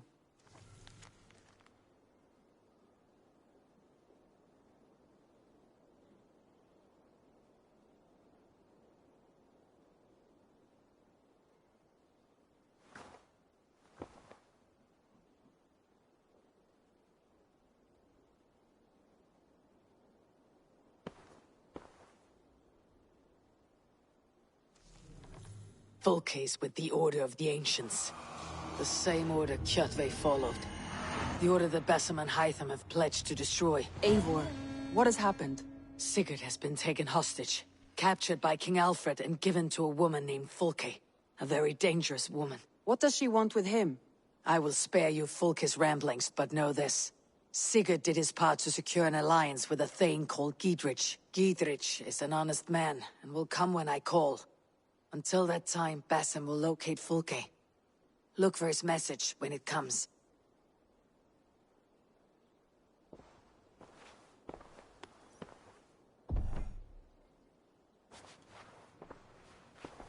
Alright, so new territory is available. Let's see what it is. I want to see the Alliance map. Ah, nice. That's good. That worked out well. Alright, so what we just did in Shire, I could have done that earlier than I did it, but I wanted to wait until it was the only one left that I could possibly do, because it kicks off the whole Sigurd being captured part of the story. And this one in Kent actually continues that on. So I wanted to have this happen as close as possible to this other one. Now, after this one is done, I don't know then if the third and final one becomes available automatically or not. I won't know that until we actually finish it. But now that I know that that will actually happen, I can make a little note for myself for future reference.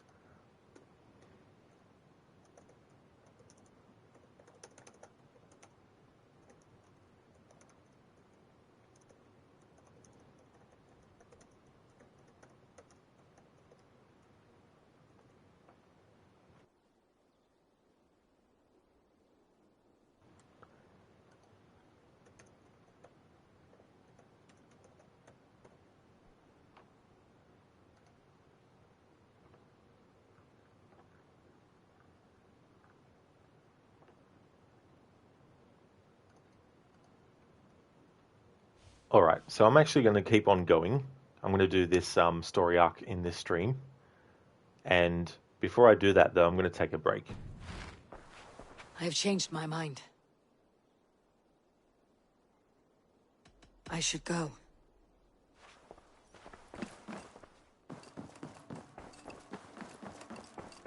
Going to set up a photo mode shot before I do. And like I have been doing when leaving the screen on a photo mode shot for a break, going to go to the longship because I've got the jackdaw pack active on it. Where did the others go? Plus with Eivor wearing Edward's outfit. Eivor, what a pleasure to see you. Because this year celebrates the 10th anniversary of Assassin's Creed Man Black your Flag. oars. And as part of that celebration, in the lead up to doing my playthrough celebrating it, in the games in the series that I play as part of the annual series, whenever there's a character who can wear Edward's outfit, I've had them wear it. And the playthrough that I'll be doing after this one's finished, and the conclusion of my annual playthroughs, after all that, Black Flag, I'll be doing a playthrough to celebrate the 10th anniversary of that. However, that will not be the only playthrough of that game throughout the year. I'll be doing multiple ones. They won't be back-to-back playthroughs, but for the rest of the year there will be multiple playthroughs of that game, doing different things to celebrate its 10th anniversary.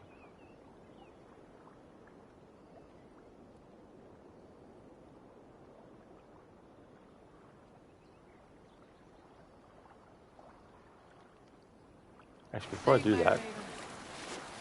Drop the sail! Sail! Catch the wind! And want good to grow of your friendship. Often should you speak, trade many gifts, visit and find him often.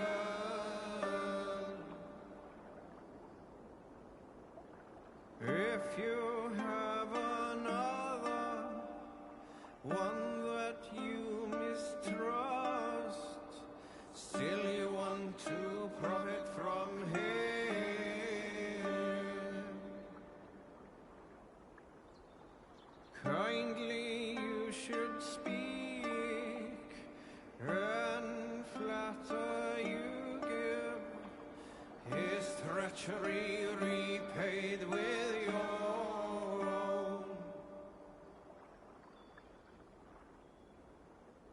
This same friend, if you mistrust him and suspect him to be false in his words, you should talk with him, laugh with him, but repay just what he gives you. I was young once, I walked alone, and became lost in my way. I felt like I was rich when I met another. Man's joy is found in others. Man's joy is found in others.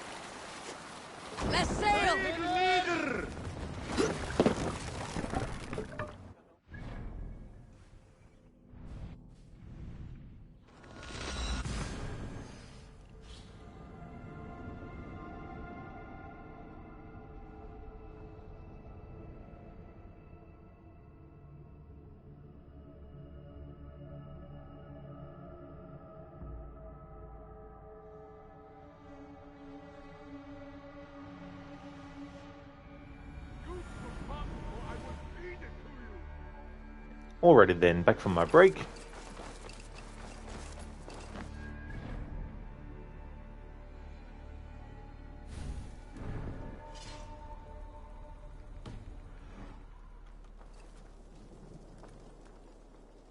May I see your stores? You are looking powerful. I must be on my way now. May they sing of your deeds and my craftsmanship.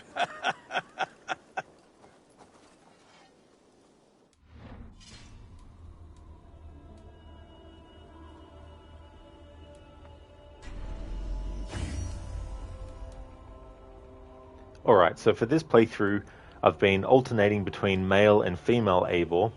At the start of the game, I was alternating every single quest, but once we hit England and the story arc started in England, I decided to make the change only happen after each story arc.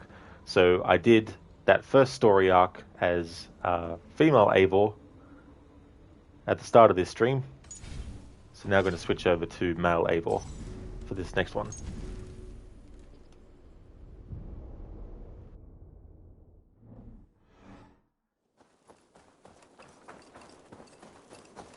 Just want to check something too. If I have enough to get this sorted. I do. Good.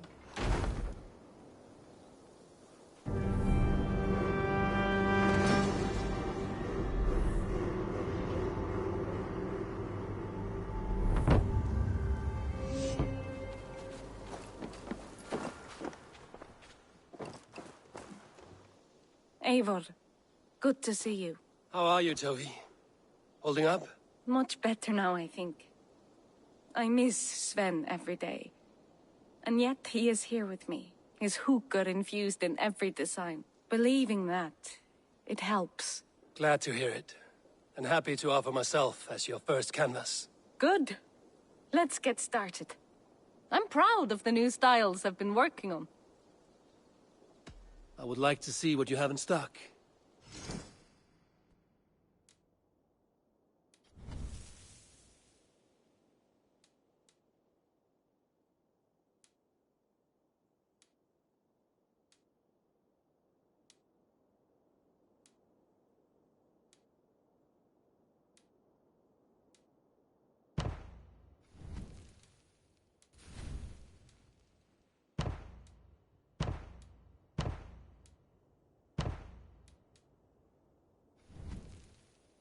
Nothing more? I must take my leave. So long. A good day to you. Just for something different, even though you don't really see it because I've got the hood always on.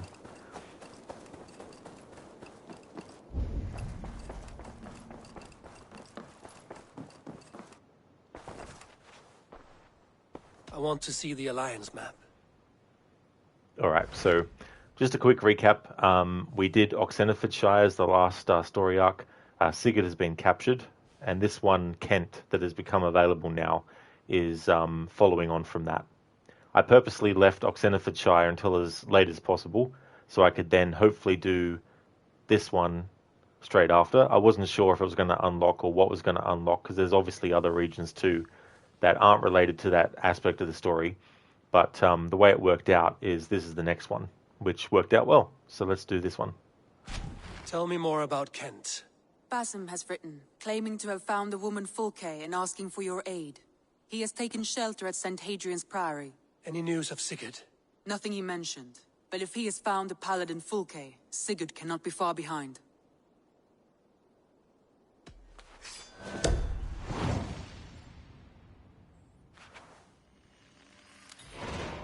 I will go as soon as I can. Good. Be safe, Eivor. Basim has news of Sigurd. I should find him soon. Dag, Basim has brought word of Sigurd's location. We're leaving at once to find him. Well done, Eivor. After so long, it finally occurs to you to search for our Jarl. I applaud your half-hearted effort, but I will not be joining you. Dag, this is no joke. On the ship, now. Someone needs to stay home and direct the affairs of the settlement. As you seem to shun this place as often as possible, it must fall to me. Dear. Dag, like, he complains that Eivor is half-heartedly searching for Sigurd. He claims that while Eivor is away, someone needs to direct the affairs of this, and it should fall to him. And it's like, Dag, when have you ever, at any point during the story up until now, done anything towards forging the alliances or anything like that? When has Dag put his head on the chopping block and said, "How about we go and forge this alliance? How about I go with you and forge this alliance, Eivor?" At every turn, Dag just basically waits for Eivor to do something that he can complain about, because the only reason he wants to complain about it is because he knows that in not doing anything himself, he can then claim that Eivor is not doing things and that he should be better off to do it, and all this kind of stuff. Indeed, Hitpigs. Yeah. Yeah, Dag is just like, he wants to act like he is the one that should be in control of this whole thing while Sigurd is captured. How come he's not leading? How come he doesn't want to go? If he's so high and mighty about finding Sigurd, and he's complaining that Eivor has been taking too long to even try, how come he's not coming with us? You see, it's the ironic hypocrisy of this character. If you wish to stay, so be it. But when Sigurd is back among us, we'll see what status you have among the raiders. Say whatever makes you feel superior, Eivor. I know Sigurd will understand my decision. Do you doubt me so completely that you will not raise an axe to save your Jarl? A fine way of putting it, wolf-kissed. But go, find the Jarl, bring him back. Only do not get lost along the way, as you seem to more and more these days. This is not done, Dag. We will speak when I return.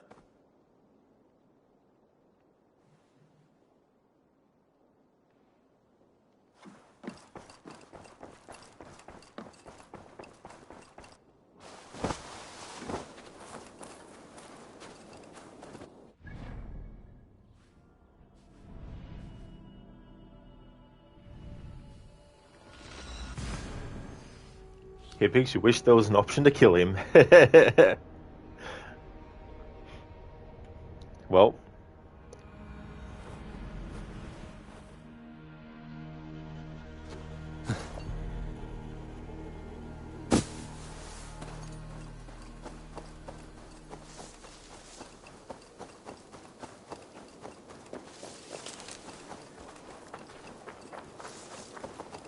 Alright, so let's make a save so that if there's any stealth parts that need to be done stealthily, I've got a save to reload if I mess up. If I get fairly detected, not unfairly detected like this game does like to do sometimes. It's like, oh, you pressed the button to do an assassinate when the prompt was above the character's head.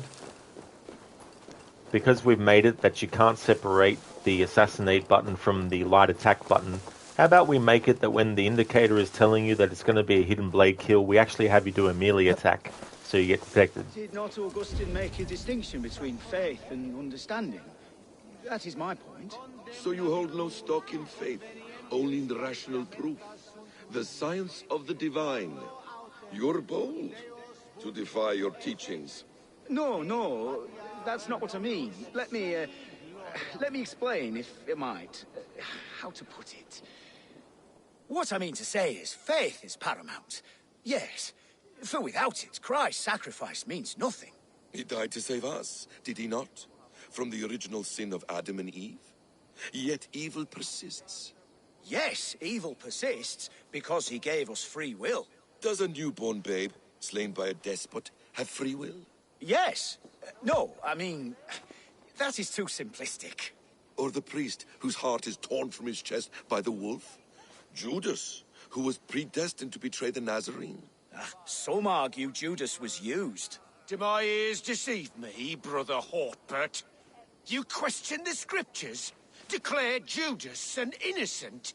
A preposterous blasphemy! No, that is not what I said. Brother Cedric, am I not the most pious of his servants? Out! Out! Making new friends?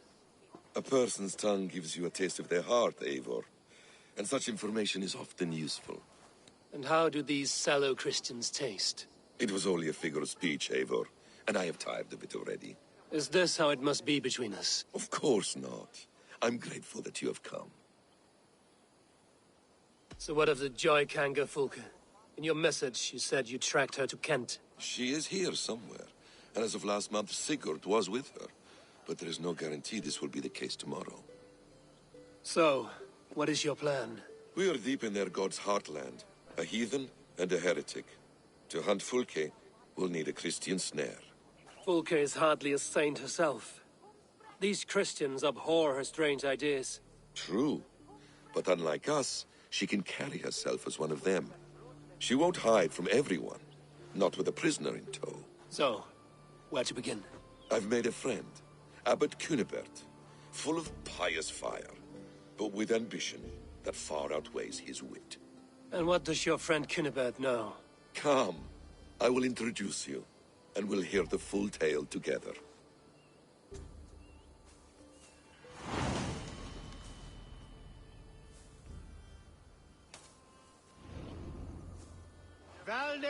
Have you found some peace in your time alone, Basim? I am always at peace, and never alone. I move among the people of the world with great joy. I watch them, study them, learn from them at all times. This is our duty, the Hidden One's calling. You know, for the first time since we've met, you sound more like your apprentice than yourself. Surely Hytham sounds like me, if I have taught him well. Your creed and your tenets, you mean? That's right. And our sense of, how should I say, deep responsibility to the betterment of mankind. That's quite an ambition. But it doesn't explain what you see in Sigurd. My brother is not so generous. Ah, but your brother is someone special, important. And I want him to see that. I hope to show it to him.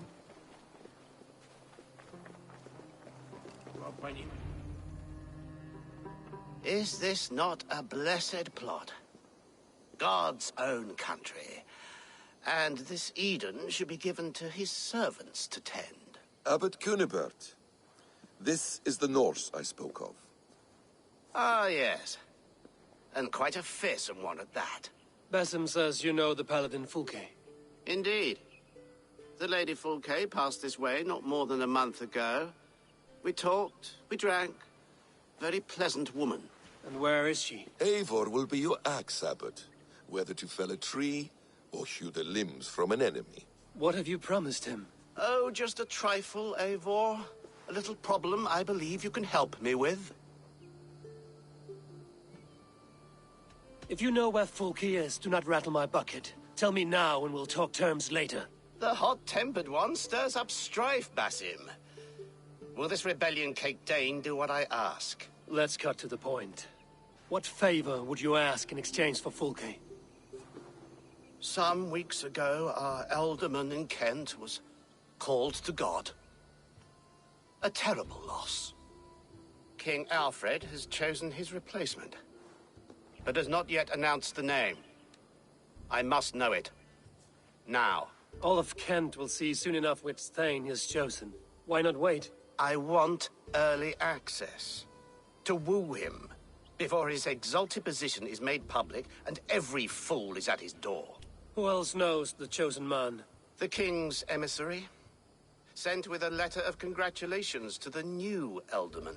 Intercept him and bring me the news. When I know the Thane's name, we'll discuss how I might win his favor. If we do this, how will you find Fulke? I want some kind of assurance. Do you have ears in every church, abbey, and cathedral in Kent? Because I do. And I will find her. And we will do the deeds to staining for a Christian soul. This emissary, how will I find him? Tunbridge Monastery sent word that the king's men always pass a few nights in their hospitality. Begin there. I'll give the Alderman's name. You find Fulke. All in good time. Now, if we're done, I have business up the south coast. Falkenston has the best fish in Wessex. Then I will find you there, when the Elderman's name is mine.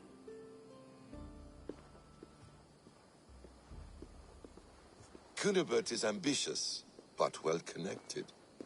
We will not find Fulke without him. I suppose we'll see. What will you do? I'm not done playing with these Christians yet.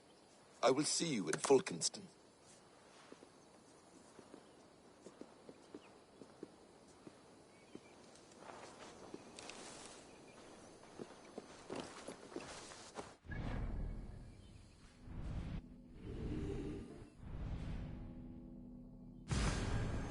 He picks poor Eivor. Most of his so-called friends are mean to him. He wants the beta before the game's released. Yeah, that's the thing too. It's interesting though, because like no one else comes up to Eivor and asks, you know, what happened with Sigurd and all that. I feel that's something that would have been good if you hung around in the settlement after Sigurd gets captured. You know, you talk to different characters. I mean, maybe you do, but I just haven't interacted with them. Maybe you actually can.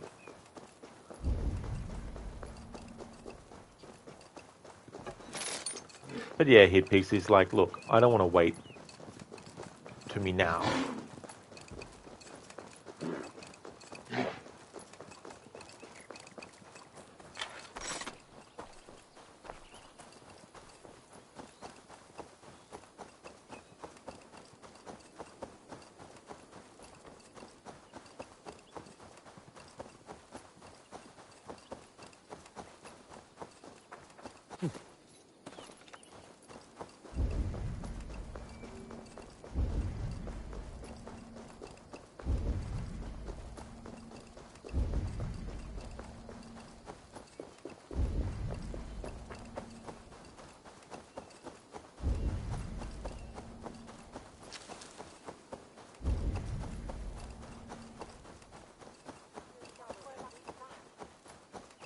Alfred's emissary spent a few days here. Someone may know where he went.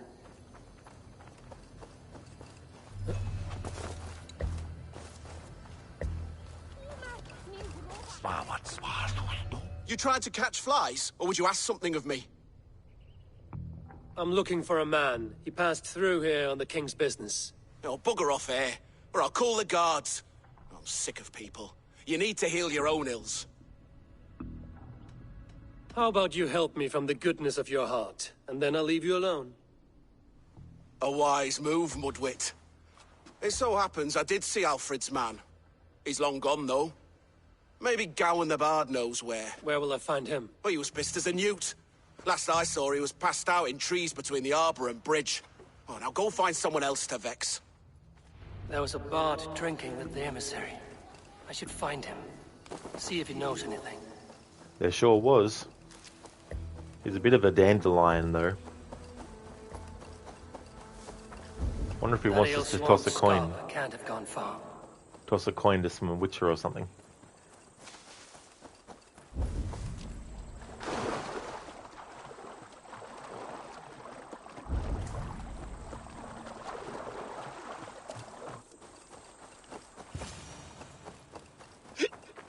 Oh, so cold. Someone stole my trews. You there? You alive? Patience is a tired horse. Ploddity plod plod. Another tottering teat sucker who can't hold his drink. Let's clear your head.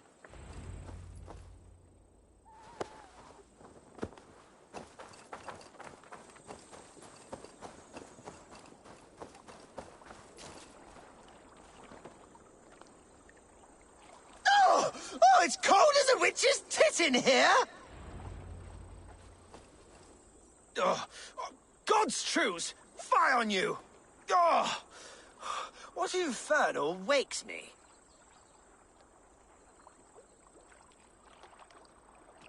I'm the one you sing of, Bard. Stern of eye and scant of mercy. Have you not seen the ravens feasting in my wake? Enough! Your word mangles are making my hair ache. You and Alfred's emissary were drinking in the tavern. Tell me where he went. Were we? I was so ale-addled. Perhaps a small and silver thing upon my palm might help me recall?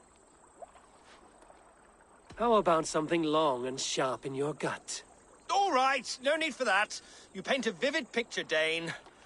He was headed to the White Coast to the southeast, Dover Fortress. He said it is where they train those religious fanatics, Zealots. They pray all night instead of sleeping. My thanks. And in return, wisdom. Too much beer-bibbing will grow a fool in wit and words. My thanks, Weaver of the Obvious. Now leave me to my unholy punishment.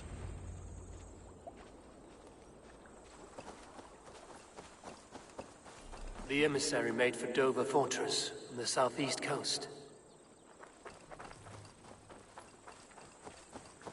I don't trust stairs. They're always up to something. That is a good one, Harbinger.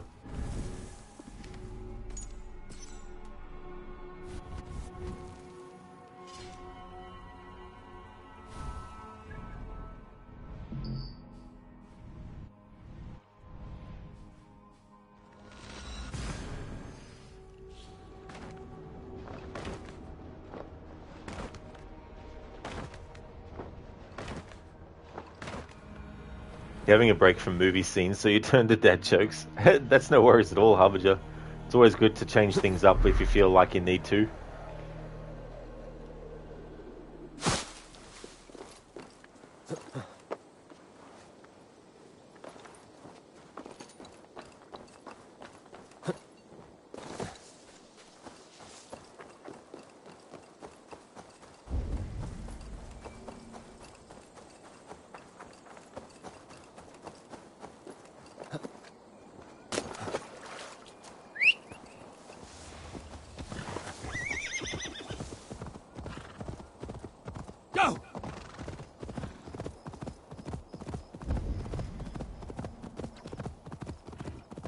Dover. The emissary is somewhere here. Perhaps I can find the letter without bloodshed. The bard said paladins trained at this fortress. This will not be an easy fight.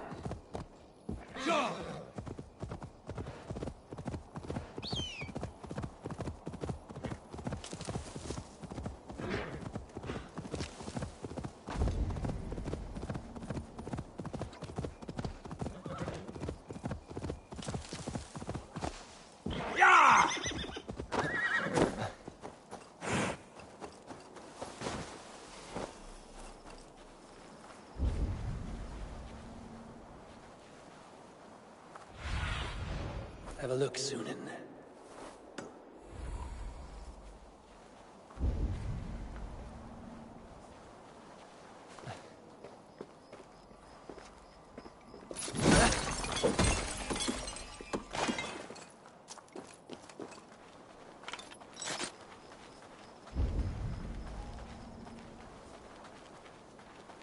Best not to draw attention here.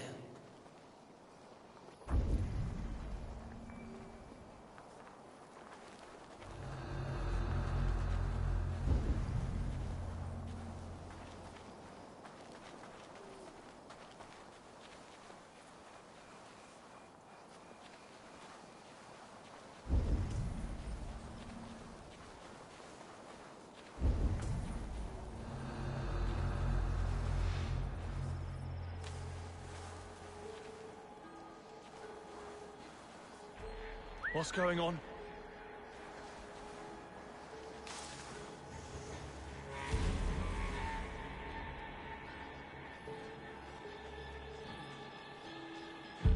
Stop!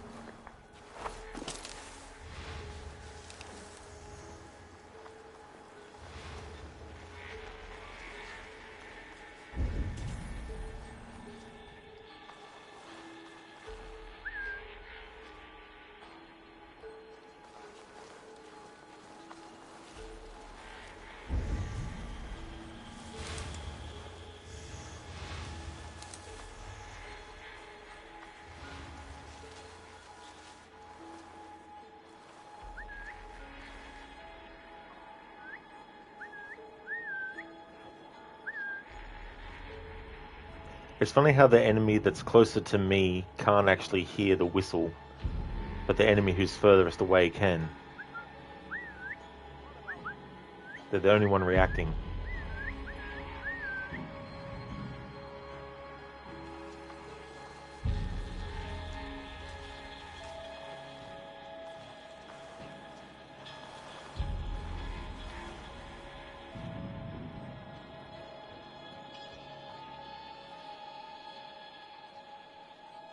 Looks like trouble.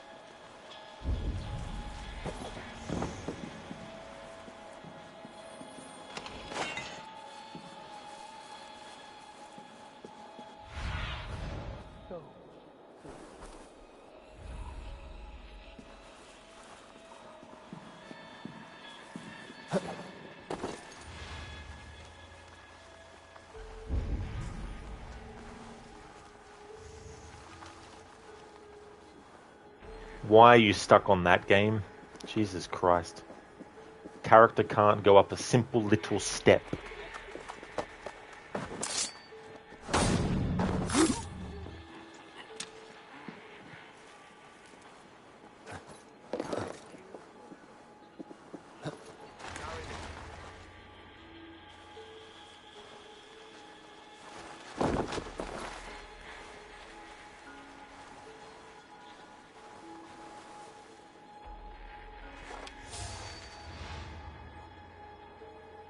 Great peripheral vision that guard has. You could almost say he has GPS peripheral vision.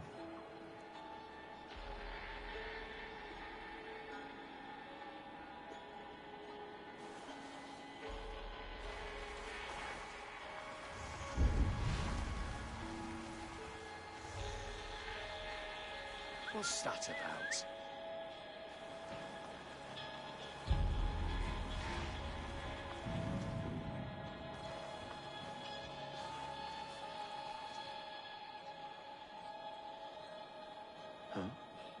Something going on?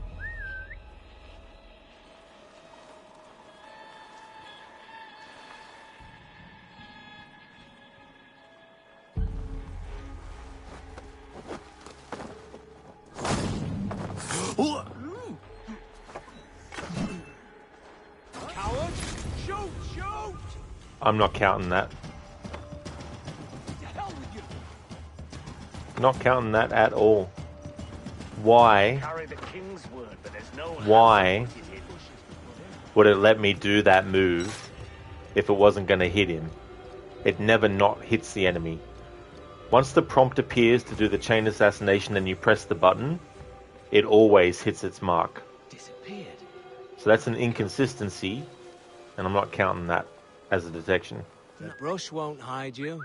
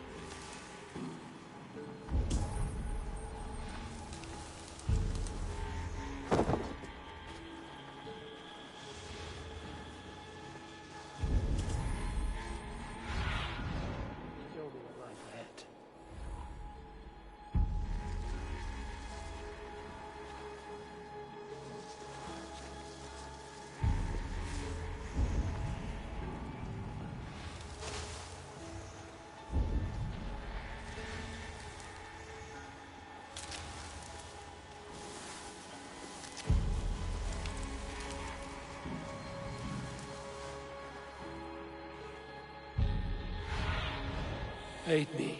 Be my eyes.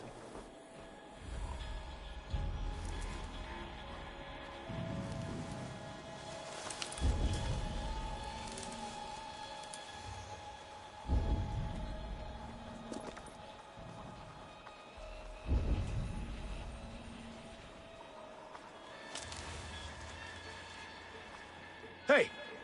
What's going on?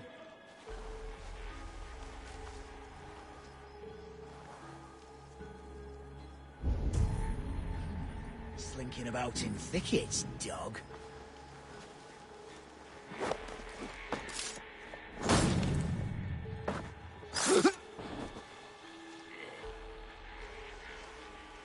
Storm brewing there.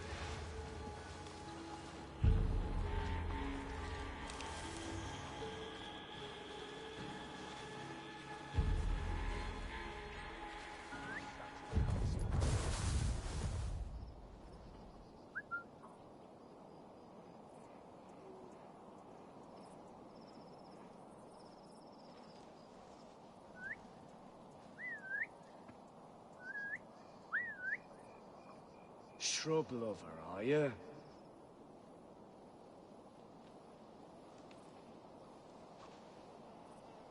I'll fight you in the bushes.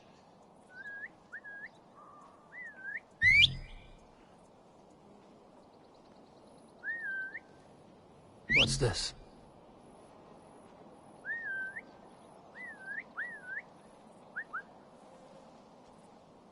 Not catching the scent here. Shrub lover, are you? Look in the fucking haystack. I'll You fight you fucking in the piece of bushes. shit. The fucking haystack.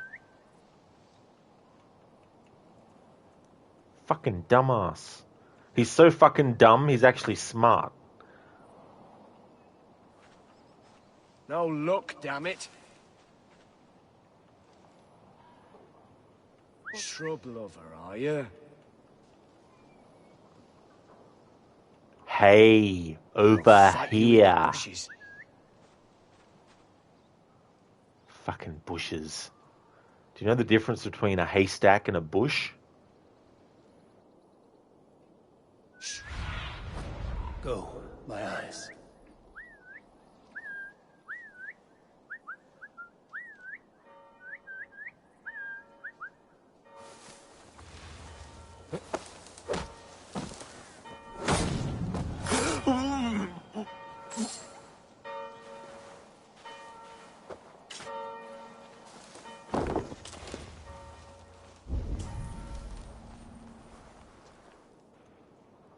Hello, Ishimura.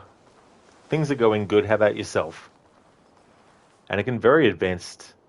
This is unfortunately a bug. This is true. A bug that makes the enemy stupid, but they're actually smart, because they're not going to go specifically to the haystack. Harbins, you don't get how the same Ubisoft department managed to program one game properly and fuck up the next one. Yeah, I just don't know who makes the final decisions on some stuff as well. Who signs off on it. Someone has to. Someone has to, at the end of the day, be the one who decides whether something goes through or not. Jesus, what's happening? Ishimura, you okay? Your guest's been better. One of those situations, Ishimura? Well, hopefully things look up Using soon. the bushes for cover. Hello, Mario. How's things been going?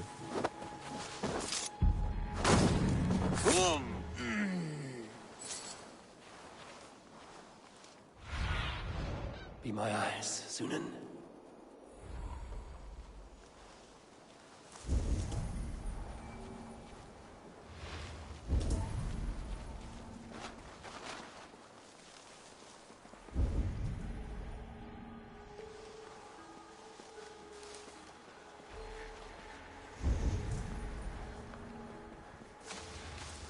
If I could steal the letter without killing the emissary, it would keep me out of trouble.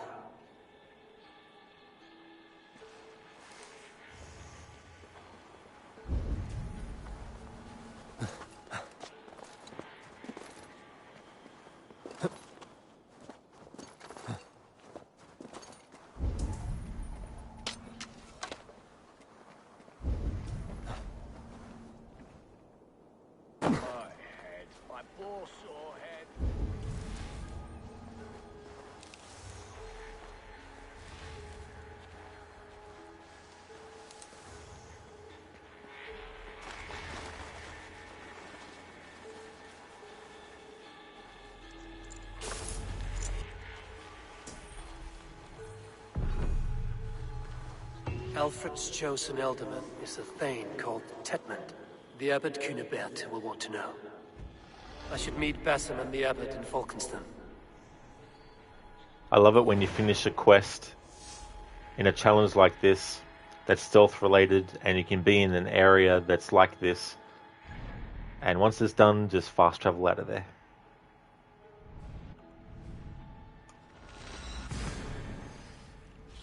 Zoe's so dumb, you're smart, you'll love it. Yeah. Yeah, you gotta love when that kind of thing happens in games where something that actually is beneficial to you doesn't work simply because the glitch prevents the character from recognizing the whistle, and if they do recognize it, they don't recognize which direction or what it's coming from.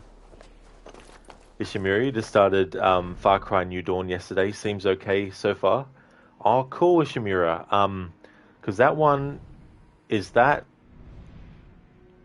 actually between Far Cry 5 and 6? Or is it like a separate thing that, like, you don't have to have played 5?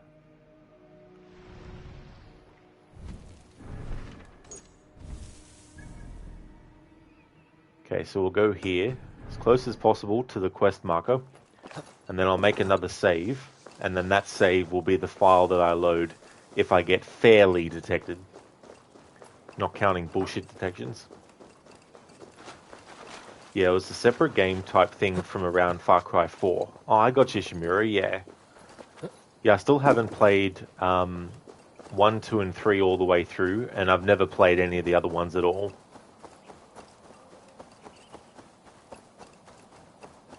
Boars, I hate these.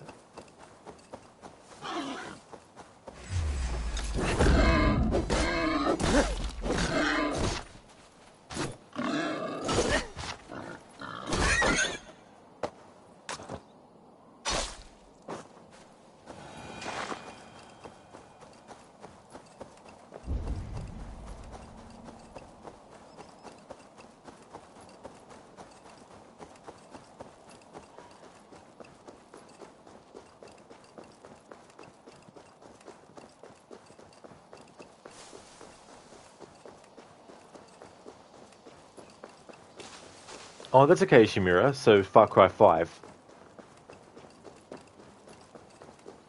I've seen a bit of Primal, and I've seen a bit of Far Cry 4.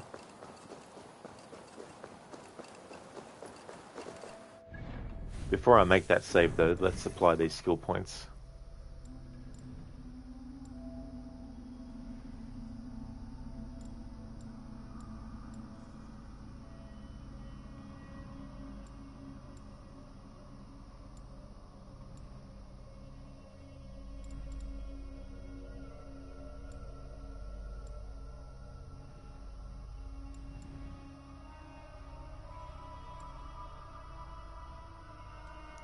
Heal on kill. Killing an enemy restores some health if you are low at health and have no rations.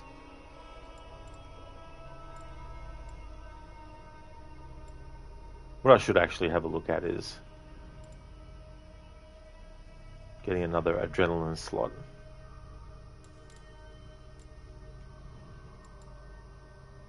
So let's work towards that.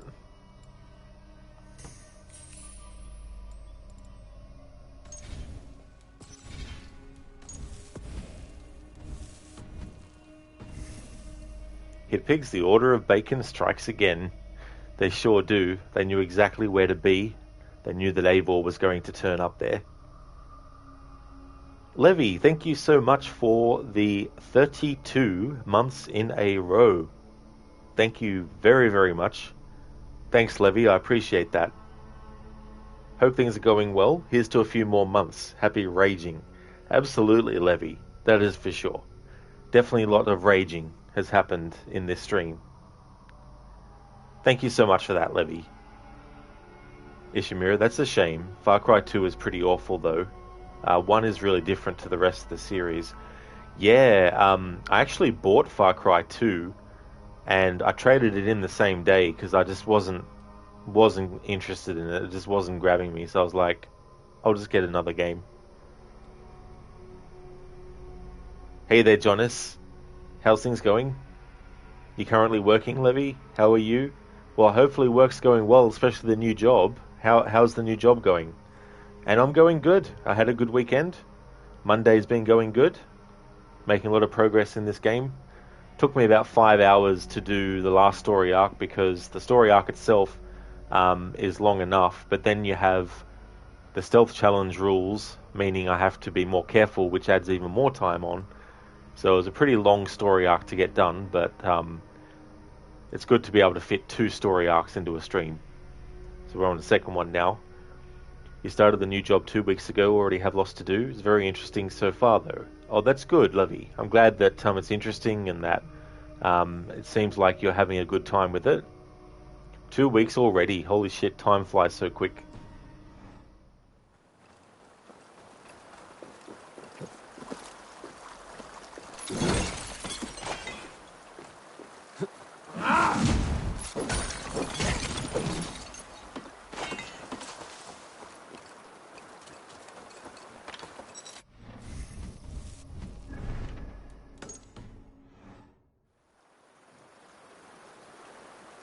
This glitch, I'm stuck again. I can't move the character. The only thing that prevents me from moving is the control stick. If I dodge, it's fine. I've only had this glitch happen with the PlayStation version. Levy, you're currently writing communication templates for safety events, and you're preparing a safety presentation about South Africa. Oh, wow.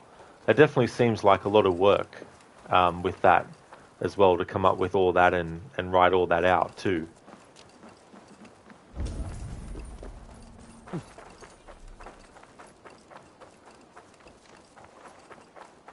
Oh, you must try my ale sometime.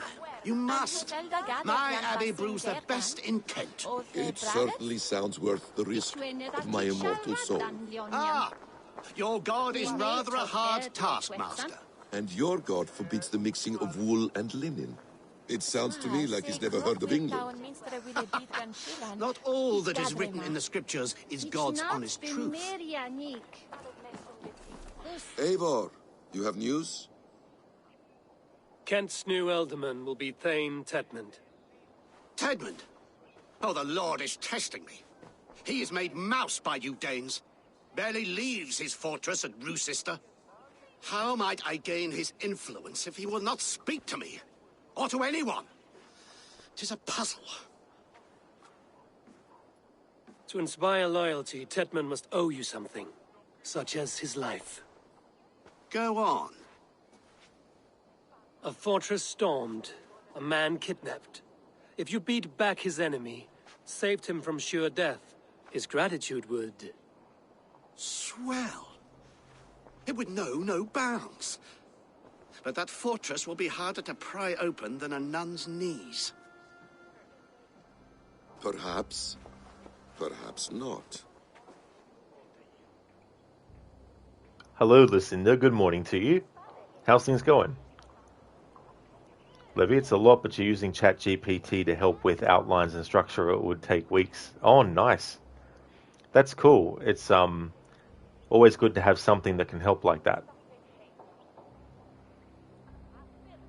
Are you hiding something, Batham? There is a lumber mill nearby, correct? Beamisfield. Alfred invests much in fortifying Wessex, and uses our forests to do so. The mill provides his wood. Tedmund is there. Impossible! How do you know? I heard rumors that Tedmund had been lured out of self-exile to manage work on the fortifications of Canterbury. Taking him from a lumberyard is less dangerous than assaulting a fortress. But your rescue attempt will not have the same flair. Is it worth it? It may still work. Yes. Yes. Bring him to the megaliths. And Fulke? When I have Tedmund's fealty, you shall have Fulke. Now go. I will rustle up a small rescue party. I do a roaring trade at Reculver and Tunbridge. They pay well for my catch. The monks? Do those parchment-skinned Christians ever eat meat? Don't you believe in Jesus? They restrained because he died.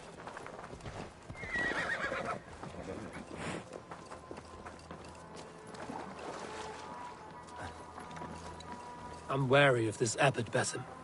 He is self-serving and evasive. Can he really deliver Fulke? The abbot is a friend of Fulke's. That is clear. So long as he doesn't suspect our motive, we may have a chance. Indeed.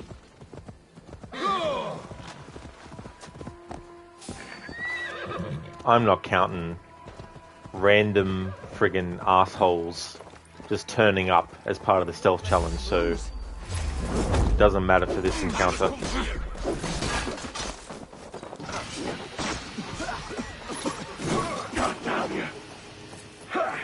Get over here!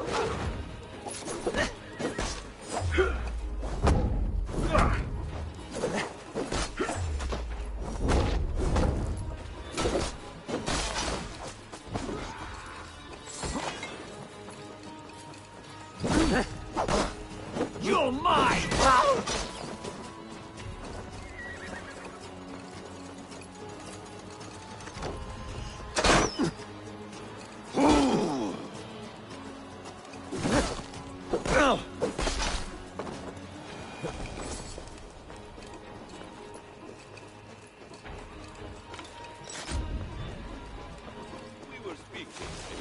Indeed. This brings to mind a story.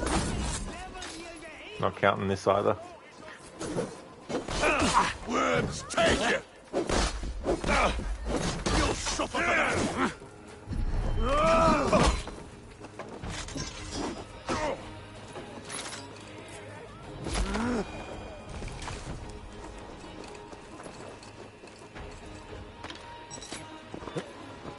Cindy, doing alright, gearing up for another busy week. Absolutely. Some more Assassin's Creed action for you this week, and going to be doing Stray. That's cool, Lucinda. Levy, of course, you have to add a bunch of stuff and can't just copy-paste. But it does decrease time spent by 75% or so. That is a massive, massive amount. That's awesome. Yeah, Anakin, I hate that enemy type. Absolutely hate them. Ishimura, damn, that's pretty cool. Thought there'd be too much trepidation around it for use just yet, but guess not. For use in a professional setting, you should add.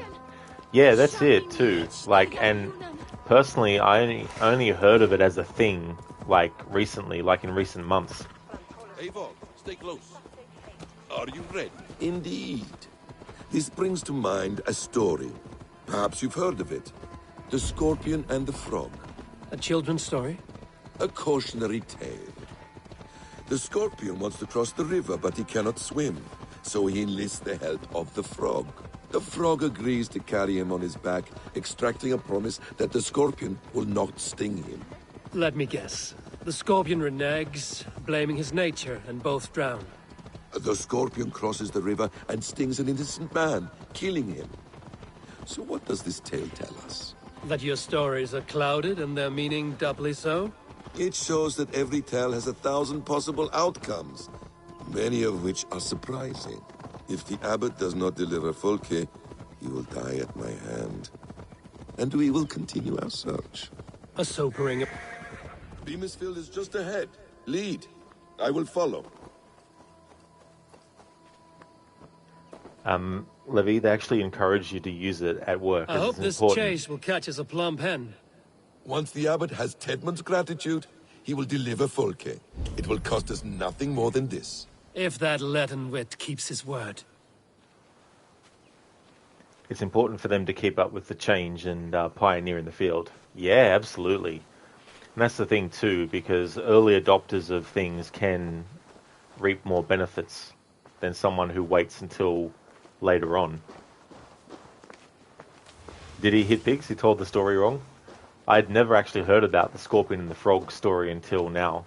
I mean, until playing this game, which was back in 2020, the first playthrough.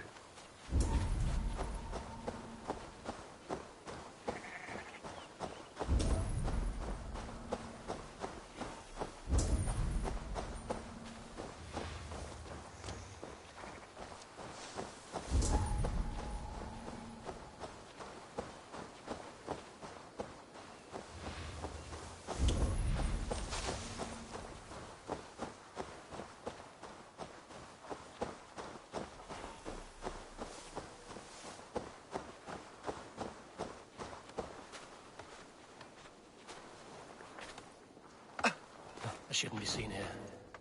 A hood should work. You prefer to work in the shadows?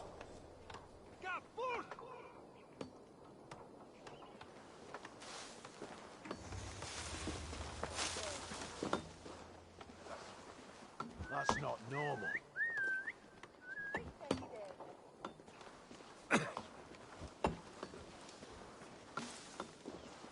Basim, bushing it. you're a hidden one. Hide in plain sight. Gee, come on.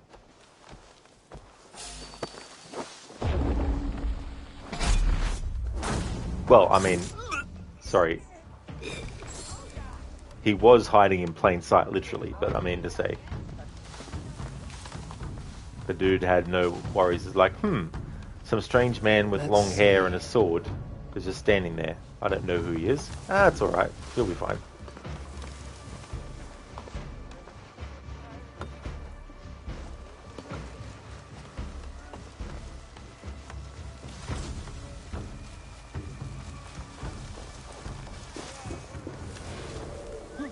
What's going on? The brush won't hide you.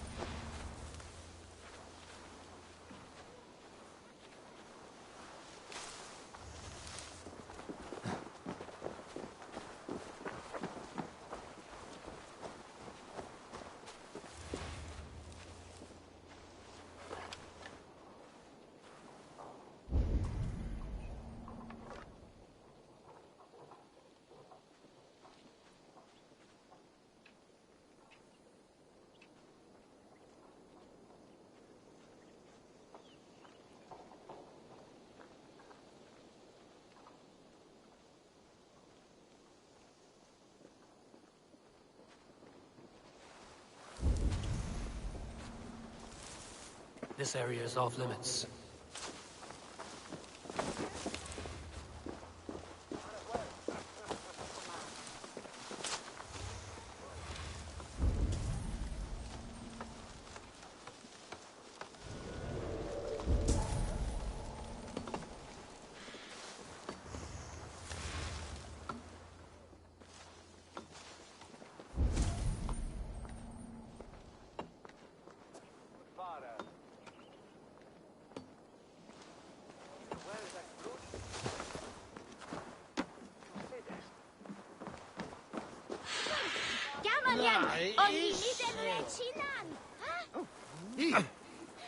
What the cell?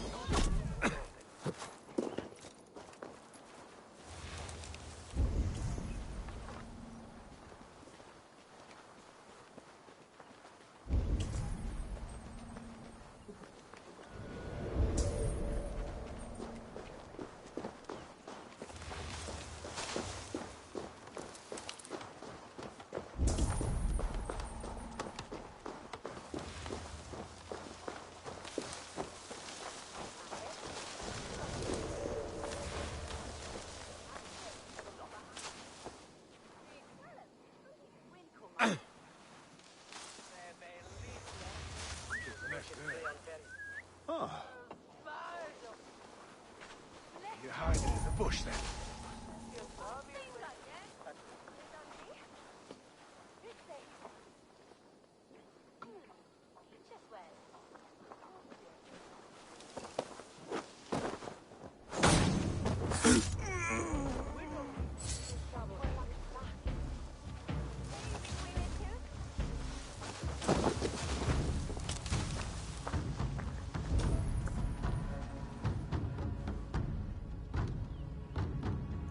Ishimura, how's the Red Dead 2 playthrough coming along? So it's actually been on hold because the Xbox has streaming issues now where the audio stutters. And it happens with every Xbox game now. So this week I'm going to be buying the PlayStation version, and off stream I'm going to get myself back up to where I was before that issue happened for the Xbox, and then continue the playthrough streaming it from the PS5. And then when I do my Red Dead Redemption 1 annual playthrough, I'm going to do the Xbox version, because that's the only version I have access to. But for that playthrough, I won't be using a microphone, because when my headset and mic is plugged into the controller, it causes the audio issue.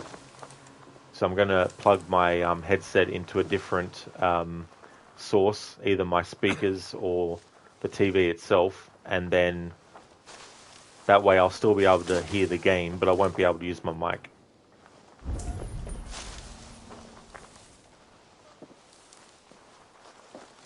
I must be careful now.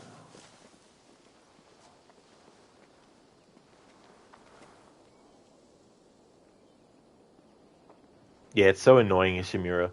Before, the only audio issue streaming Xbox games was the static audio issue, but it would only happen with certain games. But this new audio issue on stream for Xbox, it happens with every game. Even Xbox 360 and Xbox original games. I did a stream testing multiple different games on different systems, backwards compatible and all that kind of stuff, and the issue persisted. So, I'll be streaming from PlayStation from now on. Unless there's very specific games I want to play, but I won't be able to use my microphone.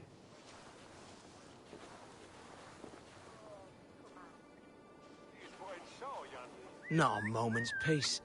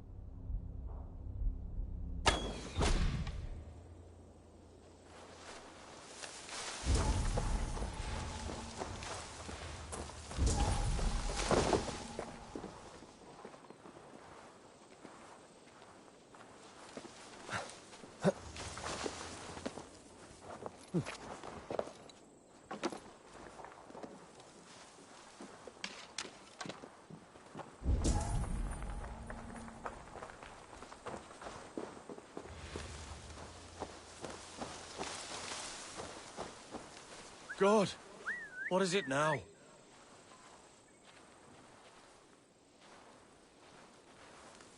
Hey now!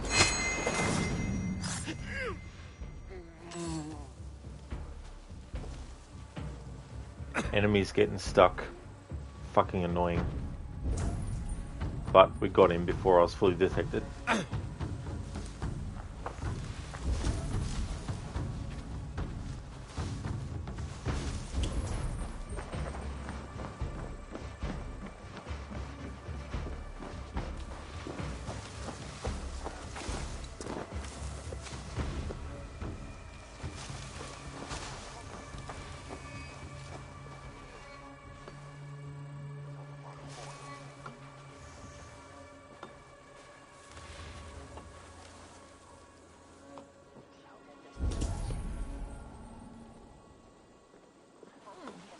storm is leaking.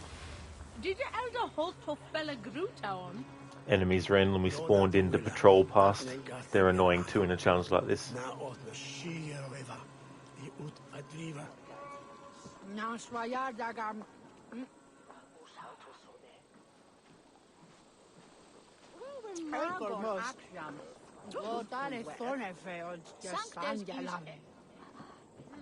His bairn shall the bring. Stonders was stickam. Unje de village. Also No worries, Ishimura. Thank you so much for popping in. It was good to see you in chat again. And I really hope that you have a great rest also. Thanks so much for stopping in. Where? Enough! When's it on Irnaf? If you are Abla.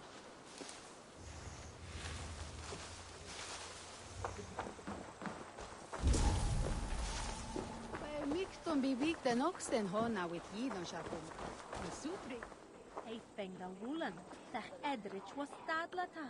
Shoulder Beshiran das Lutan flock self that werfet Keenan to Teeman. Nah, it's true that she said on Hudema. That's the Afiland. It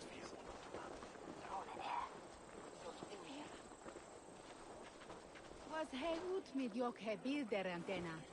Non wilde torda ana. Miktul hier verstoppen et de Leelsebere. Samenonden is litje here per wettemana. Se mariste delen mit helme et ele mit schierdoek.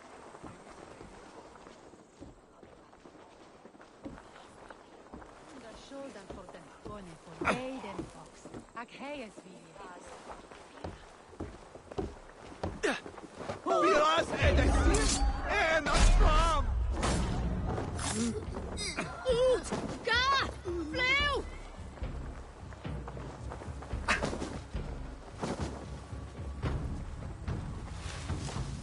Alright, that was lucky.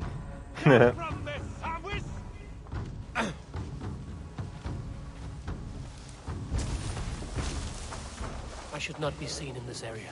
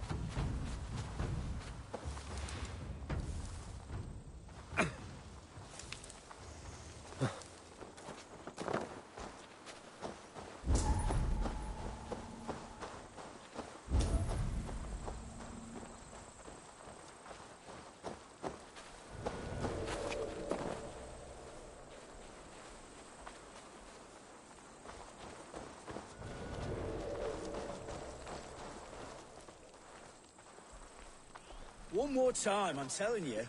If he says my boots are dirty or my hair needs combing, I will split him off.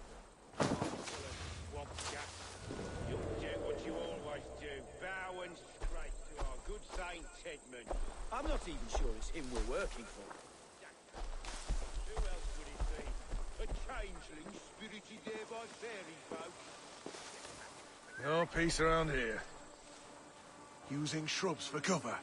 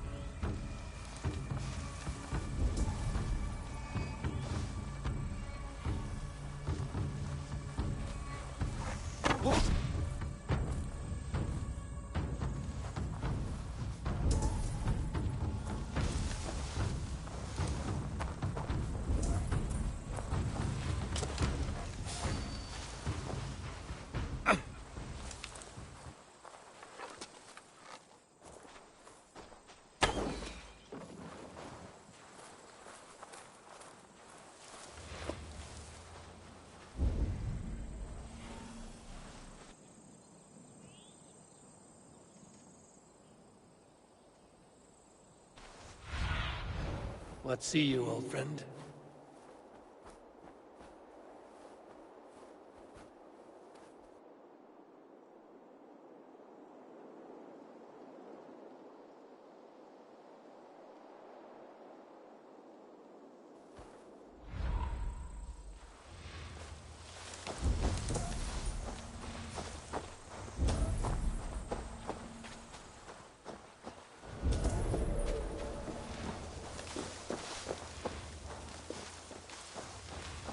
The guards here are vigilant. Time is coin and you're spending mine! Do you dare to question the orders of the great Thane Tedmund? I will have you flogged! We have a quarter to fill! We must keep the Danes from Kent! I could throw a stone and hit a dozen men who'd do a better job than this!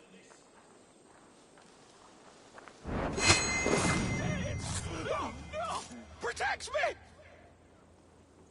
Alright. He's scripted to actually know that you're there. Because I killed his friend here without being detected by him or anyone.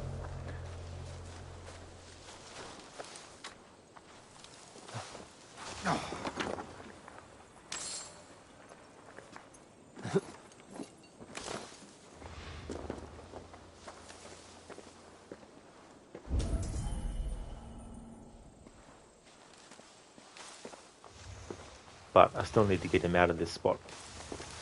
And we got enemies on horseback that are just, you know, patrolling in and out. So that doesn't help.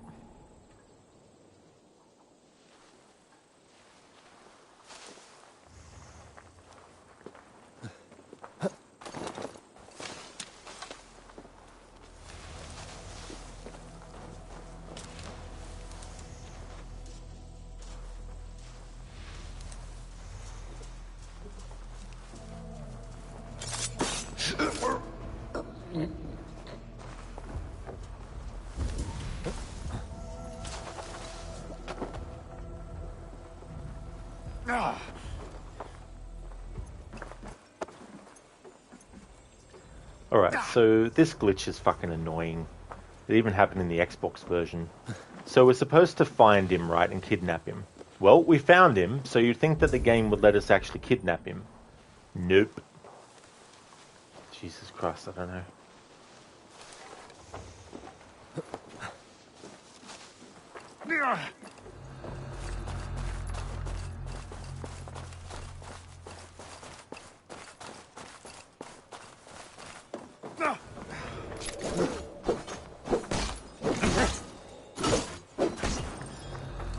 Oh, now. I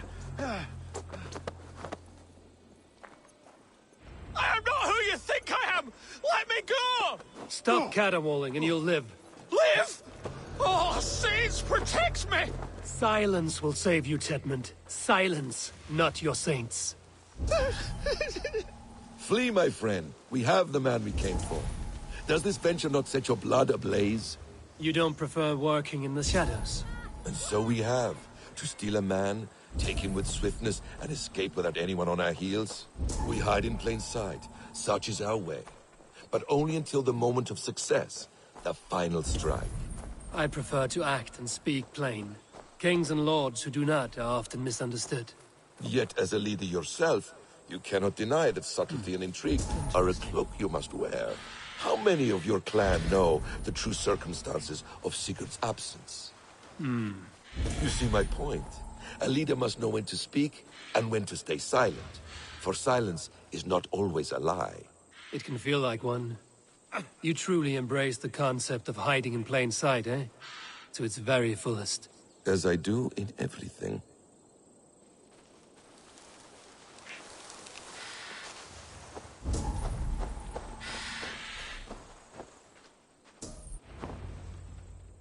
Halt, Danes!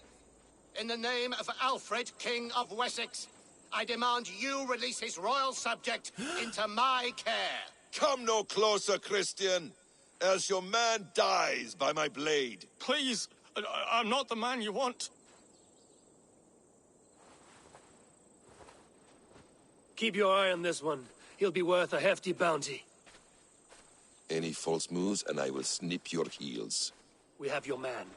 Now let's finish this shadow play and be gone. Are you sure that's Tedmund? He's dressed as a lord, but that man is shorter and fatter than I recall. I'm not Tedmund. I'm not. I swear upon the Holy Rood, I am not Thane Tedmund. What in heaven's name is happening here? Who are you? Speak quickly, or I will slit your throat and leave you for the crows. Shergar. I'm called Shergar. Lord Tedmund pays me a measly coin to serve as his double. Brother Shergar, you are far from Augustine's priory. I left the cloisters many moons ago, Your Holiness. The monastic life was not my calling. You're of no use to us, then. Perhaps I should just kill you here and now. No, wait. Let me think. Danes! To storm the walls, you need Danes. There's a raiding camp west of here I was told to be wary of. Acting as Tedmund, I ordered a band of soldiers to capture them. If you hurry, you may be able to stop this. If another band of Danes wants to join our assault, we'll have the distraction we need to get inside Rochester. If the Saxons don't slaughter them first. I am still Tedmund to the men in the field. I could speak with their captain, send his men away. It's a fearless plan. The Nordnir knit winding paths that cannot be unknotted. It seems Rochester was always in our path. Abbot, stay alert. We'll send word when we're ready to capture Tedmund. And this fool? He knows much of our plan. Do what you want with him. I won't risk our plan on the shambling of this fool. Come, Brother Shergar. And perhaps today would be the time to consider a vow of silence? An army of Danes is all we need to take the fortress. Let us hope. It is best to snare a wasp with honey. Have you ever considered more subtlety? I leave manipulation to you, Basim. You appear to see it as an art. It is both art and science to bend a man to your will. And harder still to convince them that they are firmly in control. Shergar was quick to betray his lord. Do you not think he would sell us out as swiftly? Perhaps. Perhaps not. I do not presume to know a man's heart in so brief a meeting. His prattle was sad and ugly, like a weeping babe. You have little patience for chittering squirrels. And yet, I allow you to squeak in my ear, along all the roads and byways of Kent. Because you are wise, and you see the same qualities in me. That must be it. We are nearing the camp. Let us hope there are Danes enough to storm a fortress.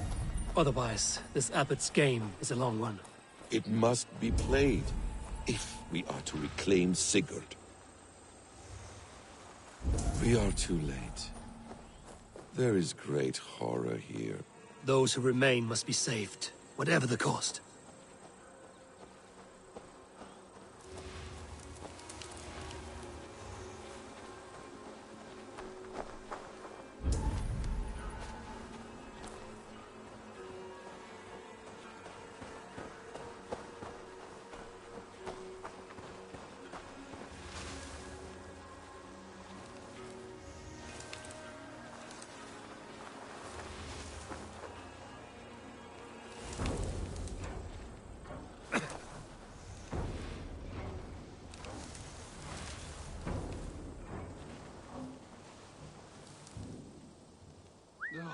Now what?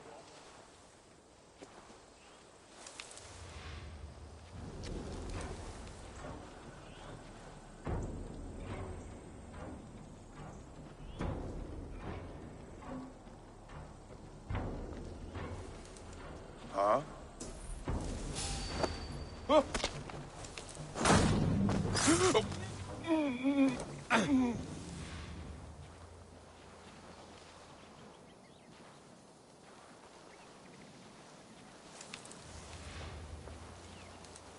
What's going on?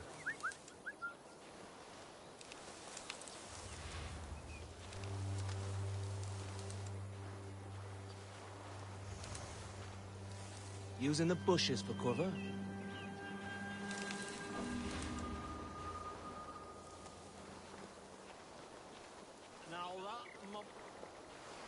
Nothing. That was so fucking close. So close that I would have had to count that because I pressed the button before the prompt. to assassinate was actually above the dude. Just to give an idea of how much real time I would have lost if I had to redo what I just did from my last save and my last manual save. So my last manual save was 9:44 PM and it's now 10:23 PM.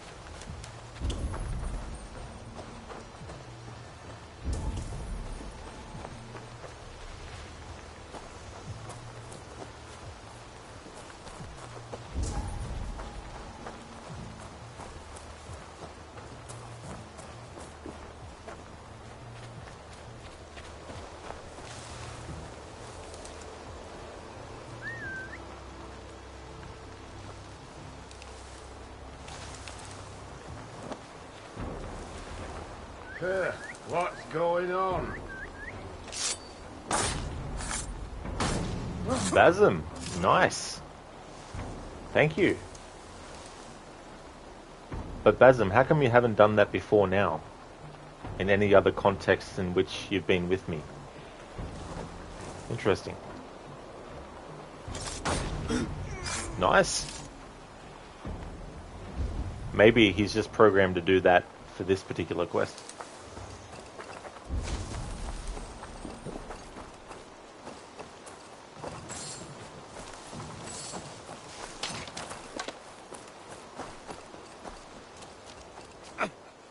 Hey, hold on, you!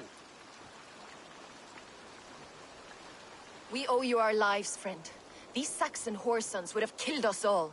Yes, they would have. And now's your chance to hit back. March with us on Rochester and drain it of riches. I would gladly, friend. But we few will not break those iron-thick walls. And we have no allies in Wessex. None who could be called upon to attack their countrymen. Mercia will heed the call. Gidrich will provide our Viking a horde.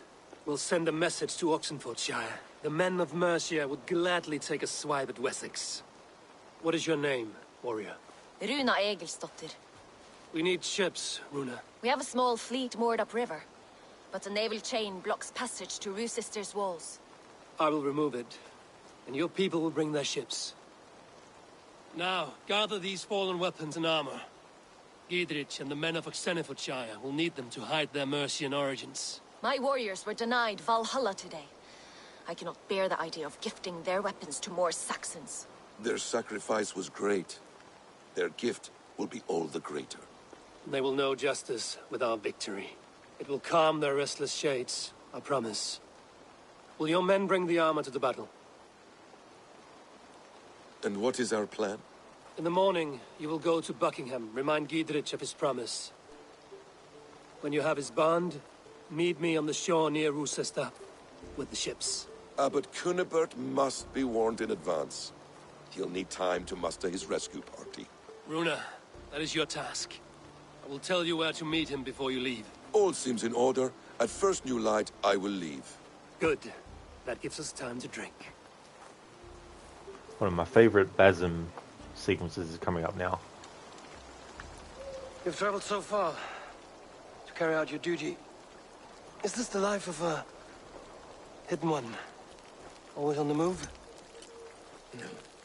Mine is not the usual path. The Creed does travel. Our ideals are universal. We believe that. So there's nowhere you call home? No place I call home. No. Weird. For me, home is family. But I have no family. No one? Not even Hytham? Parents, brothers, all dead. I lost my parents when I was 9 winters alone.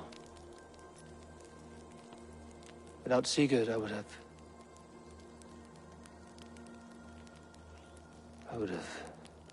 There is always one unbreakable bond. Yes. Children. They bewilder you. They can cause you so much worry. Fill you with joy. Even stop your heart. And if you're lucky, they replace you.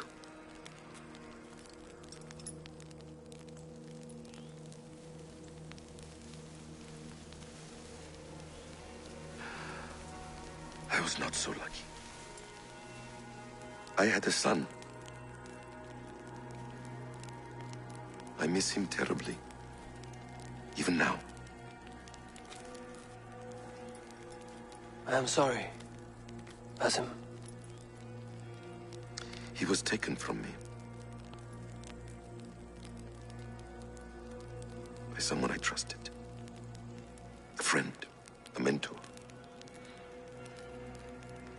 A man who I would trust with anything.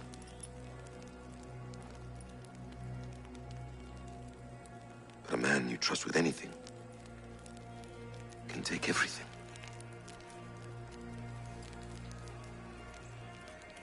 He took all I had.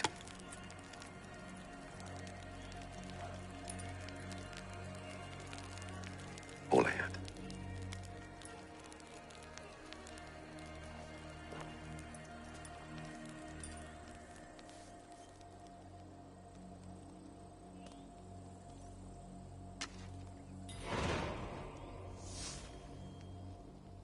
Rochester will not be an easy nut to crack. Time to prepare.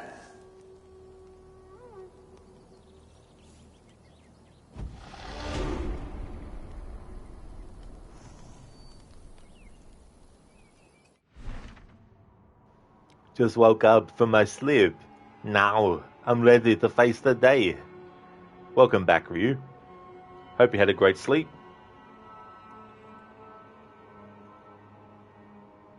There's just something about scenes that take place over a campfire that can be very effective. Another game that has a really cool conversation between characters at a campfire is in Shadow of the Tomb Raider, when Lara and Jonah talk about the family that they've lost and whether they would use the power of the box to bring those people back or not.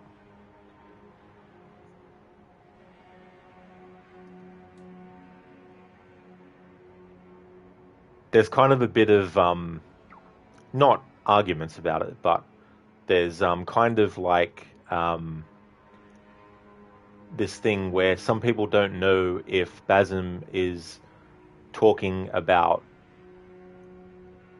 memories of him as Loki losing Fenrir, or whether he's talking about things that actually have happened to him in present time in his own life, even though he's the reincarnated version of Loki. But I truly feel that it can kind of be both, but hopefully in Mirage we actually find out either way which one it actually is. But it could also be both at the same time too, because if you've been reincarnated, I would imagine that there's so much stuff that the reincarnated version had seen and been through that it wouldn't be out of the ordinary to think that there's been some similarities that have happened and all that kind of stuff. But we'll have to wait and see. But Mirage has to come out first, which could be a few more months away. I mean, not a video game, but the OG TMNT movie definitely had a campfire scene that proved very effective. It did, dude. Yeah, it really did. When Master Splinter gets captured and the turtles are kind of lost without him, and they're at the campfire and they are meditating, and then Master Splinter's meditating as well, and basically transmits a an image of himself to the campfire where they are able to commune with him. Listen, do you like that scene too as well? Cool. Yeah. I don't know, I think there's some conversations and stuff that, it adds an extra layer to them if they're at night time, and also if it's around like a campfire situation. So if we've done that quest, which means I'll make a new save for this next quest to act as the point that I need to load from if I get fully detected.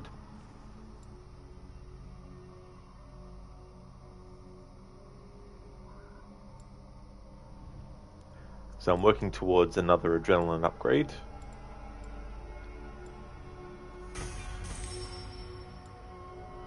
Damn it. Could have gone that way. Not to worry. I'll still get there eventually.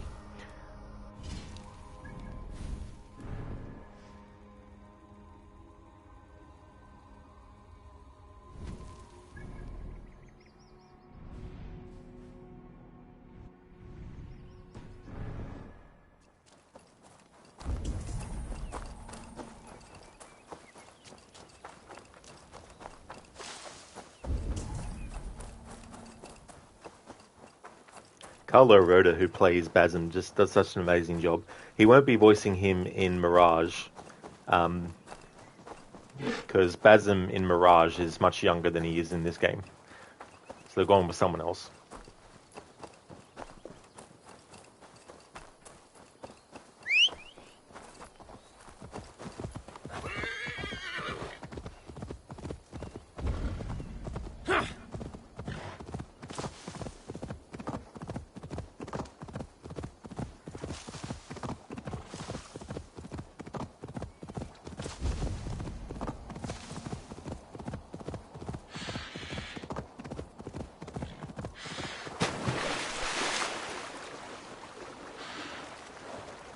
Alright, need to release the naval chain. I'll get to shore here and then I'll make a save, and if I get fully detected fairly, that's where I need to load from.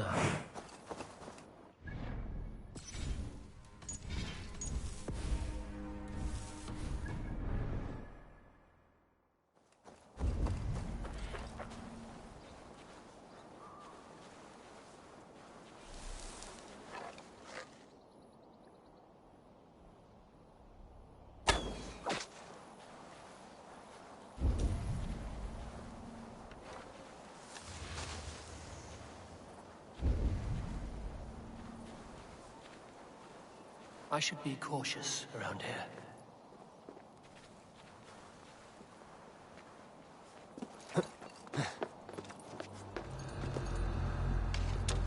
Felled by treachery. Shall need to clear this fort and break this chain to get our ships safely upriver. The mechanism should be inside.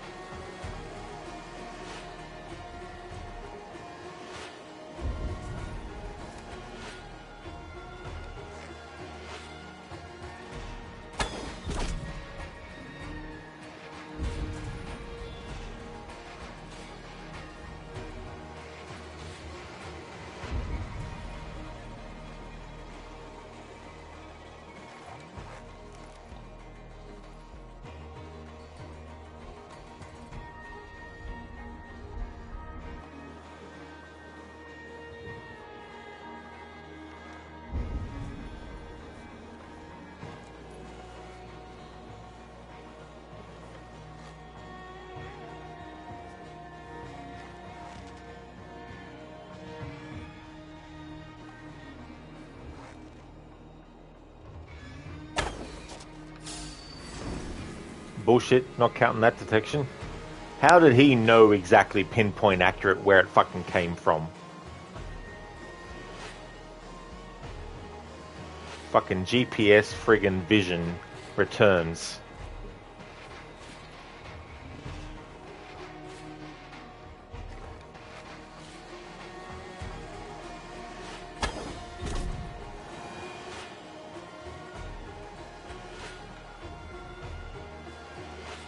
Like, no delayed reaction, like, shit, where'd that come from? Just instant detection. Bullshit. You had no idea exactly where it came from until you looked in the direction.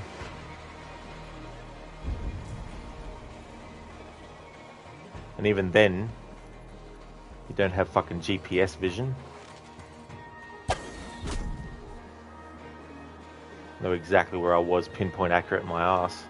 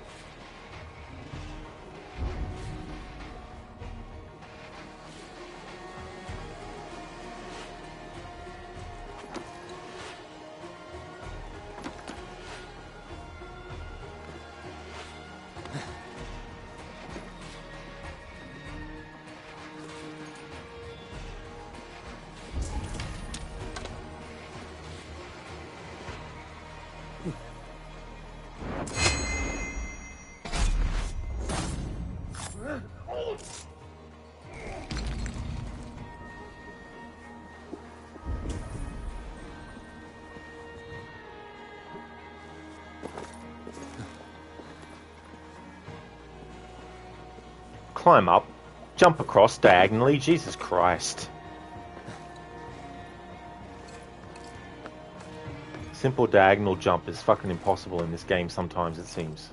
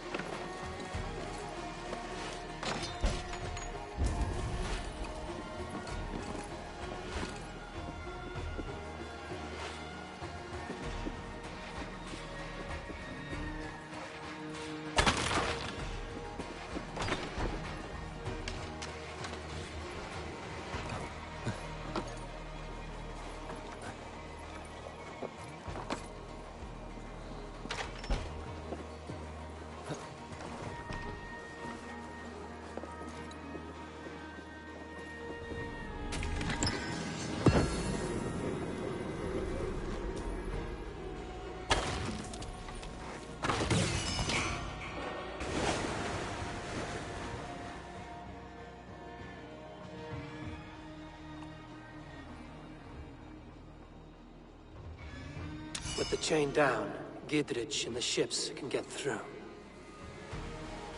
Alright, we've done what needed to be done.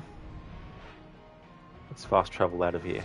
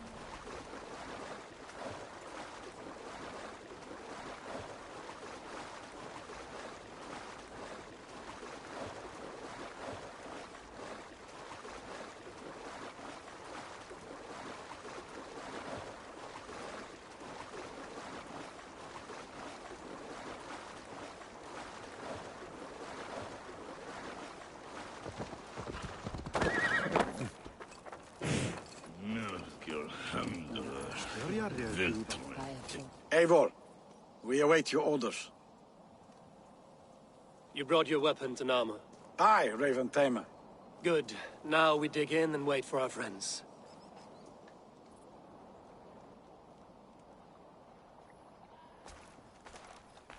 Well met, old friend. When the chance arrived to lodge an axe in the sod of Wessex, you thought of me. Such an honor. Is everything else in place, Eivor? Are we ready to take Rochester? Rally our army. We will drag this mouse from his hole.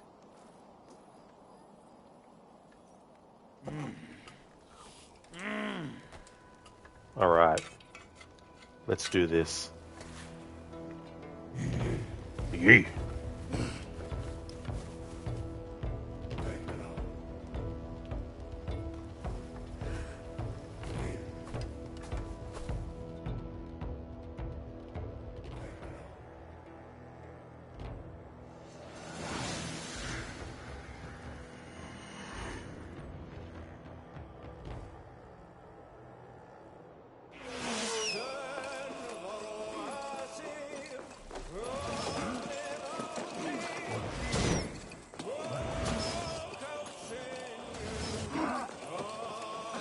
Look out! Oil!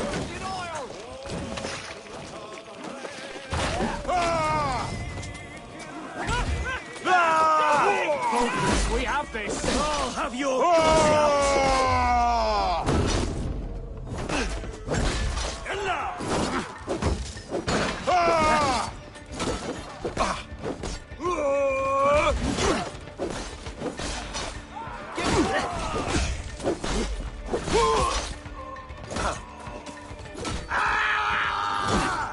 You will pay!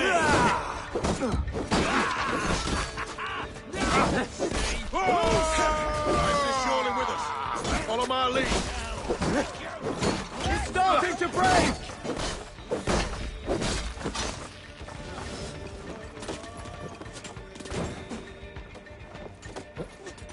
I'll stage your welcome. You're right for that!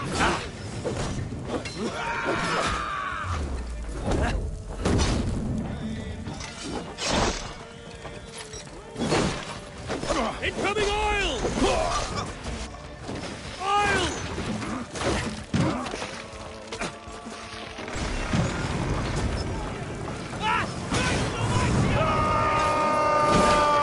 Look out! Oil!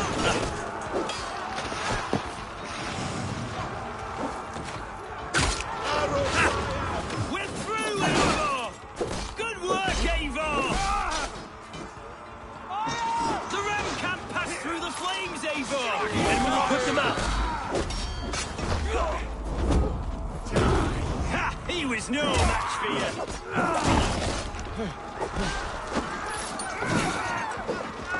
Oil!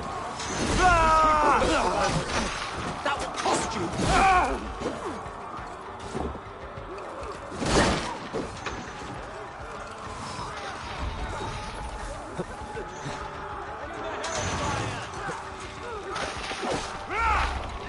Get down the side! I'll kill you!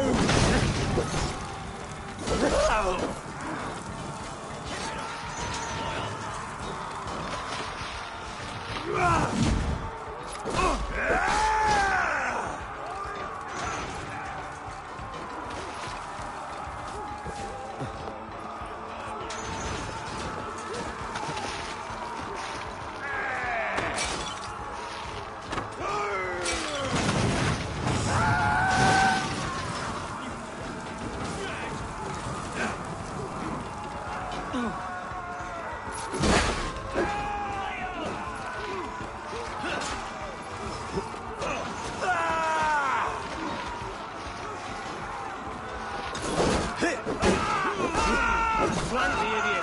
Press hard!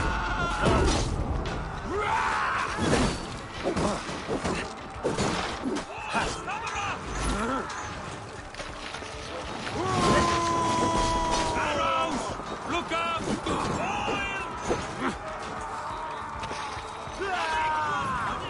Get back here and face me! Big one too, brother.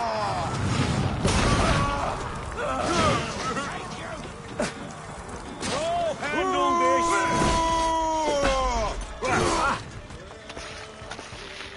Watch my lead!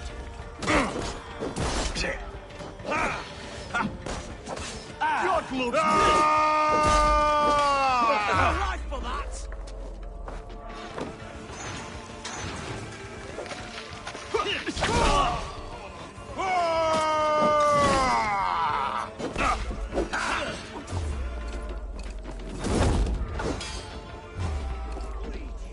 That cost you! I'll have your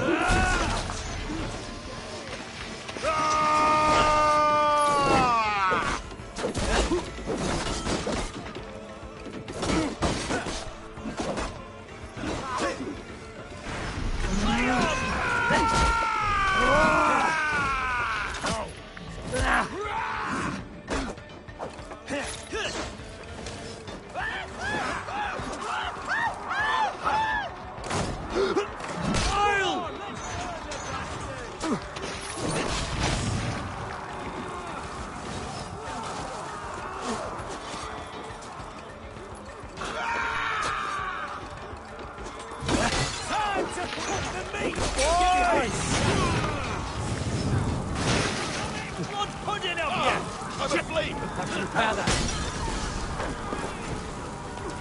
Ah! Christ almighty, I'm on fire! Remain steadfast. God is I'll with me. handle it! Defend the ram! Keep those Saxons back! We must find a way to lower that drawbridge. I will see to it.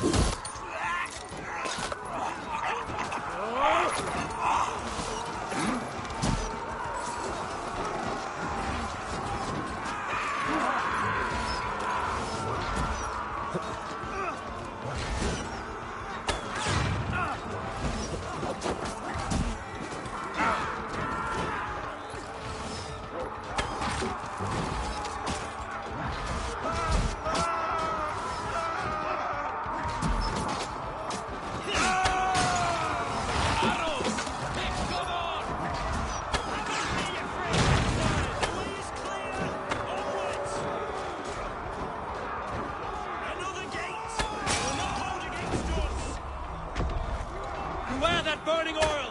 Break down that gate! Arrow fire!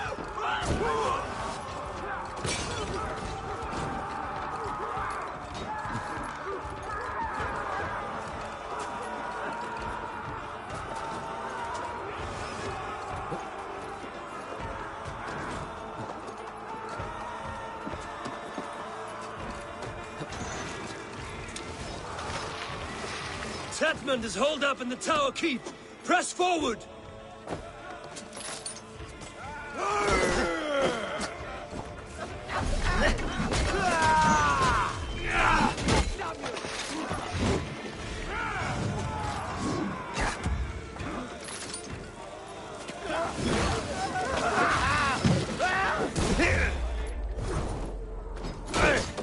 God damn you!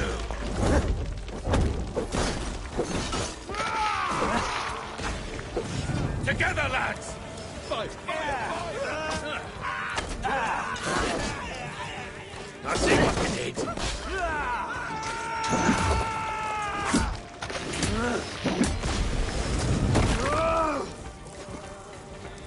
We have the advantage! Ah! Put it out! Put it out!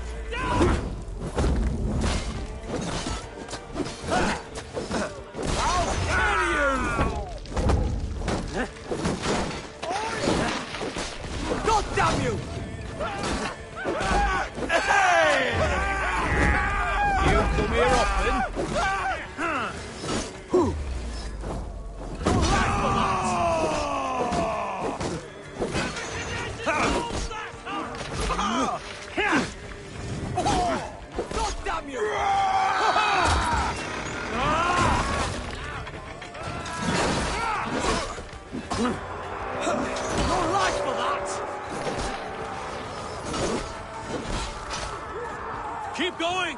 Inside! They have the keep sealed tight, Guardian. Then we must look higher up for a way inside.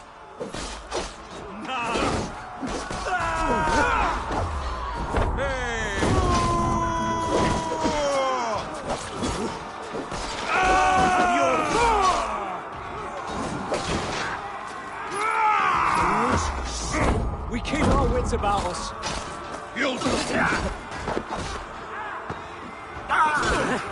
God damn this sinner! Come on! Right! God won't let us lose.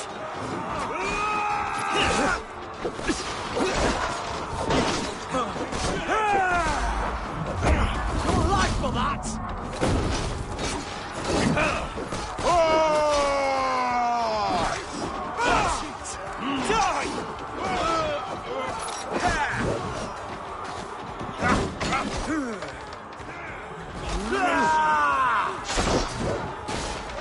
Me, brother! Just the thing! God damn you to hellfire!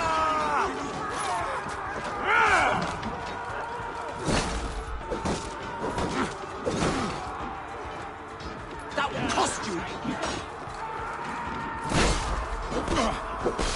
Right, Lay on!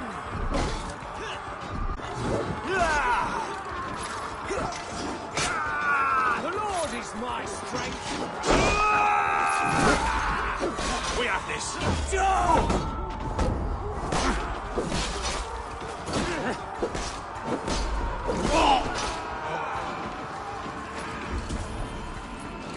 Aid me, O Lord! That's it!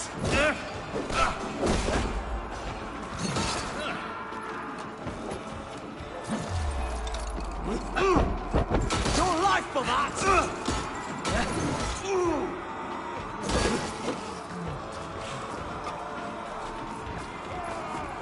God damn you to hellfire! A good strike, Eivor! Another Saxon goes to his grave!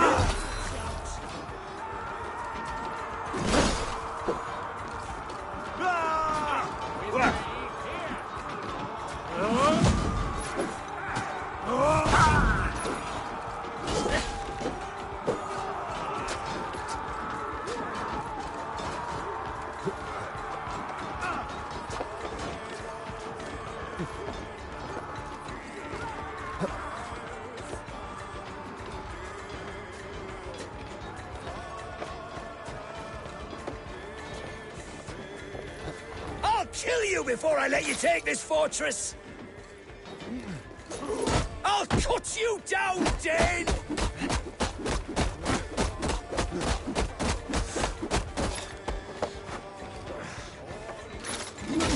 Sister will not fall to you, rabid pack of mongrels!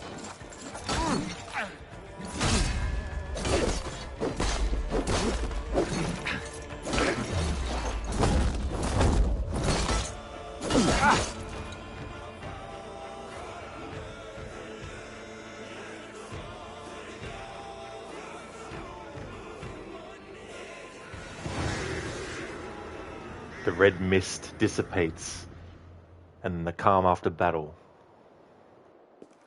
You dare to take this fortress, Dane? Alfred's army will smear your innards across the battlements. We're not here for stone and sand, Thane Tedmund. I shit on you! You and your toy gods! I will not bow to you like some puppet's lord! I would rather die! How much will your king pay us to keep your sniveling head upon your neck? An army marches upon us from the south. A holy man from St. Hadrian's Priory, backed by a field. Ah, then, Abbot Kinnebert, God be praised. If riches are all you care about, the church has it in abundance. If the terms are fair, you'll have your freedom. A chest or two of silver for a shit-stained sewer rat. Stay quiet, or I'll not be able to stop my friend from slitting your throat. Ah! Watch yourself, heathen. You handle me too roughly. Yeah, Zo, hype indeed. Always love the music before they do like a raid in the game. Lucinda, you've got AC2 all primed and ready, buttons and controls. This one uses Ubisoft Connect in the background. You haven't had the best luck with the Ubisoft PC app, but it seemed to work well this time, we'll see. Hopefully so, Lucinda.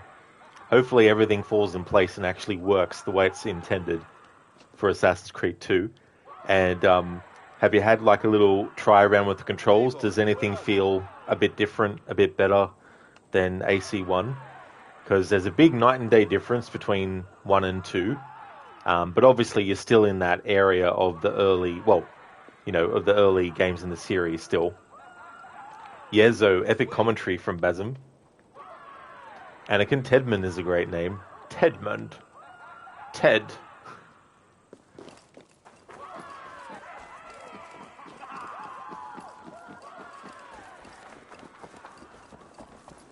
You will die for the indignities you've showered upon me, Dane.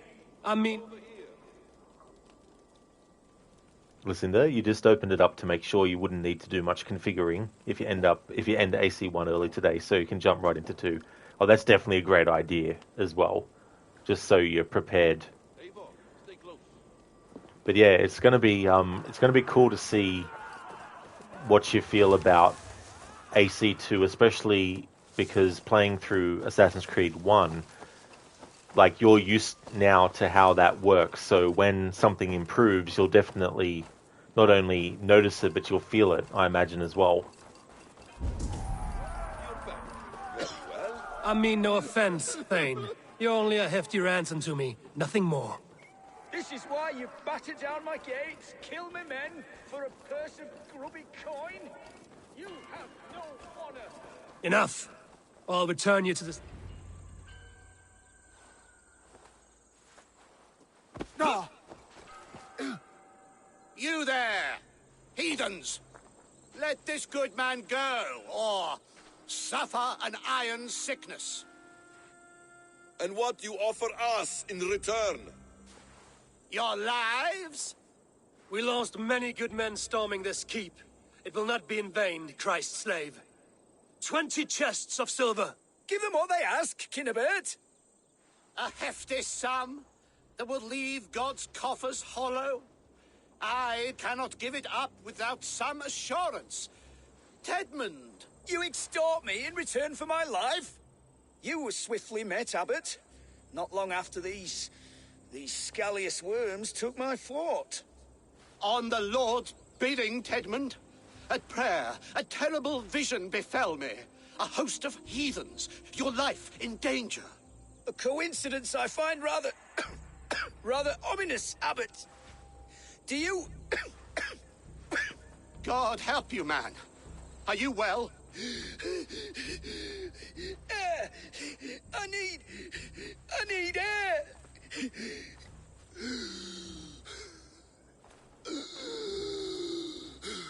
Give these people air.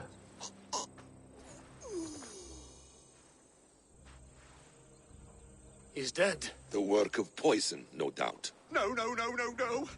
Rouse the man. He cannot be dead. He must not be dead. Poison.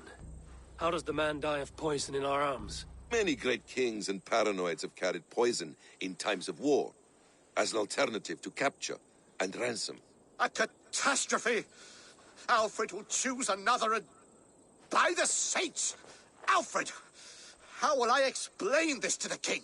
We followed this road to its end, Cunibert. You may not like where it led, but you owe us our half of the bargain. You shall have your paladin. I need a day. Return to my abbey tomorrow, and you shall... Oh dear. These delays are grinding at my bones. We should abandon Cunibert. Find Fulke ourselves. Peace, Eivor. Speak with Giedrich and relieve him of his oath. I'll meet you at Cunebert's Abbey.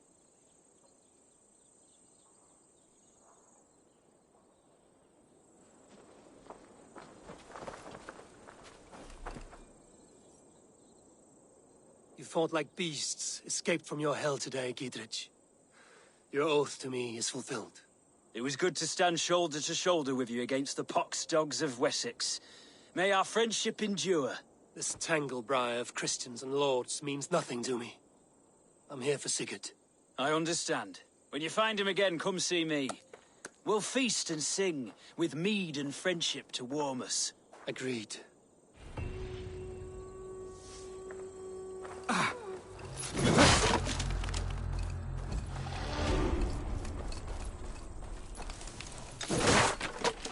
Well, well, well. That didn't quite go as planned, now did it?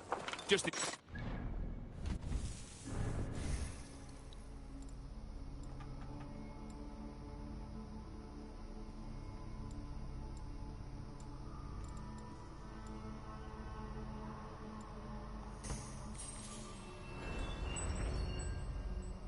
Alright, so to get to what I want, I'll need 1, 2, 3, 4, 5 more skill points.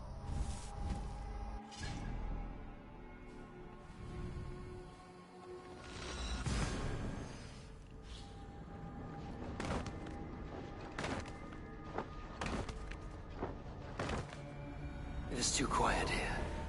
Where are the brothers? Or the abbot's men?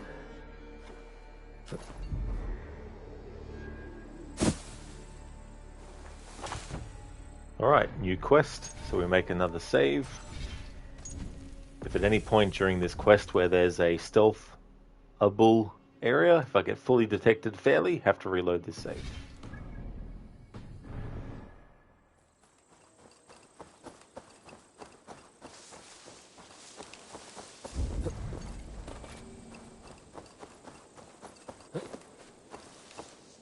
I would say well met, brother, but I cannot shake off the needle itch of dread.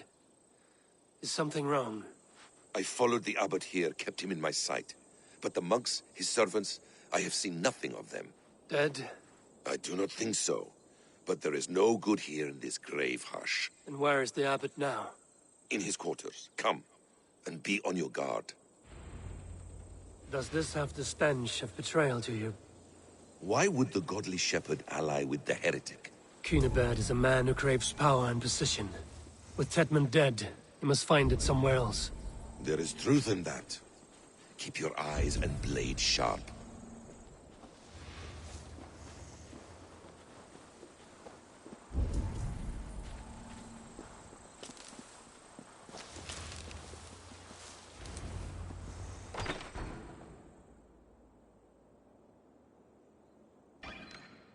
Cunibert, your guests have arrived.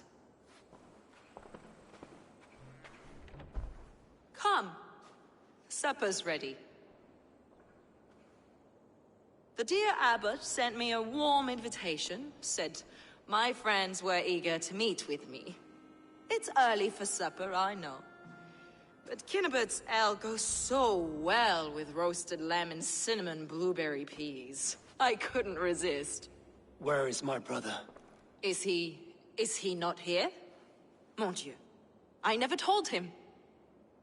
Kill her, and we'll never find Sigurd. Sit, Ava. Eat. And let me tell you the tale of a man who talks with gods. You mock me. I've killed for much less. Of course you have. Isn't that the way of this ugly world? We cull the sheep and thin the flock as we see fit, you and I. Most who walk the earth are little more than talking blood bladders, wasted flesh. But not Sigurd. Sigurd is something else. Sigurd has been touched. He is deified. The gods, they speak through him. You lured him in with that lie. Your words are bile and blight. You should have listened, Ava. I tried to tell you. The gods are real and their power is within our grasp. You will never find him. Not till I have had my fill. To old friends.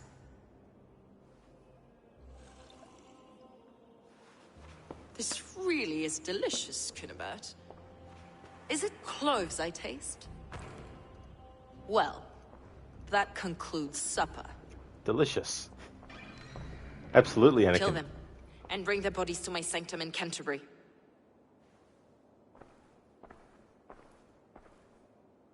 They will be upon us soon. Maybe there is another way out.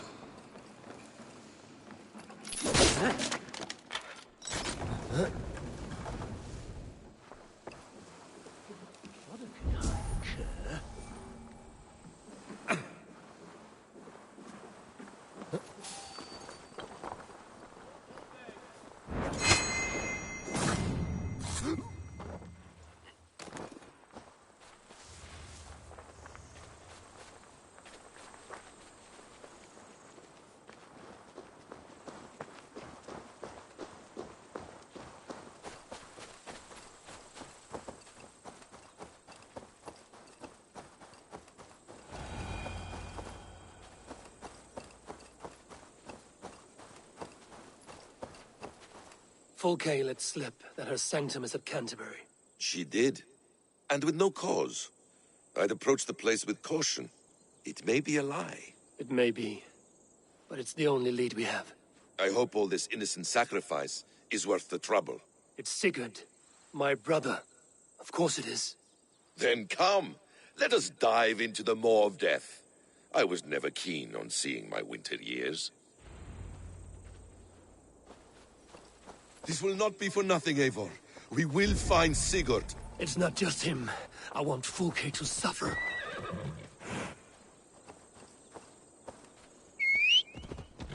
Alright, any detections that happen while we're traveling there do not count.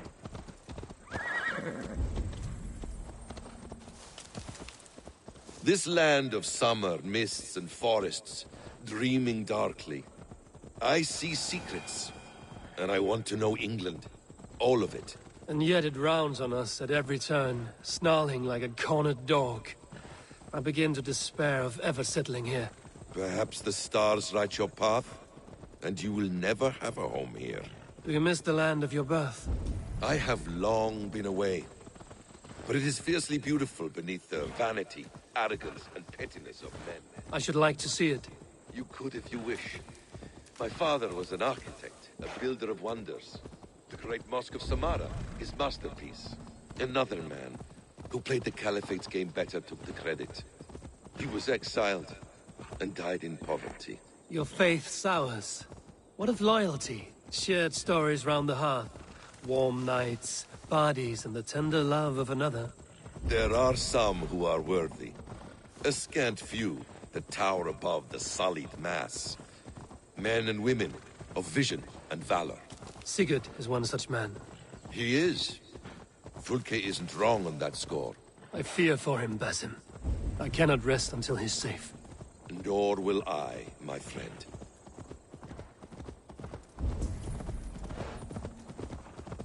The practice of learning has waned considerably in England since the days of the Romans. What books they still have, they keep locked away in their churches, hidden from the eyes of common folk. Thralls and churls cannot read. What would be the point? They could learn. The church could teach them. So much of human history would be open to them. Aristotle, Pythagoras, Euclid, ancient knowledge lost to all but a few hard-headed men of the cloth. You have studied these works yourself? In my youth, I was consumed with a passion for understanding. I spent many hours a day in the House of Wisdom in Baghdad. A seminary? A great library, full of the greatest learning of mankind. For a boy seeking answers, it holds many riches. One day, I was sitting cross-legged, devouring a study by the great astronomer Al-Khwarizmi. With the swiftness belying his years, the papers were plucked from my grasp by the great man himself. His presence stole my voice. He was kind and open-hearted. We were speaking, Eivor. His presence stole my voice. He was kind and open-hearted. He showed me such scientific wonders. And what did you learn there? Calendars and calculations placing the sun, moon, and 5 planets. Equations that crackled and sparkled with divine intelligence. I asked the great man, Is this what it is to know God? You saw your god's hand in the runes. I found wisdom, and I have been searching for more ever since. There is great vastness outside ourselves, Eivor. Most only notice a few grains of sand. But some, like Sigurd, I believe, see the endless flow of the hourglass. What you see in Sigurd, is this what Fulke sees as well? I believe it is. We will find no friends in Canterbury, so try not to draw attention. Getting There's much here to detected. admire, but it was built on God's gold while his people live in hovels. This land of summer, mists and forests, dreaming darkly. I see secrets. Oh yeah, that's right. This dialogue repeats itself. Alright, so these detections I don't count. And the reason I've been avoiding them anyway is just to get the dialogue. Begin to despair of And now the dialogue is actually just repeating itself. And a great mosque of Samara is indeed an architectural wonder. Land of your birth. It'd be cool if in Mirage we actually get to see it in the game. These detections are such a bullshit way to absolutely ruin a good conversation. They really are, Anakin. I don't know why they do it. Won't be gentle if they spot me. Builder of wonders. The great mosque of Samara, his masterpiece. Another man. Hello there, Ronnie. How's things going, dude? He was exiled. You're back. Very well. Another man who played the Caliphate's game better took the credit. He was exiled and died in poverty. Your fate? This place swarms with Fulke's people. Sigurd will be well guarded. Caution and subtlety should be our path. Ready? Follow me. What do you see, Sunan?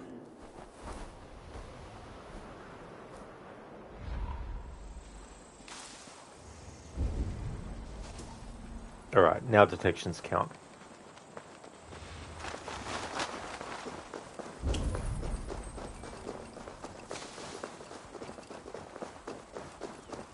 This is a trap.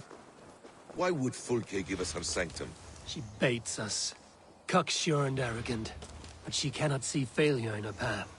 Her fearful wit would say otherwise.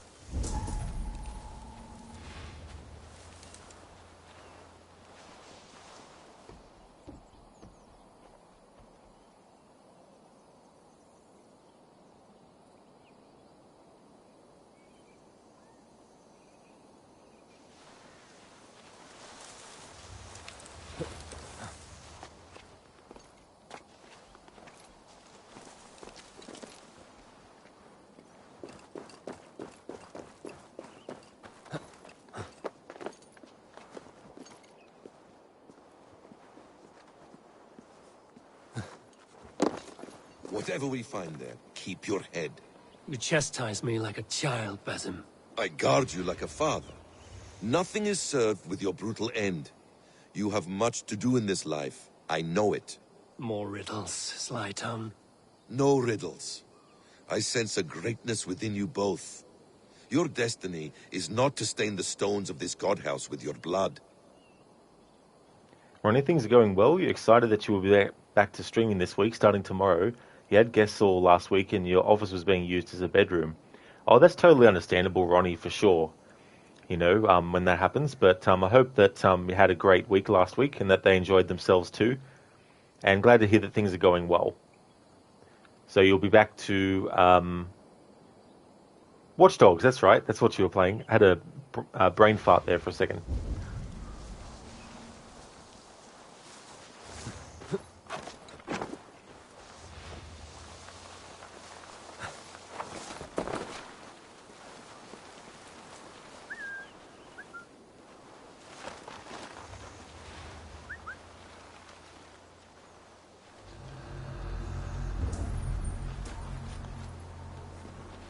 If she's still here, I will burn this Christ house to the ground.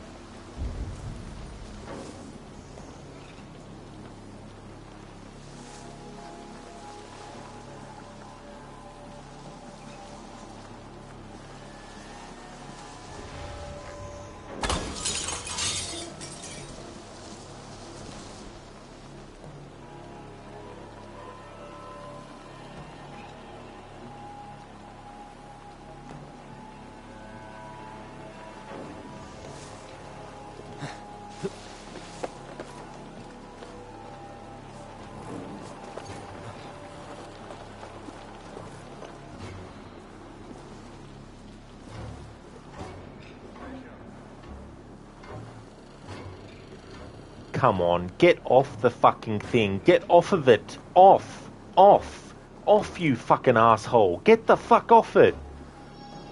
Welcome to a 2020 Assassin's Creed game where you can't even step off something. Jesus fucking Christ.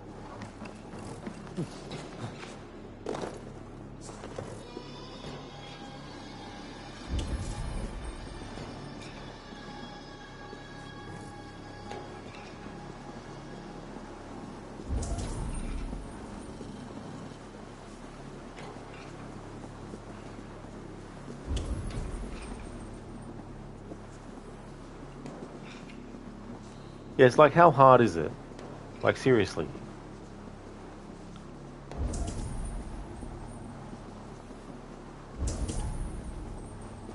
I mean, yeah, you sit me in front of the computer and say, okay, Rod, you do better. I couldn't do jack shit, but I'm the player, not the game maker.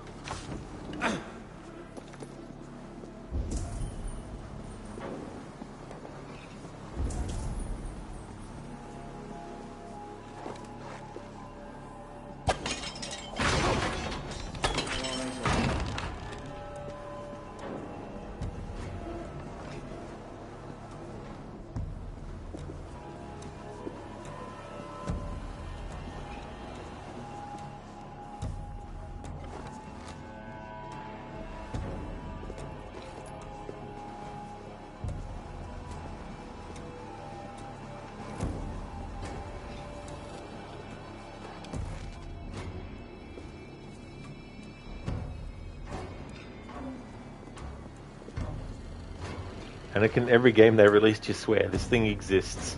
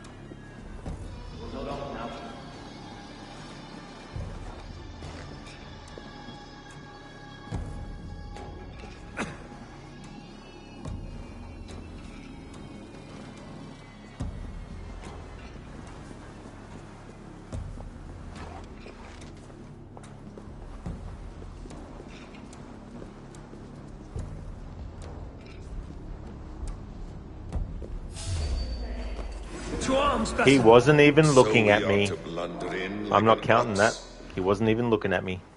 His head wasn't even turned towards me. Not counting it. Not accepting that bullshit.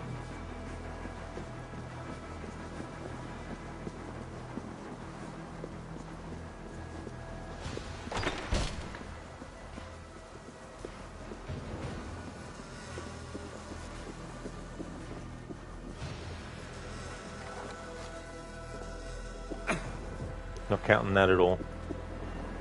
Fucking bullshit eyes on the back of their fucking head.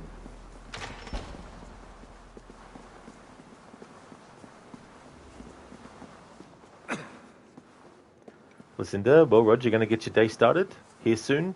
Going to lurk mode. Hope you have a great rest of your stream. Thank you so much, Lucinda. I definitely will. That's for sure. Hope that you have a great start to your stream also. Want to highly recommend people check out Lucinda's channel if you haven't before. He's doing a playthrough of Assassin's Creed 1. First time ever. We'll be following that up with Assassin's Creed 2. Coming up on her channel, she's also going to be playing Stray, Hades, and A Plague Tale Requiem. And is also a fan of the Resident Evil series, as well as the Dishonored series, to name a few.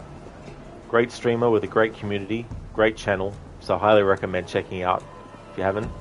And Lucinda, absolutely no worries for the shout out at all. I hope you have a great start to your stream. Definitely catch you again soon.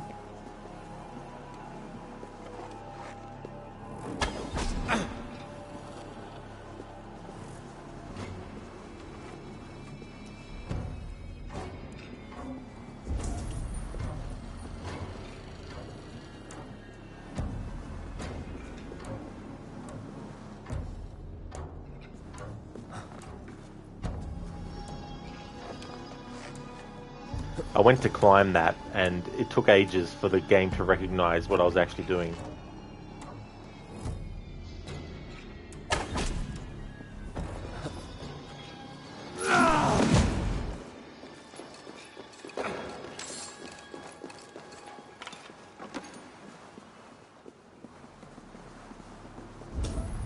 This must be the way to Fulke's sanctum. Then let us go.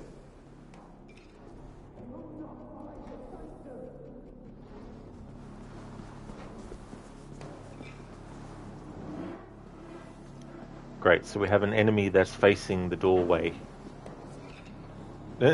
Wonderful.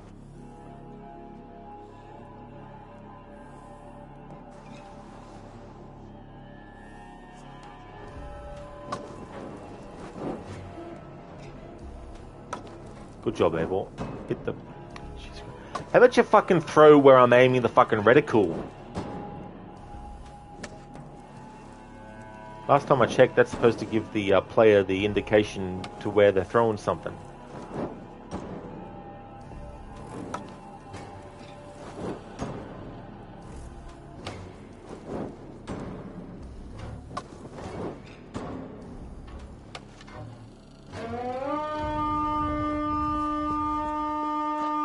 They got your fucking attention?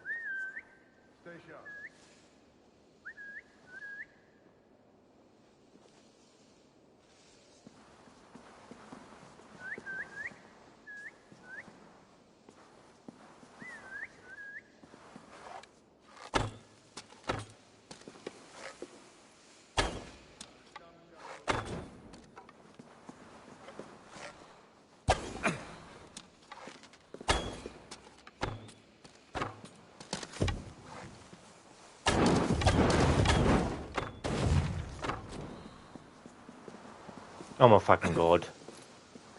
This is the fucking dumbest enemy in the fucking whole game. This is the place. It's riddled with the stench of her. Help me, Basim. Sigurd is within.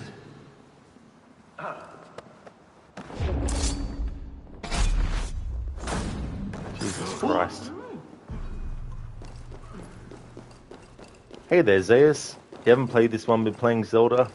So how is it, the new Zelda game? How's that one going?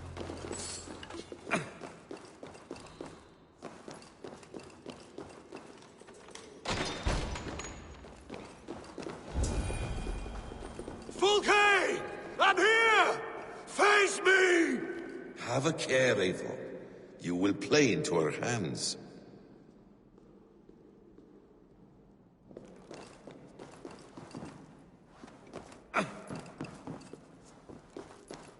By Odin, this is a sick tapestry she wove. For every drop of his blood she spilled, I will take a meat horn more. Details on the Order of the Ancients. Fulke ranks high among them, but is not their head.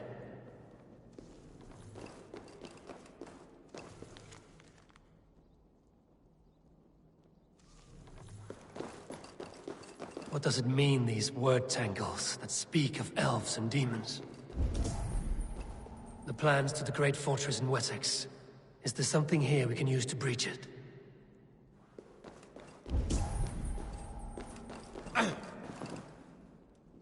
The Gospel of Mary Magdalene. Curious. That was one of the Gospels that was taken out of the Bible on purpose.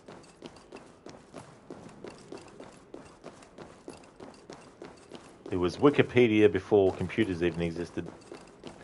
Like, yeah, we'll just take this out of the book. We don't like that part. It contradicts a lot of stuff.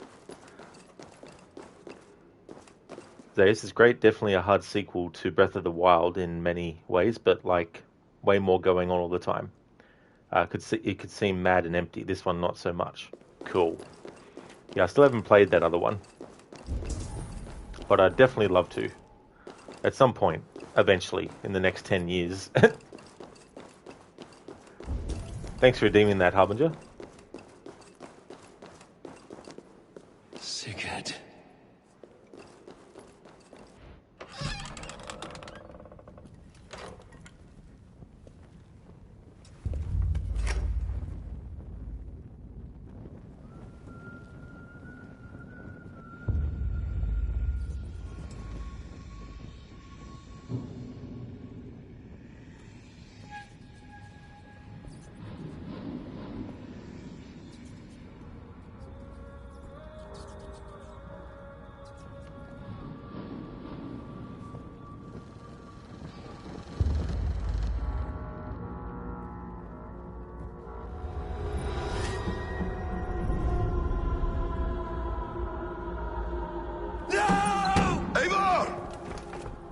What is it? Tell me that you found something. Anything we can use. I may have. A fortress in Sussex. The Order trained soldiers there. We must be sure. Sigurd is running out of time.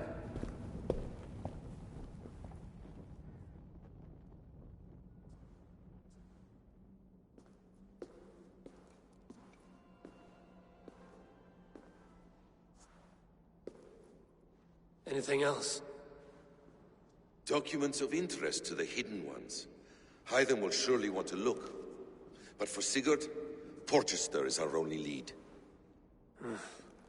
If he is in Porchester Castle, we'll need a massive army to crack its walls. I have many friends in England now. If I call on them, they will come. They will. Basim. She severed his arm clean off. Can a man survive such a loss?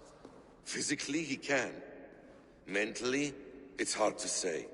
So much stress can drive a man to despair. If you suggest he might take his own life as Tepman did, banish that idea. I must tell my people at the settlement that their Jarl remains a captive. They will not take it well. We will not fail again, Eivor. I'll scout ahead and send word to the settlement when I know more of Porchester. Be ready.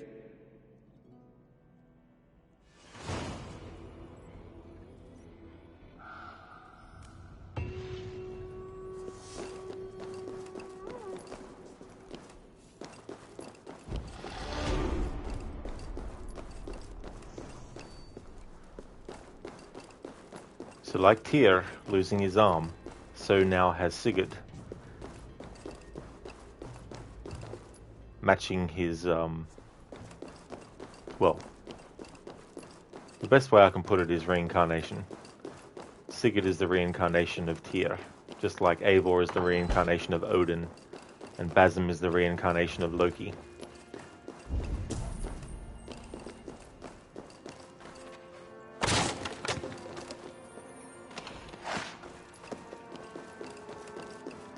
It's through the pain that she's put him through and the losing of the arm that's caused a, let's just call it a mental break, which has unlocked in full his memories of his past life.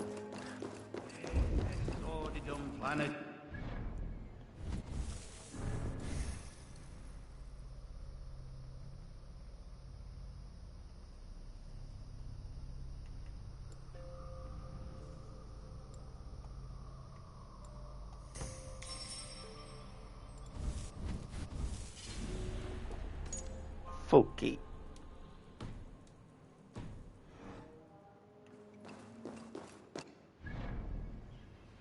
Zays, who loses his arm, Link? No. Sigurd. I'll grab that redemption for you, Harbinger.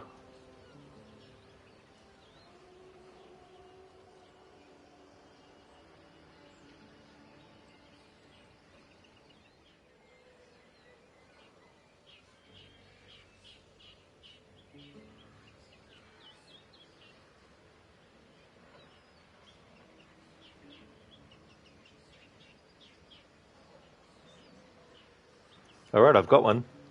Hey kid, I want you to spill your guts. Tell us everything. Everything? Everything. Everything. Okay, I'll talk. In 3rd grade, I cheated on my history exam.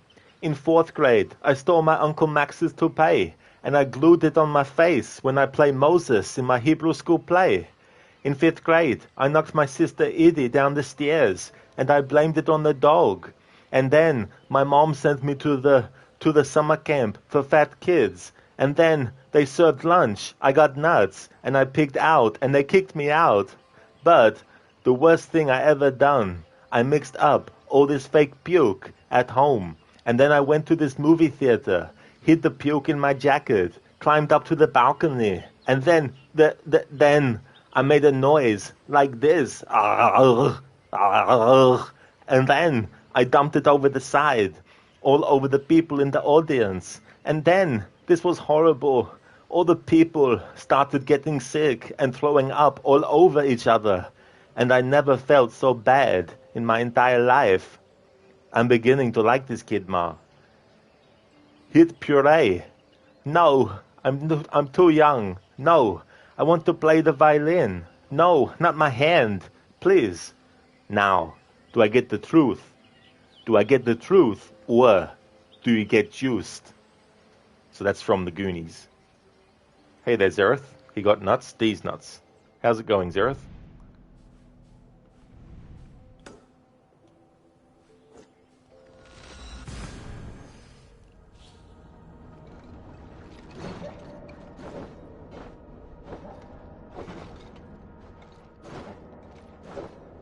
Well, thank you for the lurking, Zereth. Appreciate it.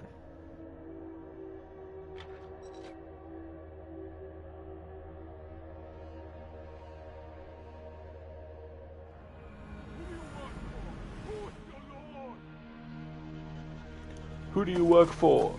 Who does number 2 work for?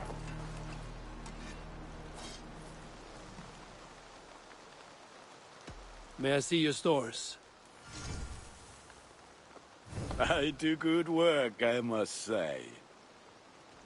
I will see you later, friend. Be well, my friend.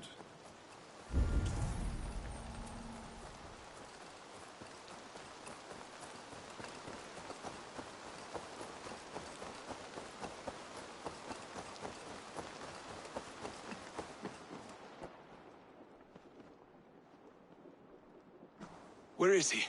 Where is Sigurd? He's alive. But not with you. Where is he?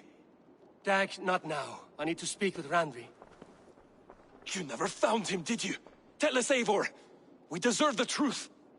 I need to speak with Randvi. Step aside, now. You never found him, because you didn't look.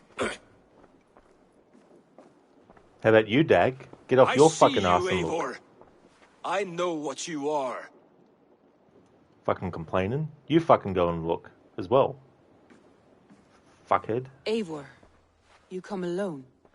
I fear what that means for Sigurd. I could not find him. That madwoman Fulke, she slipped away, took him to Sussex. We need an army. Call on our alliances. Remind them of their oath to me. We must act before... Before what, Eivor? She tortured him, Randvi. Did unspeakable things. Severed his arm and left it as a gift. I fear she means to kill him. Slowly. Gods.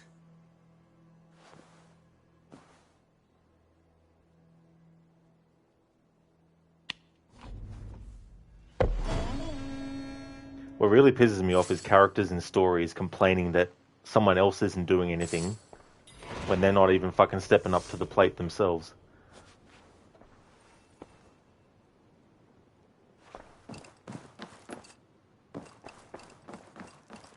But this is where we reach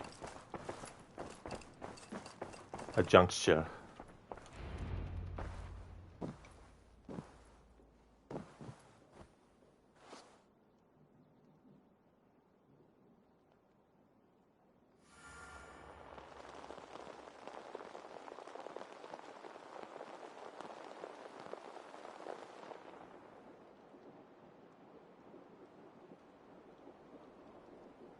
Eivor!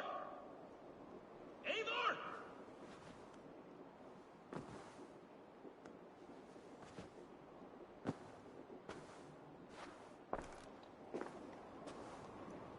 Harbinger trying so hard to make us dislike a character.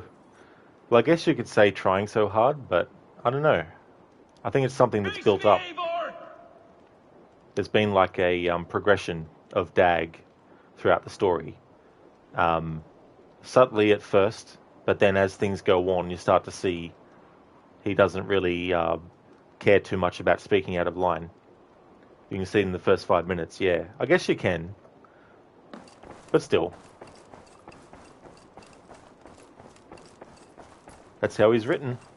Character to not like. Stop there, Wolf-Kissed! This ends now. Dag, turn around and walk away. Your habits are not my own, Eivor. I do not flee responsibility for the sake of my glory. I stand firm with my people. For many months, I have stood at your side, keeping faith in Sigurd's judgment, because I believed in him and his vision. Do as Eivor commands, he told me. And I have. Against my better judgment, I did as you have asked me. And where has that left us? Without a Jarl? Without a purpose? Watching you chase glory around this land like a spooked hare! You could have come to me in confidence, Dag, but that offer is gone. I have no need of it! My mind is fixed. Hear me all! I challenge Eivor for the leadership of this clan until Sigurd is safe home! Walk away, Dag. No! We fight to the death! I accept. We settle this now. Ah! A final act of courage! Very well. Let the circle be made! I'll crush you underfoot! Please! Please, both of you!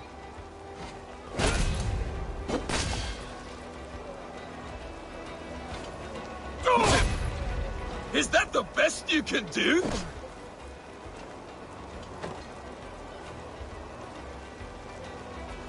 You've gone soft!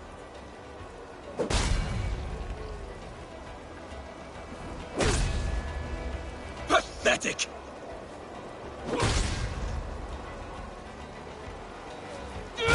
Stop!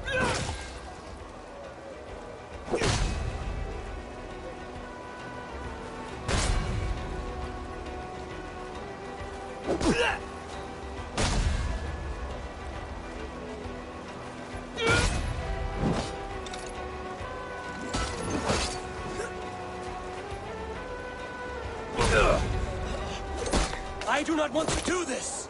Walk away!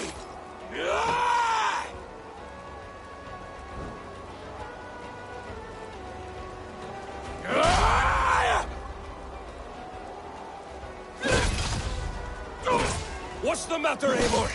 Are you scared? Only for what I must do.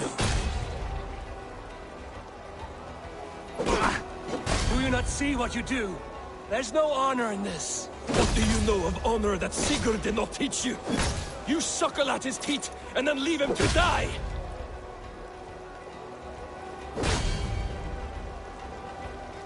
You should have listened. You might have seen. I would grant you exile. Leave this place, but go with your life. Spare me your pity and fight! So be it. You leave me no choice. Please! Please, both of you! You could have waited. You could have come with me. You are a fool, Dag. You see where it has gotten you. Silence!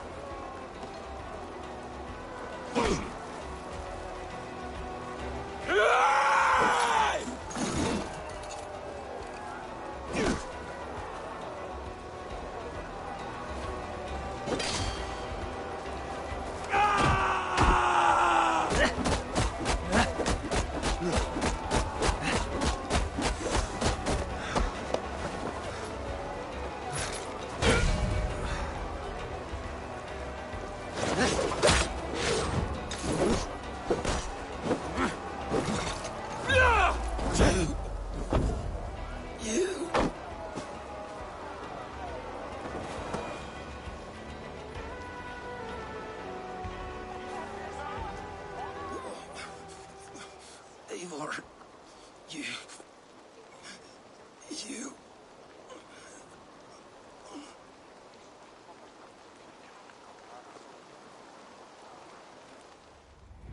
If I had any pity, I would not lavish it on this poor fool. He forced my hand.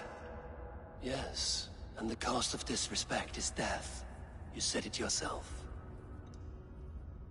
All he demanded, you gave him. That should be enough. I have no need for one so fragile in my hall of heroes. He fought for what he believed in. Does that not count for something? Does it? You killed him all the same. What is the true cost of disrespect? The choice lies with you.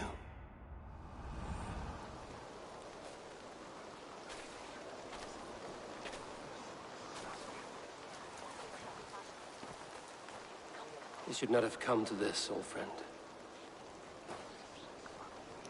Alright. So, I give Dag the axe. Yes, he's an asshole. Yes, he's annoying. Yes, he says a lot of stuff that is very untrue. And he has this idea in mind that Eivor is doing absolutely nothing to try and save Sigurd. But out of the two of them, Eivor is the only one who is actively doing something. But Dag doesn't want to hear that. The reason that I give him his axe is because in comparison to Ivar, who killed in a cowardly way and did so betraying the trust of Ceolbert and all that kind of stuff, I felt that he did not deserve to die with the belief that he was going to go to Valhalla. Whereas with Dag, I feel that what he has done, while still fucked, is not on the same level of dishonor and cowardice that Ivar did in that circumstance. Take this and fly to Odin's Hall. Whatever you sought in this life, may you find it in the next.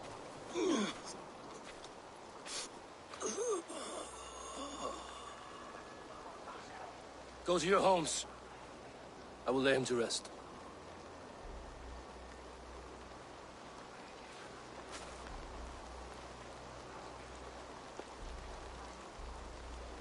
Go to your homes!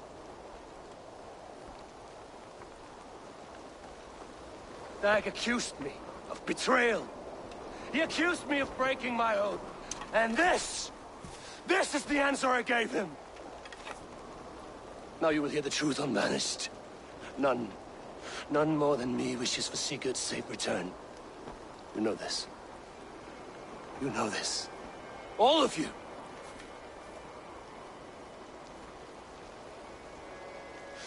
And I will burn the fields and dredge the rivers of Wessex to find him.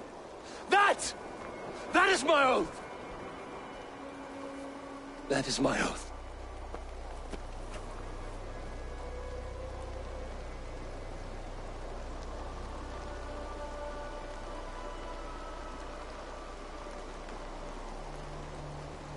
I will find Sigurd. You will not be without your Jarl. This I promise.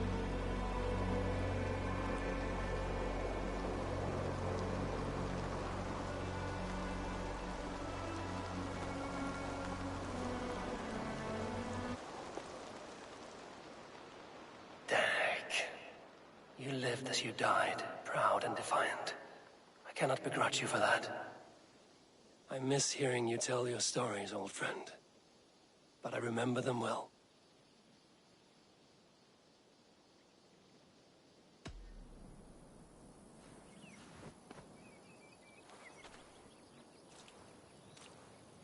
So if you want to, you can interact with Dag's grave after the quest is finished. We think on you often, Dag.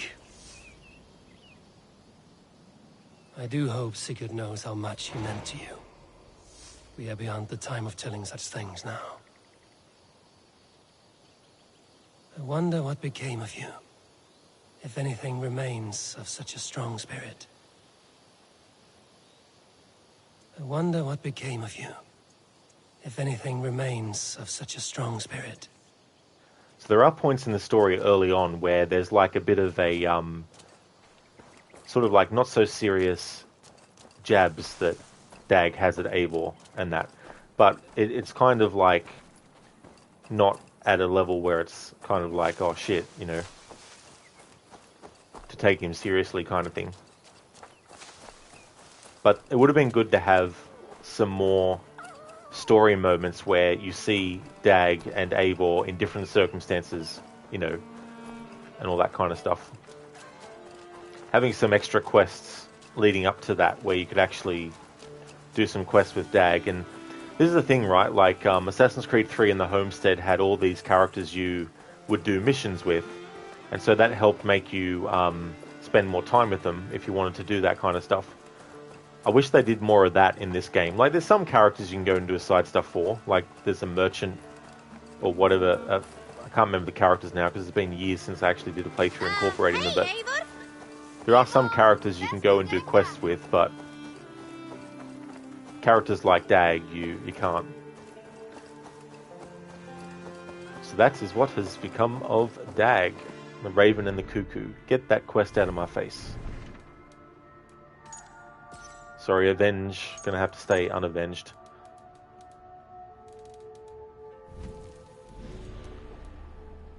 Okay, so in terms of order members, we've got 1, 2, 3, 4, 5, 6, 7, 8, 9, 10, 11, 12, 13 left in total. Because we've reached a point in the story where Sigurd has gone missing, there's some activities that I want to do, not in this stream though, but there's activities I want to do which I don't want to finish out the activity. I just want to actually interact with it so I can get the dialogue from it. Now I'm talking about the can stones. So I wanted to leave it until this point in the story because Eivor would be reflecting upon the past. And so I figured that doing those can stones, because the dialogue is actually flashback audio, when Eivor was younger and growing up. I figured that would be a good time in the story to actually to diverge off and do that. Before I do that, though, I just want to see where things have landed with the story arcs, where we can actually go next. How do you feel, Eivor? I would rather not talk about it. I understand. Welcome back, Viper. I want to see the Alliance map. Alright, so we have Essex and Sussex. So, I just did Kent.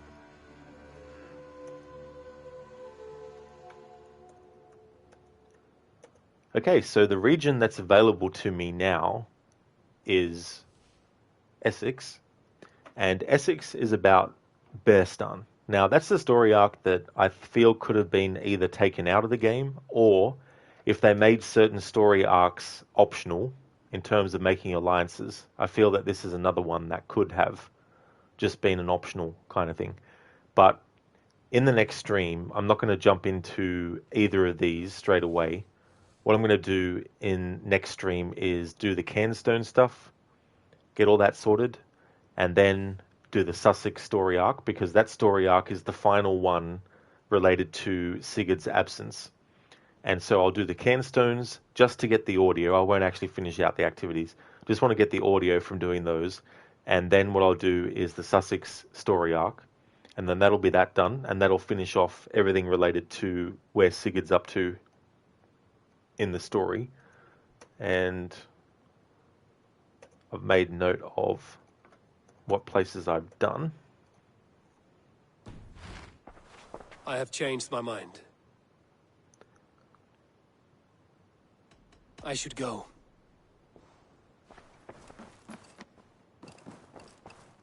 What is this fucking quest that is active? I don't fucking want it active. Jesus Christ, game. I don't want to do your fucking content that I don't feel like doing. It's like, give me a fucking break. Alright, so I'm going to make a save here, and this is where I'm going to end the stream. We're going to go and raid Lucinda, who's playing Assassin's Creed 1, finishing that game off. Just want to thank everyone for watching.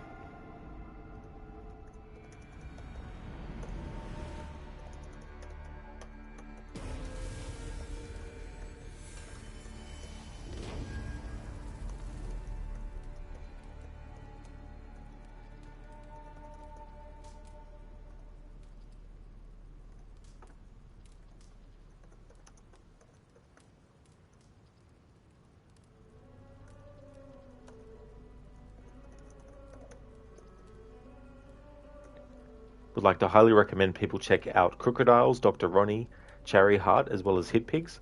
Crocodiles is playing Assassin's Creed Unity. He's doing that as part of his playthroughs, incorporating all the Ubisoft Montreal games in both the Assassin's Creed series and the Watch Dogs series.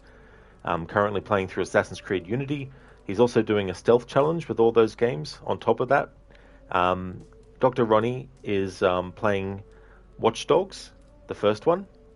I don't know what's going on with the shoutouts at the moment. They're all over the place in terms of the commands and the results. But Ronnie is also a big fan of Assassin's Creed as well as Red Dead Redemption also. Cherry Heart has been playing... well, the last time she was playing Hogwarts Legacy. So I don't know if that was what she streamed most recently, but she's playing through that game. And Hit Pigs has been playing Assassin's Creed 3 Remastered. Most recently, he also did a playthrough of Assassin's Creed Rogue. Thanks for watching, everyone. Until next time.